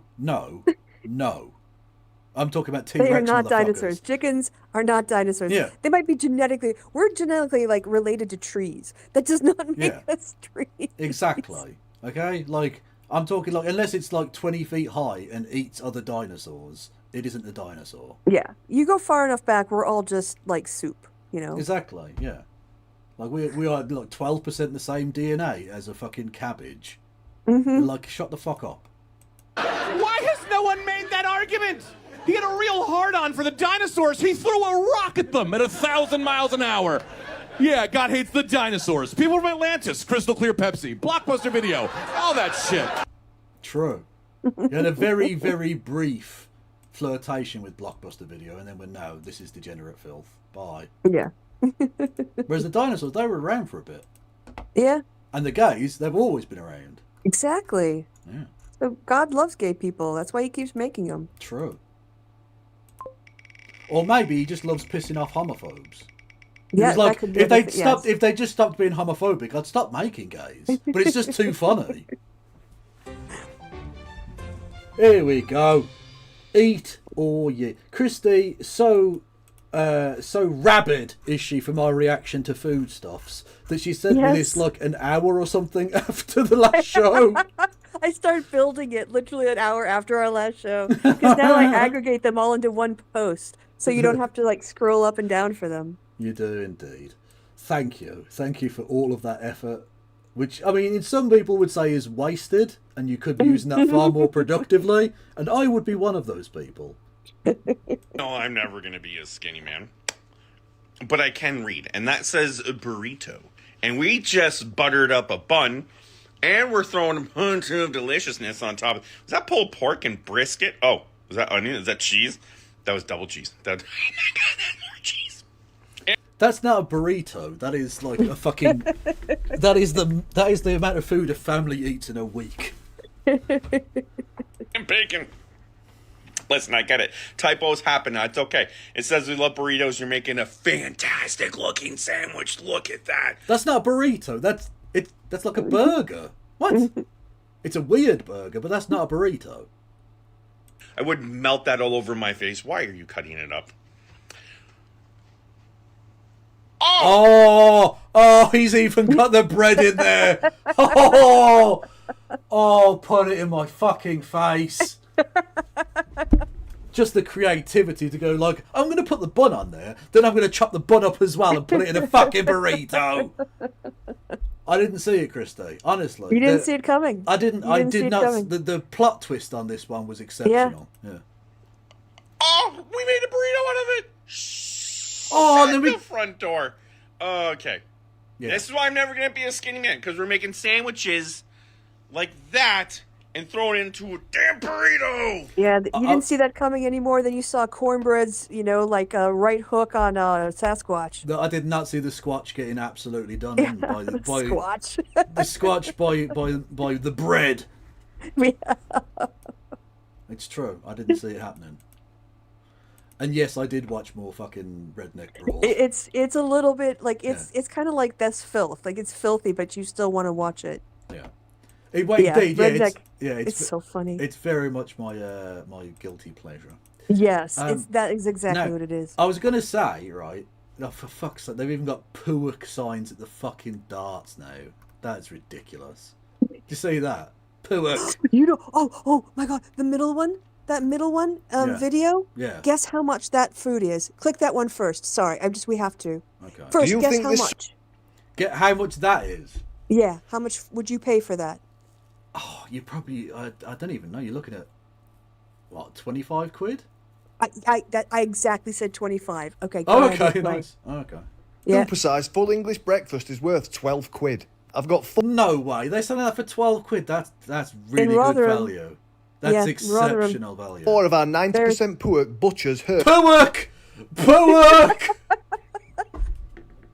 Sausage meat By the patties way, I and figured 2 out how that's portions of spelled. baked beans. By reading the comments, Pewerk. Yeah, literally. Look, it's on that sign at the darts. Someone literally took a sign to the darts tournament that says Puak. Amazing. There's 4 rashers of griddled back bacon and some fried mushrooms. There's then 4 pieces of congealed Puak. 4 fried eggs, 4 hash browns, some grilled tomatoes, and some fried bread. A breakfast needs. Yeah, you can feed 12 quid. You could probably feed like 4 people with that. Yeah. That's easily. 4 people's breakfast. So that would be 3 quid each. Yeah. That's really good value, honestly. Yeah. I'd drive to Rotherham for that. That's what I'm thinking. So would I. Okay, Kids, that chopped wasn't the one we were tomatoes. going to watch. Shite. Is 12 quid a rip-off? No, who the fuck would say that? What kind of mentalist would say that's a rip-off? Anyway, this was the reason. I was going to say on that previous one when he said the reason that I can't be a skinny man is because we keep making sandwiches like this. And I was going to say, no, it's because Americans are making sandwiches like this. And then I remember, oh no, there's the Puak guy. And there he is, next up. Yeah. Puak! Was that fucking your man, Jim Bowen? Was that Jim Bowen? I have no idea. I have no idea. Let's discuss the forgotten British classic sandwich, steak Canadian. The brackets steakwich, which I'd never heard of before in my life. You were saying you didn't know about steak Canadian last time. I think that's why I flagged this one for you. Yeah. We're 80% beef. These were massive in the 80s and 90s. We've got, on this occasion, 2 pieces of 80% beef steak. Oh, he's doing that on purpose now. Pork is Puak and beef is beef. No. You're trying to be fucking different. Stop it. Canadian on a buttered bread cake, and all you need with a steak Canadian is some fried onions, a little bit of tomato ketchup. Ah, see, no ketchup. No. Okay. Minus the ketchup, I would inject it into my veins. That is it. I'm going to slice it in half, and I'm going to take a bite, and this is one of my favourite items that sandwich shops sell. Every sandwich shop in country needs to sell these. I'd never heard of it before. He's a lot younger than I thought he was. Yeah. That I was expecting like a 50-year-old man. Onions, ketchup, buttered bread cake, British sandwich, heritage, beef. I need to meet this human. I need to meet this person. Yeah. Well, if you go to Rotherham, you have to record it and make a video. Absolutely. Oh, Home yeah, of the absolutely. Puak. Get a T-shirt. Puak and beef. Yep. Oh, good. Oh, what you need to get one is what is it? 80% pure Puak and an arrow pointing to your cock.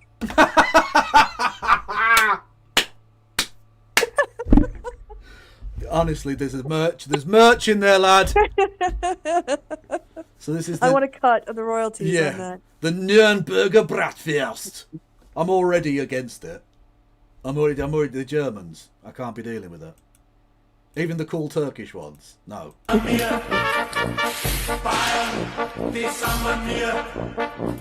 Bayern, und das bayerische Bier, Bayern und das Reinheitsgebot, dies ist unser flüssiges Brot.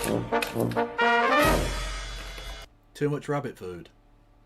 Too many vegetables. Too much vegetables. vegetable matter, as Jim E. Brown would say. Yeah, exactly. All right, so eat that one. Bayern, das haben wir, Bayern und das bayerische Bier. No. Far too German, far too rabbity. No. No, just no. I won't have it. Are baked beans a vegetable? I suppose so. But I don't really like baked beans, to be honest. Which, again, I'm going to lose my blue passport over, I'm sure. Oh, I love baked beans in the morning. Burger egg rolls, and they're better than any burger out there. Cook down 1 whole pack of bacon. Once the bacon is fully cooked, remove it. And that same bacon fat, cook down an entire white onion. Once the onions are nice and caramelized, throw your bacon back in and go in there with some beef broth. Go in there with some Worcestershire sauce, a little bit of brown sugar. Almost. You almost got it. Worcestershire. Yeah, pretty close. Americans, there's something about that word, you just No, can't. we have no frame of reference for it. Yeah, we didn't grow up hearing it. Sugar and a pinch of salt. That was not a pinch. I know, they have no concept of measurements. That was a palm of salt. Yes. Which is like, if that's what the ingredient is, that's fine. But don't call it a pinch of You've salt. got bacon. You don't need more salt if you've got bacon. It's going to be very salty, yeah. Bacon jam is done. Cook down some ground beef, season it with salt, pepper, and onion powder. That was 2 pinches of salt. Yeah, 2 pinches. Egg roll wrapper, American cheese, your meat. That's not cheese. We've been through that's this. cheese-like substances. American cheese is not cheese. No. Especially when it's been like craftified into little square bits. Mm-hmm. That's an insult to cheese. And a nice amount of that bacon, Jam. Now fry until nice and golden brown. And you're done. I'd be honest. I'd eat all of it. That is disgusting, and I'd eat every part of it. And you'd hate yourself, but you'd also like feel very satisfied. Exactly, yeah. Like I wouldn't shit for a week, but I don't care. I don't care. That's just too nice. No sauces, really. No sauces. But also, I can't take the claim it's better than any burger. Like you've oversold it there, chap. But it does look good. Oh man, seriously, I made that. So you brown bacon, and then you crush it up. You take it off, and then you make popcorn in the bacon fat, and then you put the bacon back on it. You don't need to salt it. There's so much salt in the bacon. Like you don't need salt in that recipe at all. Oh yeah, this one is okay. This is going to make your party. We've got some Hawaiian buns. I've sliced those in half. Now we're going to top Hawaiian buns. I've never heard that before. Okay. this one section with ham. This section we're going to add pepperoni. Over here we've got some pulled pork. I'm just using the prepared kind because this is something you want to use when you just got to throw it together fast. And we've got some grilled chicken. Now we're going to go in with condiments. Dijon mustard on top of our ham. We've got some organic pizza sauce that I'm going to put on top of my pepperoni. And then I've got some no sugar added barbecue sauce that I'm putting on top of my pulled pork. Watching your calories. And then I've got some buffalo sauce that's going to go on top of my grilled chicken. And then now we're going to start adding cheese because everything's better with cheese, right? It's not cheese. Right. We've got some cheddar that's going to go on top of the ham. Don't you fucking dare call it cheddar. Them's the fighting words, okay? Cheddar is very nice, proper cheese. This is cheese-like amalgamation. I've got some mozzarella that's going to go on top of our pepperoni. Provolone I'm adding to the buffalo chicken, but you know what? Blue cheese might have been a good one on that one. You're offending every country in Europe with this. As well. And then we're going to top the barbecue with some triple cheddar. And then I really like these French fried onions, so we're going to add those to the barbecue as well. Something from the fridge that we're missing is some butter. All right, now I'm going to melt some butter and I'm going to add some garlic powder. Of course, you could use fresh garlic as well. Mix that up, and then buns will go on top, and then we're going to spread that melted garlic butter over the top. Add some seasoning. I put some parsley on that one back there. We get some Parmesan and garlic powder, some sesame. Parmesan. I don't know why Americans have got a Parmigiana. It's no. You're just trying too hard. Seeds there, and then over here some ranch seasoning. You can really use whatever seasonings you want. Place that in the oven, and before you know it, it's done. You just need to melt the cheese, heat them up. We are taking. Again, as with the previous one, replace that shite cheese with actual cheese, and I'm on board with that. Yeah. Okay. It looks nice. Yeah. All right. Kevin will eat. Yeah. Honestly, I'm going to eat most of the things you showed me, Christy, because you show me nice things. Gross they're things, disgusting. They're disgusting. They are disgusting, but they're nice. They're filth. Much like sex. When done properly, it's disgusting but awesome. Exactly. Batatas em casa, então separe elas, porque em apenas 3 minutos nós vamos fazer. Oh, yes. I can hear you drooling. Oh, when they pull it apart and there's cheese, like, it doesn't want to separate. Oh, no. It's beautiful. It's beautiful. Fazer essa delícia para o lanche da tarde, ou o café da manhã, fácil e rápido. This is actually pornographic. It really is. Não tem como resistir. Vamos começar nossa receita cozinhando 3... On the potatoes. I saw a fantastic little, like one of those shorts, and it was from an Irish... Sometimes may be good, sometimes may be shit. It was an Irish comedian. He said he was doing it in America, so people got the joke, right? And as a white American, I'll see if you get the joke. He said, in Ireland, we don't have any white guilt, because we had this amazing strategy of having potatoes. Sometimes may be good, sometimes may be shit. We had potatoes, and we picked them ourselves. Oh, okay, because it's cotton. Yeah. Cotton picking. Yeah. Got it. The point being that they didn't enslave people to do Yes, their they didn't. Yes. farm work. Sometimes maybe good, Yes. sometimes maybe shit. And he said, doing that joke in America, the black Americans get it every time. With the white Americans, it's like 50-50. What? You never Yeah, know. Yes. Yeah. It depends on how good your education was. Well, indeed, if you got a Southern Heritage Foundation Sometimes textbook, maybe good, sometimes But maybe they shit. got marketable skills as slaves. true. Oh, we'll turn that noise off because that's going to carry on going because people are too fucking generous. Oh, that's nice. Thank you, Goat Boy, with 10 gifted memberships. Much love. Ooh. Don't forget, you can give me money on both platforms in the form of bits and subs and memberships and yeah. Somewhere. Oh God Almighty! Yeah, this is true. Hang on. Ooh.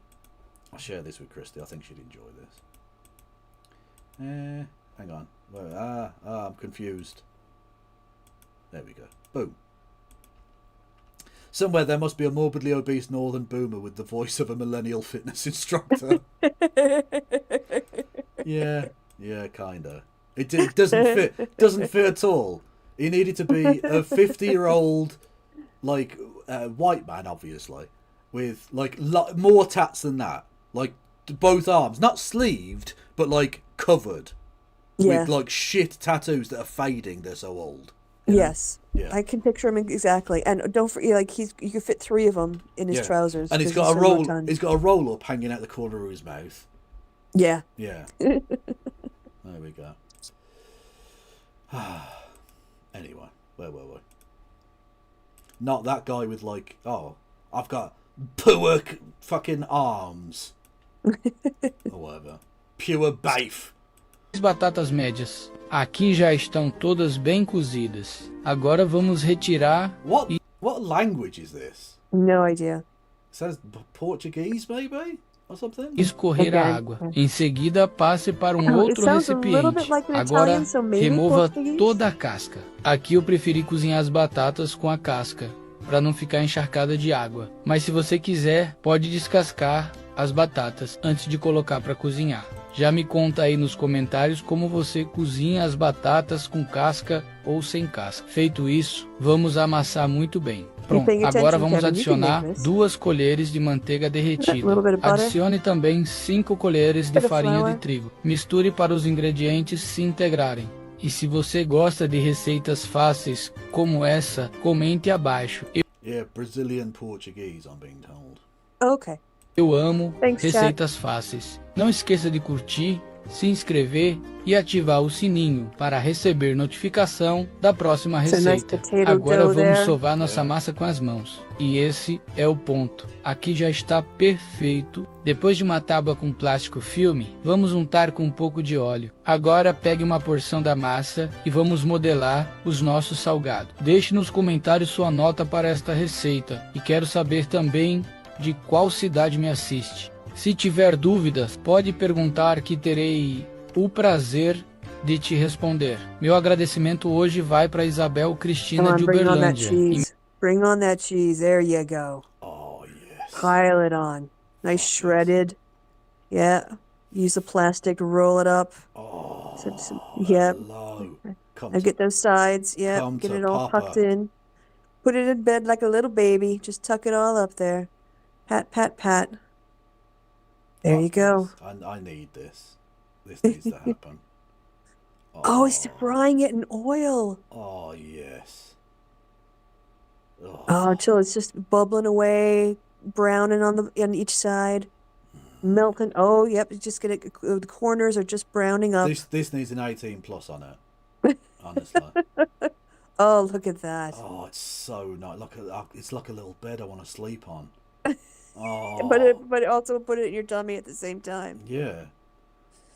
Well, I have been known to sleep eat, so.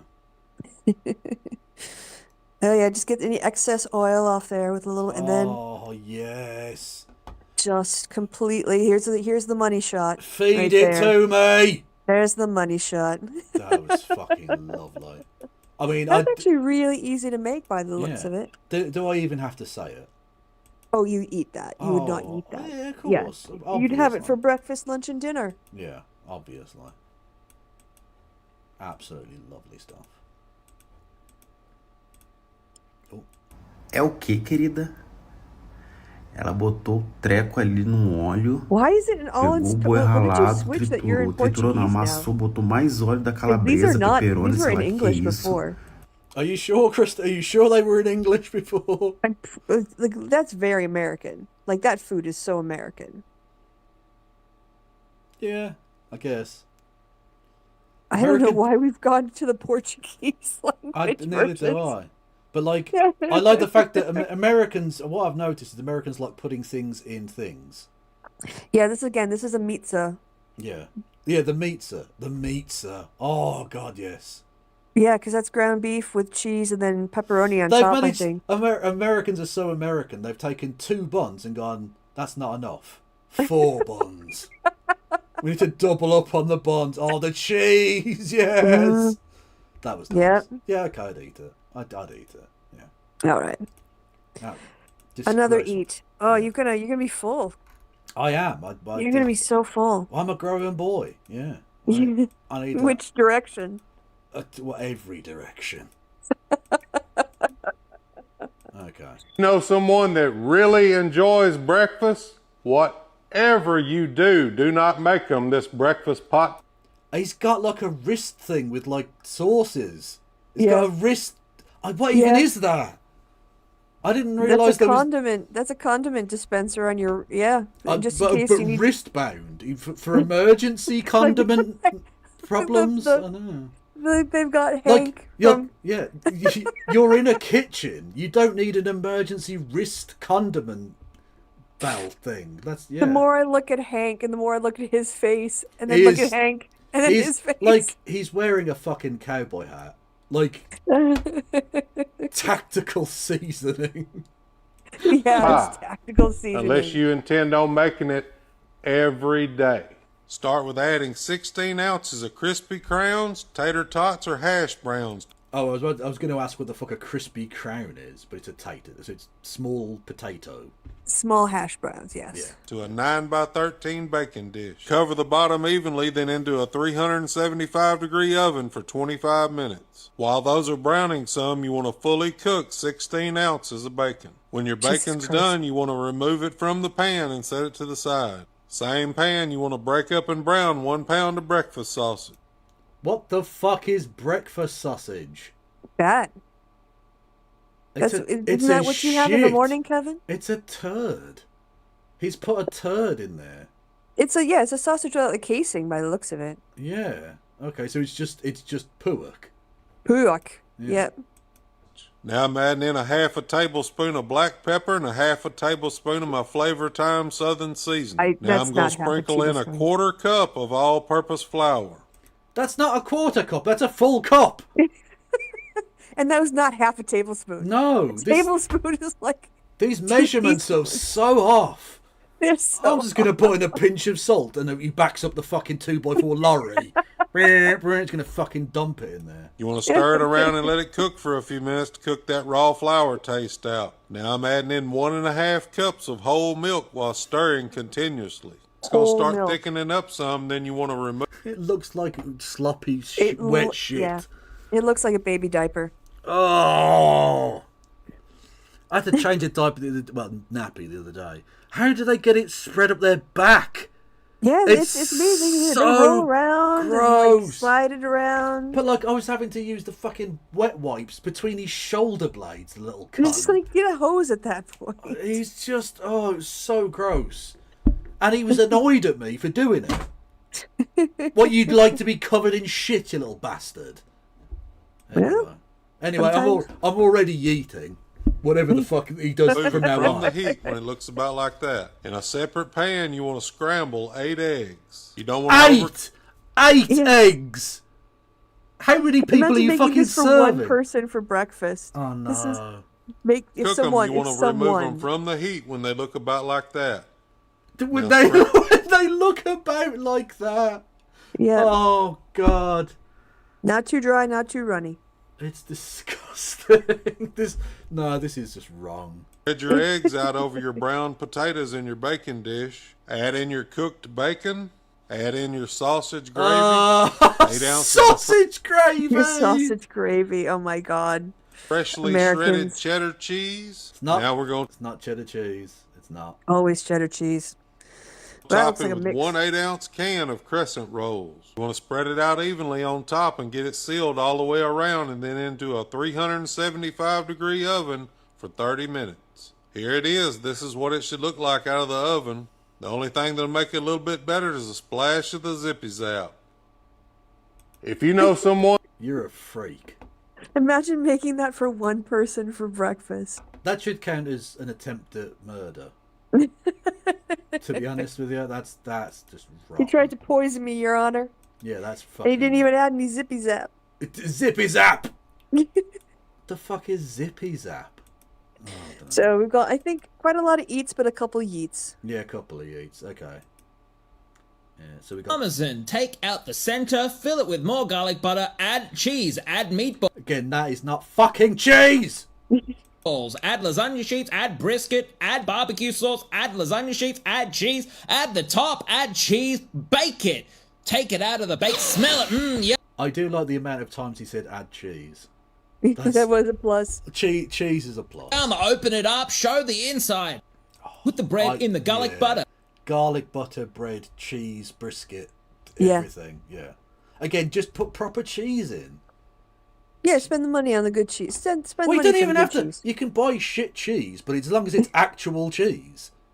Kraft is not cheese. No, it's not. It's not. It's a dairy-like homogenate. It's disgusting. I'm not having it. But I would eat that. I'd eat Still would want to try it. every I'd have a single- bite. every Or part. 10. Okay, the last one. Okay. Or at For least this week. For this week, yeah. Okie doke. What do we have here? It's a baked potato or something? Oh my god.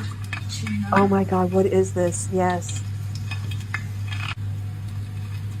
That's no. Baked potato, and I don't, is that olive I- or oil that she's... I don't know, but she's putting a lot of tuna, and so I'm yeeting. Yeah, tuna on top of it. Yeeting. Okay, that's enough. And then beans. You are a fucking disgusting person. I hope you know that. I hope you know that you are a terrible person. I don't have any cheese. And whatever the fuck this is. Is that batter? Is she making tuna and baked potato in the hole? Maybe.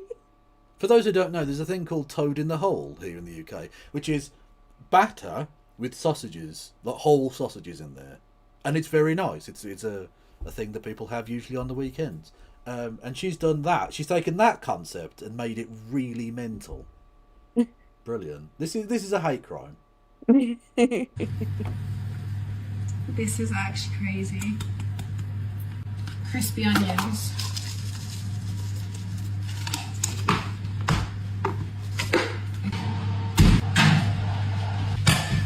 Oh my god. She did. She made fucking baked potato in the hole. She made jacket potato in a hole. I think the Hague is too good for her. Absolutely. So yeet, final? Yeet into the sun. Yeah, we had a kind of string of eats, but then we ran into a string of yeets. Yeah, a couple of yeets, because like that was grotesque. I can't make them all appetizing, otherwise it wouldn't be a good segment. True, but you had that Brazilian cheese boy. I mean, that was lovely. That was pornographic. Yeah. And then you And bring so me simple that. too. Yeah, exactly. So simple. As so many of the great dishes are, Krista. Yeah, just simple things done well. English is dumb. I've said it for a long time. It is. What you got? It's a very. And actually, that's a kind of ironic title for this one. Oh, okay. Wow. Yes. There, mate. It's a garden gnoma. A what? A gnoma. You mean a gnome? What's with the G? Oh, you don't pronounce it. Oh, the gnome. Well, it's a silent letter. That is dumb. What's so funny? It's pronounced dumb. It's a silent B. Why don't you speak every letter? Aren't there silent letters in German? No, they all have jobs here. Do they pay taxes as well? Did you hear that? Hear what? I think there was a knock at the door. It's knock. Silent K. Are you even listening? Silent T. This is psychotic. Silent P. What about QEUU? I'm sorry? Don't you know? Brits love to stand in them. Oh, you mean a Q? What about the other 4 letters? They're actually waiting behind the Q. See what you do this. This is very, very true. Also, in Germany, you have too many letters in words. There's a lot of sometimes there's a lot of letters. Too long. It takes too long to speak in German. Well, a lot of things that are compound nouns that we would hyphenate, they just drop the hyphen in German. So imagine compounded nouns without the hyphens, and that's how Germans write it. You get it? Q. They're waiting in line. English is strange. Shall we get something to eat? Yeah, what would you like? Anything with Knoblauch would be great. Wie bitte? You know, Knoblauch, the thing that makes your breath smell? Or in German, you pronounce the K. How many would you like? Oh, as many Knoblauchs that would fit. I'm starving. I'll just go grab my knife then. Can't wait to get a bit of Knoblauch inside of me. What you got there, mate? Knoblauch. So yes, English is dumb. Because I was watching a video and it is very adorable. A guy was talking about all the debt that a country has. The debt. Yeah, that's very common for non-English speakers. They just say, Russia has a lot of debt. Yeah, exactly. Well, exactly. Because it's just a minefield for new speakers of a language. Because absolutely, you have to sort of guess as to which bits might be pronounced and which bits might not be. Yes. Like Q doesn't make any sense. Like you said, there are 4 silent letters. 4. Yeah, I used to live on along the quay. And how do you think that was pronounced or spelt? Key. Well, so Q-U-A-Y. Yeah. Yeah. Key. Yeah. But key. Yeah. Or of course. Or delightfully, in water you have a marker called a buoy. Mm-hmm. Or in American buoy, because you're fucking mental. Because we try to pronounce it, but B-O-Y-U. No, B-O-U-Y. Yeah. Which is English is dumb. Is very, very strange. Yeah. Yeah. But it's the language that everyone is forced to speak. They really should have chosen a much more logical language to be the what's it called, the lingua franca. Lingua franca, thank you. Lingua franca, yep. Yeah. But not French, because French is also yes, shit. because franca it literally is. Yeah, it means the French language, right? Yeah. Because apparently they spoke French and stuff. Like everyone back in that time, we've had phases of language. For a while it was Greek. They should have Latin. got. If you're going to choose a mental language, why not choose a made-up one like Dutch? I was going to say Esperanto. We haben ein serious problem. Mental. Anyway. Wheel. Again, wheel. You don't pronounce the H. Nope. Just wheel. No. Cool whip. Indeed. English is dumb. Oh, I didn't get rid of English is dumb. Fuck. I'm not playing it again. No. But I don't need to.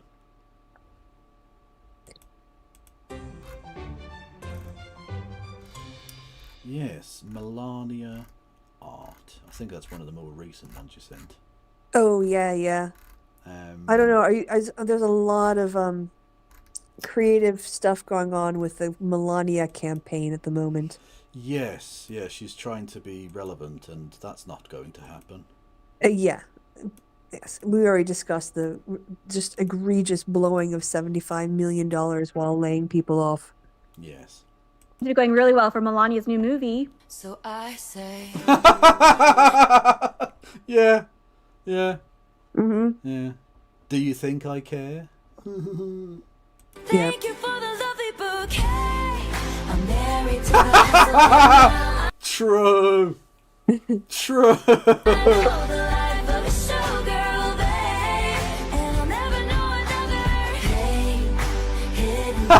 Eva Rowan. Technically, it's Eva Hitler. Oh yeah, she did get married, but like right at the end. But I don't think it was ever registered anywhere, so I don't think it was. No, it was official. It was official. There was a proper ordained priest and all of that jazz. And she literally fucked up herself because the wedding thing existed. I think it has now been destroyed or lost or whatever. But yeah, she started writing B for Braun and scratched it out and put Hitler. Oh yes, in her marriage license. Yeah. To be fair though, she did know she was going to commit suicide in a few hours, so like she had, Right. she had other It shit on her basically- mind, you know. Yeah, it was like the like absolutely the worst wedding reception ever. Literally. Lipstick and lace, sequins on forever, and now I know the life of a showgirl, babe. Yeah, no, it's going super well. The PR is excellent. Yeah.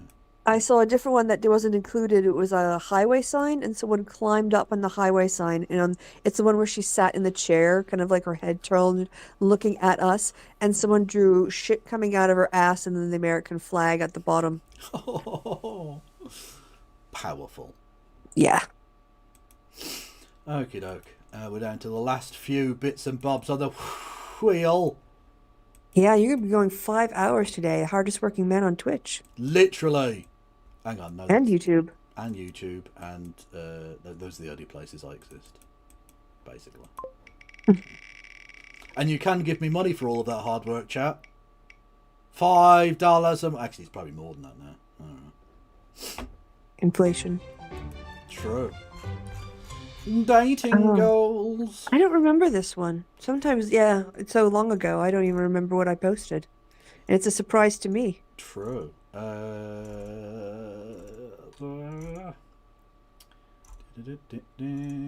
Did you put the butthole song on? I did. You, Christy, you wrote it, so I'm going to put it on there. It's, you know. I don't know why people love butthole so much, but They are funny. They wink at Yeah. you. That's the thing. They do a little wink, and that's funny to me. Where the fuck is dating goals? Oh, there we are. I got you. You sent this to me yesterday. it's been a day. It's been like a long day. It's been, I had to do it's a been- lot. It's been a whole day. How can I Yeah. remember what happened yesterday? Exactly. So it says, her dad, what is your intention with my daughter? Me.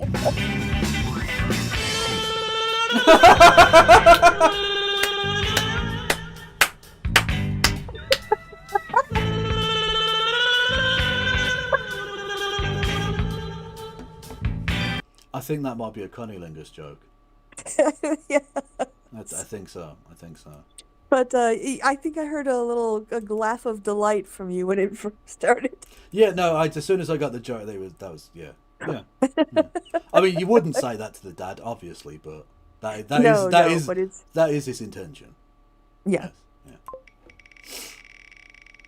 If that's his intention, girls, he's a keeper.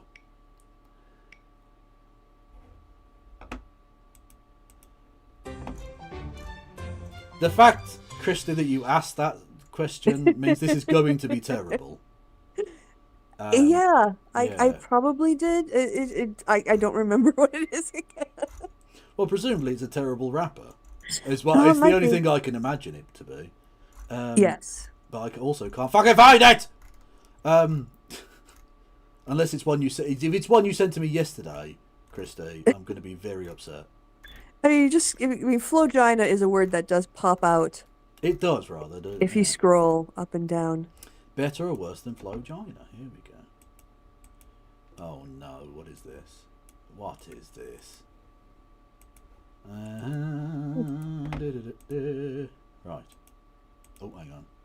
Oh, yes. The way you move, won't you come by, please? Let me do the do. Come on.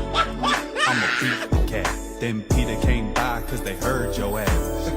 Hey, baby, can believe it's you that I can't live without. Let me No, do this the is do. his style. Only then. Look at this dancing though. that white man dance. He funny Coochie Uber doesn't need a lift. Will you marry me? Baby, I won't plead the fifth. Know that you're my first and last. My Ricky Bobby. Drinking sake on Mount Fuji Umakunani. Okay. Hello. This is significantly better. He's got like bars. What True, was but it? he's- Like drinking sake on Mount Fuji on that Punani. That's Yeah. that's a bar. Okay. Yeah, but look, okay, but he is very white. He is exceptionally white, and this is a piss take of like black R&B. I know that. We can all see that.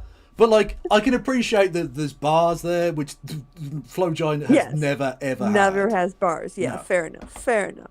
Like, in many respects, even though Flowgina is a person of colour, he is more offensive to black music than this is. Yes. Yeah. At no point has he had to go over la fast to try and desperately make it rhyme. Hey, he low key busting though. Wait a minute. Put my queen My on bad. pressure, talking Mickey South. I don't want you, baby. Cause I look at that Minnie Mouse, I'm a Mickey Mouse. Won't put my queen under pressure, talking north to south. I don't want you, baby, that's because I need you. Anything you need, I can get, I will please you. Ooh, a whole new world, cause you let Aladdin. You want rings, look up, baby, I got you satin. Only time I lie is when we're on the beach together. You see the pattern, dripped out in our silk satin. The only time I'm lying is when we're on the beach together. That's a bar! That's a bar. It just is, okay? He's exceptionally white. He shouldn't be doing this. Yes. But at least he can write. And What you his should dancing do, is terrible. what you should do is write these lyrics and then give them to a black person. And then you've got a hit. Ghostwriter? Then you've got like a hit. white, like a literally white ghostwriter, like a Casper writer. An extremely ghost-like writer, yes. So transparent I can almost see his fucking heart beating through Yes, his at chest. this point, yeah. Like a baby fish. Oh. Green on me, come and taste the limelight. Make you my centerpiece, show you up cause the time's right. Feeling freaky, baby, we can always switch it up. Running around, keep it in bounds, make all the calls, letting it cut. Oh, come on now. This is actually kind of low-key. This is kind of fire. Come on now, this is pretty good. No, he didn't. Nah, man. Hey, look. Y'all know Tapped In Reactions, bro. I ain't rewinded a song in so long. Bro. This nigga's the Will Ferrell of rap, bruh. He is. He is the Will Ferrell of rap. What the hell I just swear to happened? God. I can't stop laughing at this nigga. I don't know what to say. I don't know if he playing. And he gassing. Bro, He gassing. the flip is crazy. The flip is crazy. Yeah, but how he look, it looked like I saw you in a scary movie, bro. I don't know what movie it was. Yeah, exactly. He doesn't look. It again, as with the Puak guy. The whole flow, everything about this doesn't look right coming out of his face. But it's if you didn't know, look, if you had this on like you were looking at a different tab and you just had that song open, you'd be like, oh, this is pretty good. Okay, oh, that's a bar. You need to be cool with that. Yeah. And then you'd open up and be like, what the fuck is this white boy doing? What have I been listening to? Oh my God, Hey, this look, nigga's but funny the boy as can fuck. really rap. Hey, He's the rapping. boy can rap. Yeah, he had some flow. He had some flow. to him, Those yeah. red triples. Those triples were nice. Yeah. Keep it in bounds, make all the calls, letting it cut. That's legit. He just looks like that's the whitest person that's ever worn silk pajamas ever. 100%. So 1,000,000 times better than Flowgina, just on the basis that he's got bars and can actually rap a bit. Yeah. Like, I ain't saying he's the best rapper ever, but like you say, those triples, they were pretty good. That was fine. But like, he was trying to rap like he was making a song like he was a black guy doing R&B in 1997. Yes. Which just you are too white for that. Oh, the wheels really teach it. You're really teasing us with Kurt Gate. It is. Now what's this? Oh, it's so close to. Oh. What is this one? Technique. You just I like the Q on that one. The Q looks nice in that font. It does. But It's kind of cheeky. It's kind of like kicking up its heel at you. Yeah, it's just shaved its legs, clearly. Yeah, I wonder if this is the. Well, I'll wait and see. I have an idea, but. Well, I just put whatever you put as the title. Yeah, I just I put just that. don't remember what I associated this with. Unless you write too much, and then I'll just put like a shortened version of whatever the fuck that was. There we go, Techers. Hang on.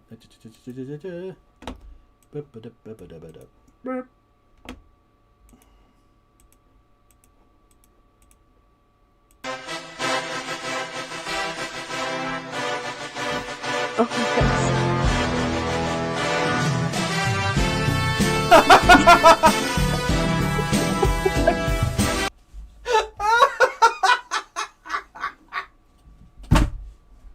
Like she's so close. She's so close. She's at the gym. You give her credit, right? I was expecting it to like pull the leg up and then like the weights would fall over or something. We broke Kevin, everybody. I think we broke Kevin. The wrong fucking leg. That's ridiculous.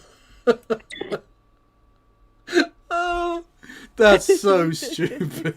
And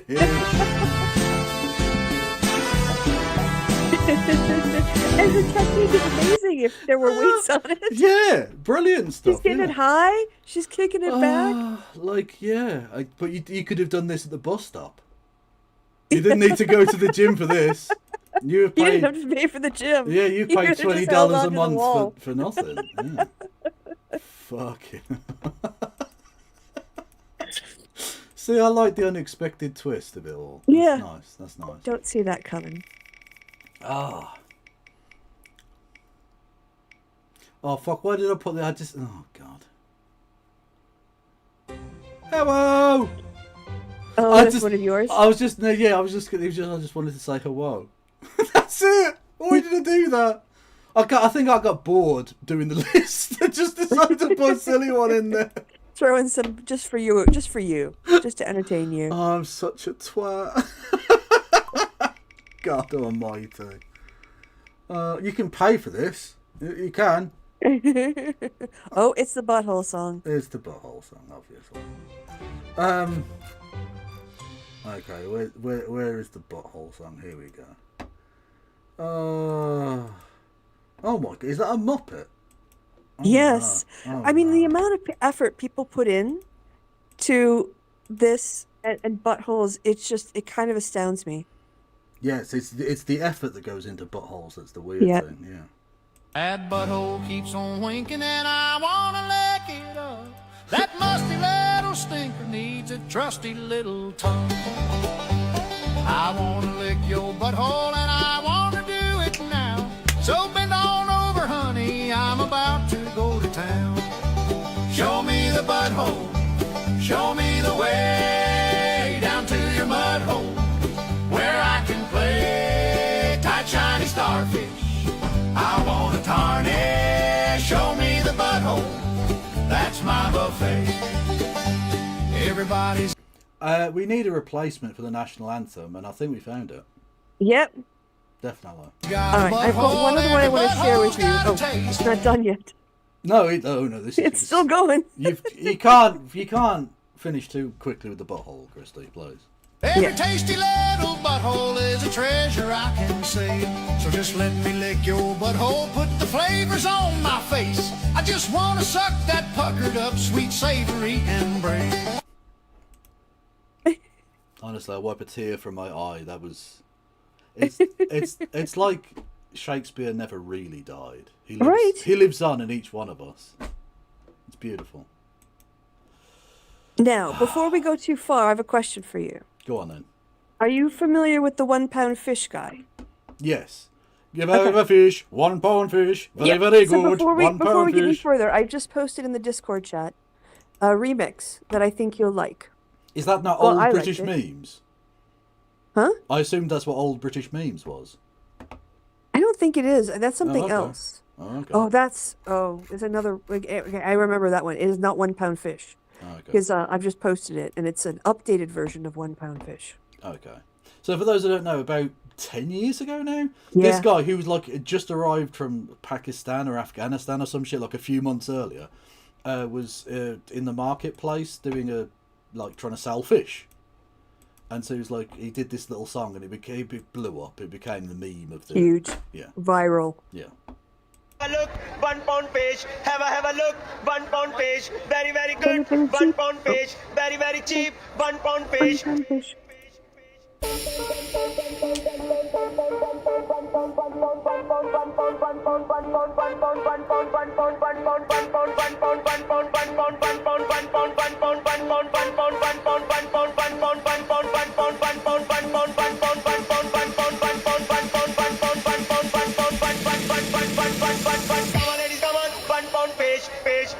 Have a look, 1 pound fish. Have a look, 1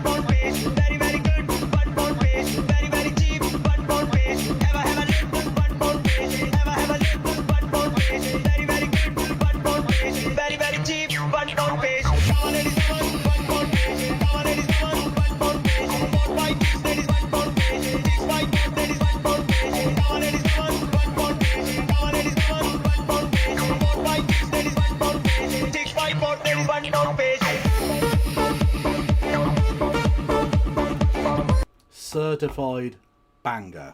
Yes. Facts. Facts. It's a good channel. They do a lot of just beatboxing. So yeah. Okay. Well, we're down to the last two. Is it going to cock block us right to the last with Kirkgate? It's a 50-50. What are you gonna do, Wheel? Oh, time for the Kirk. Okay, we're gonna end on British memes then. Fair enough. Old British memes. So a little bit of Yeah, go on then. What's the background? yeah. This, I mean, I'm just gonna let it speak for itself. I found this about an hour. I mean, So- I watched it over dinner, shall we say, and added it to the list very last minute. Yes. But we all love a little bit of Candace Owens We on. do. It really is redneck brawl, you know. Indeed, it's redneck brawl, but on the internet. Yes. Yes. So, what everyone's been saying about Erica Kirk not really being sad that her husband's dead. Yeah, true. Yeah, it was true. Yeah, 100%. Oh, hang on. Between Charlie Kirk's widow Erica Kirk and MAGA podcaster Candace Owens reignited recently and kind of went instantly nuclear because Candace leaked new alleged audio of Erica Kirk giddily celebrating Turning Point USA's merch sales less than 2 weeks after Charlie was assassinated, and it does not look good, folks. Oh my God, bro. Oh, hell no. Now, I don't agree with either of these women. I think they're both terrible human beings. But I love seeing MAGA cultists claw at their own and tear each other down from the inside. And I think we've all seen the memes about how weird Erica Kirk's grieving process has been.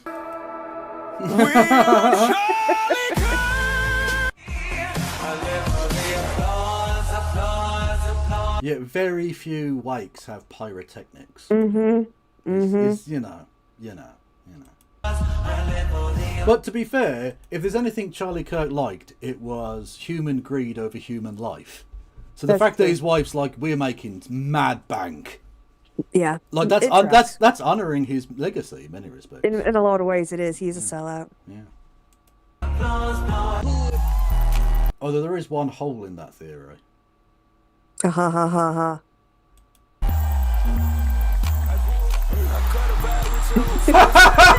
They turned her into Psy. Yeah. Yeah, that's a clip of Psy from his like gigging soul Yes. or whatever. Yeah. Yeah. No, Amazing. sometimes AI is a slightly redeeming thing. Yeah. Very occasionally, but still, Yeah. I'd happily get This rid is of a it. one. Yeah. Yeah. And apparently a broken clock can be right twice a day, because after leaking the audio that I'll play in a moment, Candace doubled down today and leaked footage of an internal Turning Point USA meeting where Erica calls the Turning Point cult employees her dearest family members and promises they'll keep their jobs shortly before firing them. It is a total shit show, and I'm kind of here for it. So Again, being an awful boss and firing people, again, it's very much in the Charlie Kirk wheelhouse. Yeah. Honestly, I think that's what he would have wanted. without further ado, smash that like and subscribe for more MAGA meltdowns, and let's dive in. The employees are working 20-hour days, but also their founder, Charlie, was publicly assassinated less than 2 weeks ago. You got to address that, and you're going to hear her address that. If you do need additional time off, please talk to your director about using paid time off for that. Use your paid time off to grieve. My husband, the founder of this entire movement, is dead. And I get it if you need to take time off, but use your own vacation, because we're not going to give you sick time. Or, yeah. Yeah, it's basically saying, look, I'm not fucking grieving, so why should you? Yeah. Yeah, I'm not working. I'm not taking time off. I'm not. Yeah. Yeah. This is her family. This is her Turning Point family. Yeah. Thank you, over the story with 1312 bitties. Random number. That could mean anything. Thank you, Journey Jordan, with 1 bit. I appreciate that. And thank you, over the story, and for gifting a sub to Phil Decker. Oh, nice. Much love to you all. And again, it's not easy, but again, grief. Doesn't seem very hard for you. Nope. Seems inordinately easy for you, actually. Yep. Suspiciously so. Otherwise, honestly, Turning Point USA and Turning Point Action, full steam ahead, you guys. Charlie would want us to get back to work, and that's what we're doing, and that's what we did with the memorial, and I'm so honored and proud of each and every one of you, because that's what we're going to do in his honor and in his name. We have so much to do, which is exciting. Charlie in heaven is like, you guys thought you had a busy schedule, then just you wait. We have. This is way more disrespectful to the dead man than I ever was by doing a crab dance. Oh God, yeah. And you got a ban for that, right? Yeah, exactly. Ban? Yeah, I got a ban. Was it 7 days or whatever? Mhm. Yeah, this is fucking wild. Listen, this is the same fucking call. Now listen to this bit. She's basically fucking the corpse of this man. Yeah. Probably more than she did when he was alive, to be honest. 300,000 new donors. That is a blessing in itself. Again, not normal. All God. I think we have 50,000 plus hat orders to fulfill. It's weird to say. I'm excited. Yeah, it's fucking weird. It's very weird. 300,000 new donors, 50,000 hat sales, but use your own fucking paid time off. Yeah. Because we don't have the money to provide you with It's merch, right? Yeah, it's very weird to be getting excited about merch when your husband got publicly executed. Yep. Yeah. This is 2 weeks later, but I'm just astounded. She's up here going, yeah, we have 300,000 more donors and 50,000 hat sales, but also fuck you, use your paid time off because we don't have money. Well, that's conservatoids. They're scum. We know this. And also, you're my family. Fucking what? Yeah, exactly. What? Yeah. She didn't even do the Pizza Fridays. Nothing. Just you're gonna fucking get back to work, you bitches. Yeah. Really hesitate saying that. It's really hard for me to say that. It's not really. Again, it doesn't seem very hard. No. It seems very, very easy. Like you're actually legitimately very happy that your husband was killed. Which, grieving is different in all people, but that has limits. That has some very, very straightforward limits. You know, it always seems like people say everyone grieves in their own way when they're trying to describe somebody who ends up being convicted for murdering their spouse. Yeah, exactly. Yeah, it is a bit. Yeah. Weird thing to say, but I think it comes from a space of peace, knowing that. What merch are they selling anyway? Bulletproof turtlenecks. Yeah, it's a kind of Kevlar snooze. Not snooze, what's it called? What do they call those things? Snood. Snoods. Yeah. It's a scarf made out of metal. Snood. Not snooze. Snooze is that horrible fucking chewing tobacco shit, isn't it? I think. No, I think there's a snood that's kind of also a long things with arms and shit. I don't know. No, snooze was the thing I got wrong. That was. Okay. Yeah. That was the thing. Okay. That God's using this, and we're humbly witnessing the gospel in real time. Oh, that's snuff. Well, to be fair, Charlie Kirk was snuff as well. I'm just gonna let that roll on by. Can you imagine this? Yes, my husband being murdered and us making a bunch of money is God witnessing is the gospel in real time. Yeah, exactly. Yeah, mad. Yeah. Honestly, look, I said at the time this was the best thing that ever happened to her, but she didn't have to react like it was the best thing that ever happened to her. Yeah, exactly. At least pretend to be sad. She can't because she's not. Yeah. I don't know. Yeah, that didn't sound great. And like I said, I don't like Candace Owens, but she called a spade here. What to say? She doesn't want to say she's happy. I don't want to say I'm happy, but where it comes from, let me explain the happiness I feel. It comes from peace, because we're witnessing the gospel in real time. It comes from money. It comes from millions of pieces of green, gold, green paper. Silver. Yes. Yeah. All of this makes my skin crawl.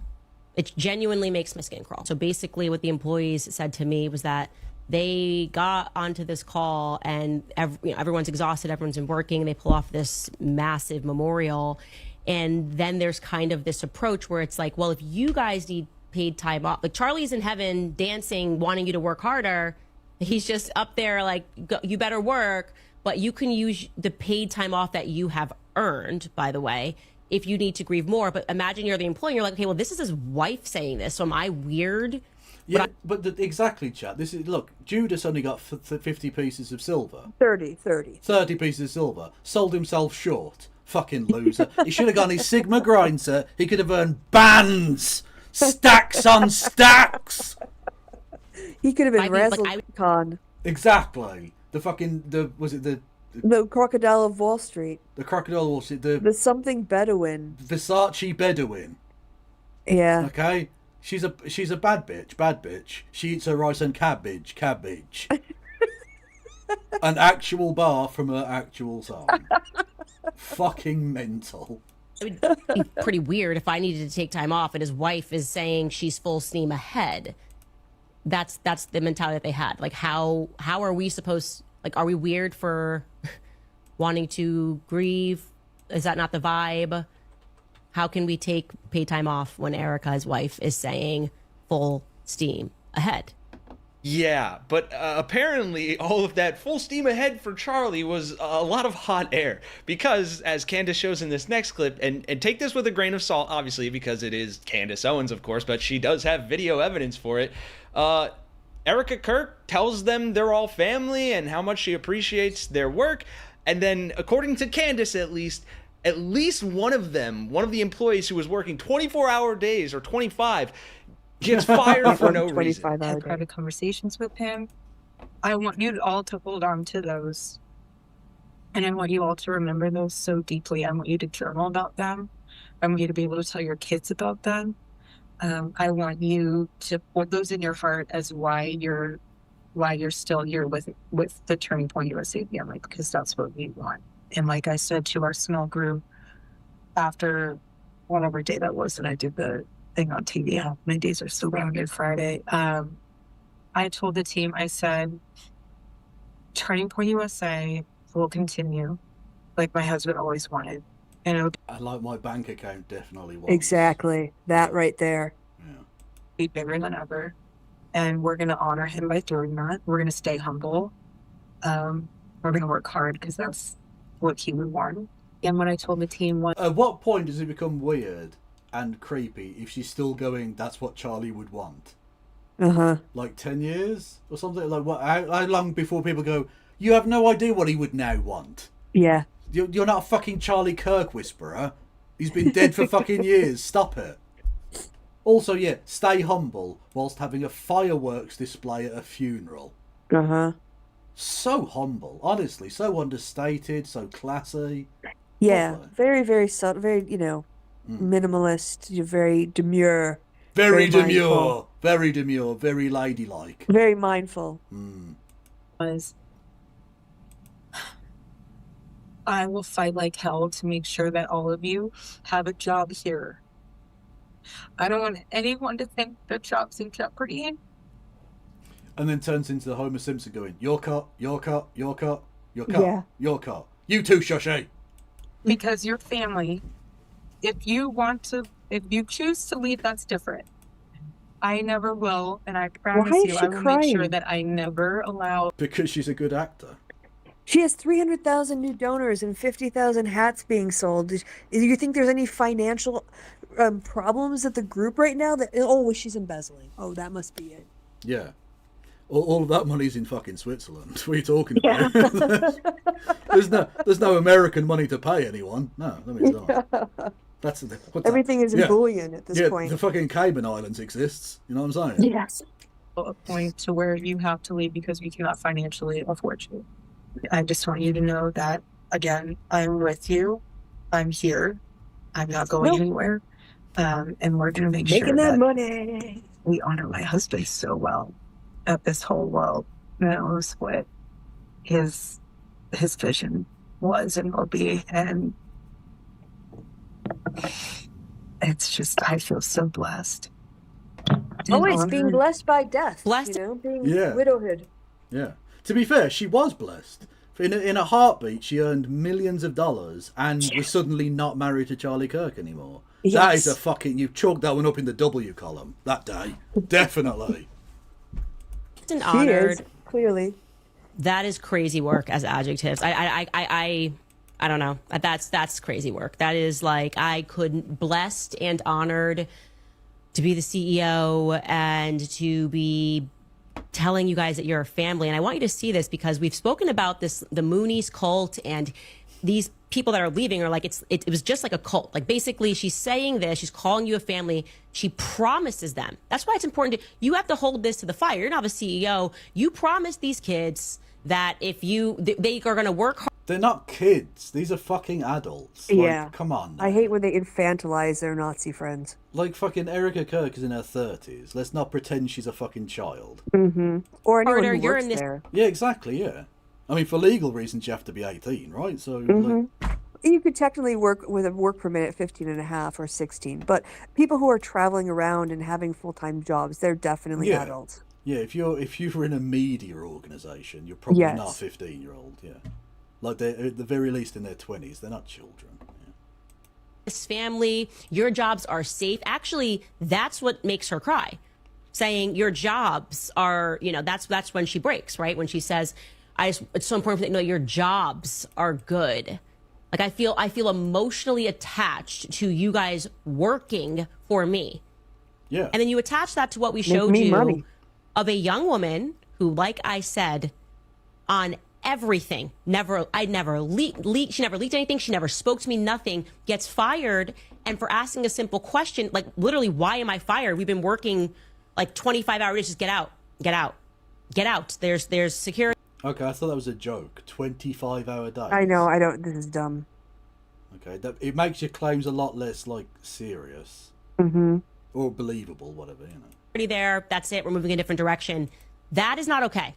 Okay, you're not allowed to say everybody grieves differently. So Yeah, Clandis would absolutely throw her work under the bus. Yeah, 100%. Yes. Yeah. I don't have to answer any questions about that. So I did actually comb through Candace's footage to see what she was referencing, and apparently, and again, huge grain of salt here, but according to her, people have told her that they were fired from the organization. I mean, listen to this. It's kind of wild. And I'm going to let you decide. Okay, but like unless you've got evidence, like, I'll believe the audio and the video because that's evidence. Candace Owens saying a thing doesn't mean anything to me. She could It'd tell be me. interesting to find out what question was asked, though, that is the allegation for the termination. Yeah, exactly. Because they're like questions like, that are sensible, and then there's maybe something that's pretty grotesque. Like, are you embezzling money and putting it in the Cayman Islands? Yeah, that would be a sensible question to ask. 'Cause clearly she is. Whereas, like, if you said something like gross and sexual or something, that Oh, yeah, yeah. But yeah, Candace Owens could tell me that the sky was blue, and I would have to check for myself because I don't believe a word she says.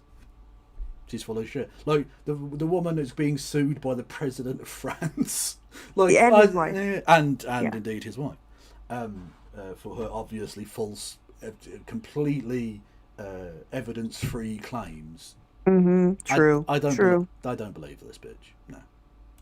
And I'm going to tell you that the employees that chose to record this and the employees that are still there and upset with the manner in which people were fired are saying that they feel like it was like a cult. Like they knew something was off. They felt like they were being manipulated, that they were only given Erica as this symbol of you guys need to work harder, right? As though Charlie's wife was being used to convince employees that it is now a mandate handed to them by God to work harder, to sacrifice themselves, to work longer days, because this is their new family. Like this word, I've always been struck by this, describing the employees like a family, to drive them to work like horses, only to then fire them after $250 million is raised. Capitalism is wild. Yeah. So yeah, I mean, look, No, I it's think I've made my capitalism. Welcome to the economic system you claim to love and yet seem to understand nothing about. Exactly. Well done. Yeah. So that was that. Opinion I don't on- think we have to watch anymore. That's as far as I got before I sent it to you. Indeed. So we're down to old British memes. Yes, I don't know if you'll know this one, Kevin. So Well, it was an old British meme. I should know it, I you think. should know it. See if you. But see if I remember it. Yes. Okay. Okie doke. What we got here? What the fuck is this? I don't recognise it from the still. Okay. Right. Say your name, cuz. Stephen, innit? What are we doing? Repping. Bloody repping. Yeah. Fire in the park. Where? Let's go. I want 6-1. Manny on the map. Man try say's better than me. Tell my man. Shut up. Mention my name in your tweets. I'll get a Notification. better than me. Shut up. Best in the park. Tell my man. Yo, couple man, call me a backup dancer and stage of the Brits. I'm a backup dancer. If that makes me a backup dancer on the dance floor, big romancer. Check your bum. Prostate cancer. Doing a crossword. Got the answer. Check your bum. Prostate cancer is one of the sickest bars ever written. Absolute fire. 3 across, a phrase that means be quiet. Shut up. My army comes everywhere I go. I can't run with my enemy's show. I've got a bad knee, don't you know? Every Sunday. Physio. Walk in the club, drinks on me. Maybe I'll have 2 or 3. Tell the barman, I'm 20. He won't serve me without ID. Yeah. Bars on bars. I'm just saying. Flow. British flow. Shut up. Shut up. Yeah. Certification. Check your bumhole. Prostate cancer. Shut up. Etc.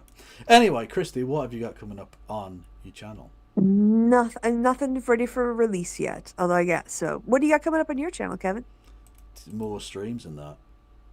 Just yeah, more streaming and shit. Streaming shite as always. God. And look at us. Look at it. 3 minutes late. 3 minutes past the hour. That's perfect. Boom.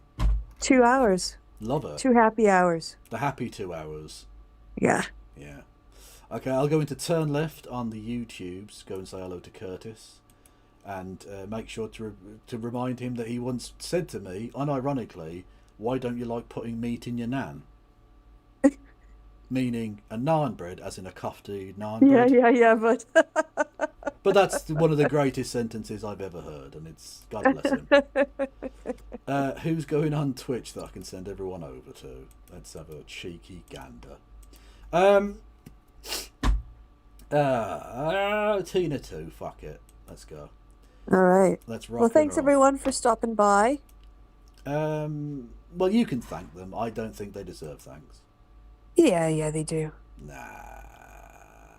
Oh my god, that Trump versus Biden AI chat bot thing is still going.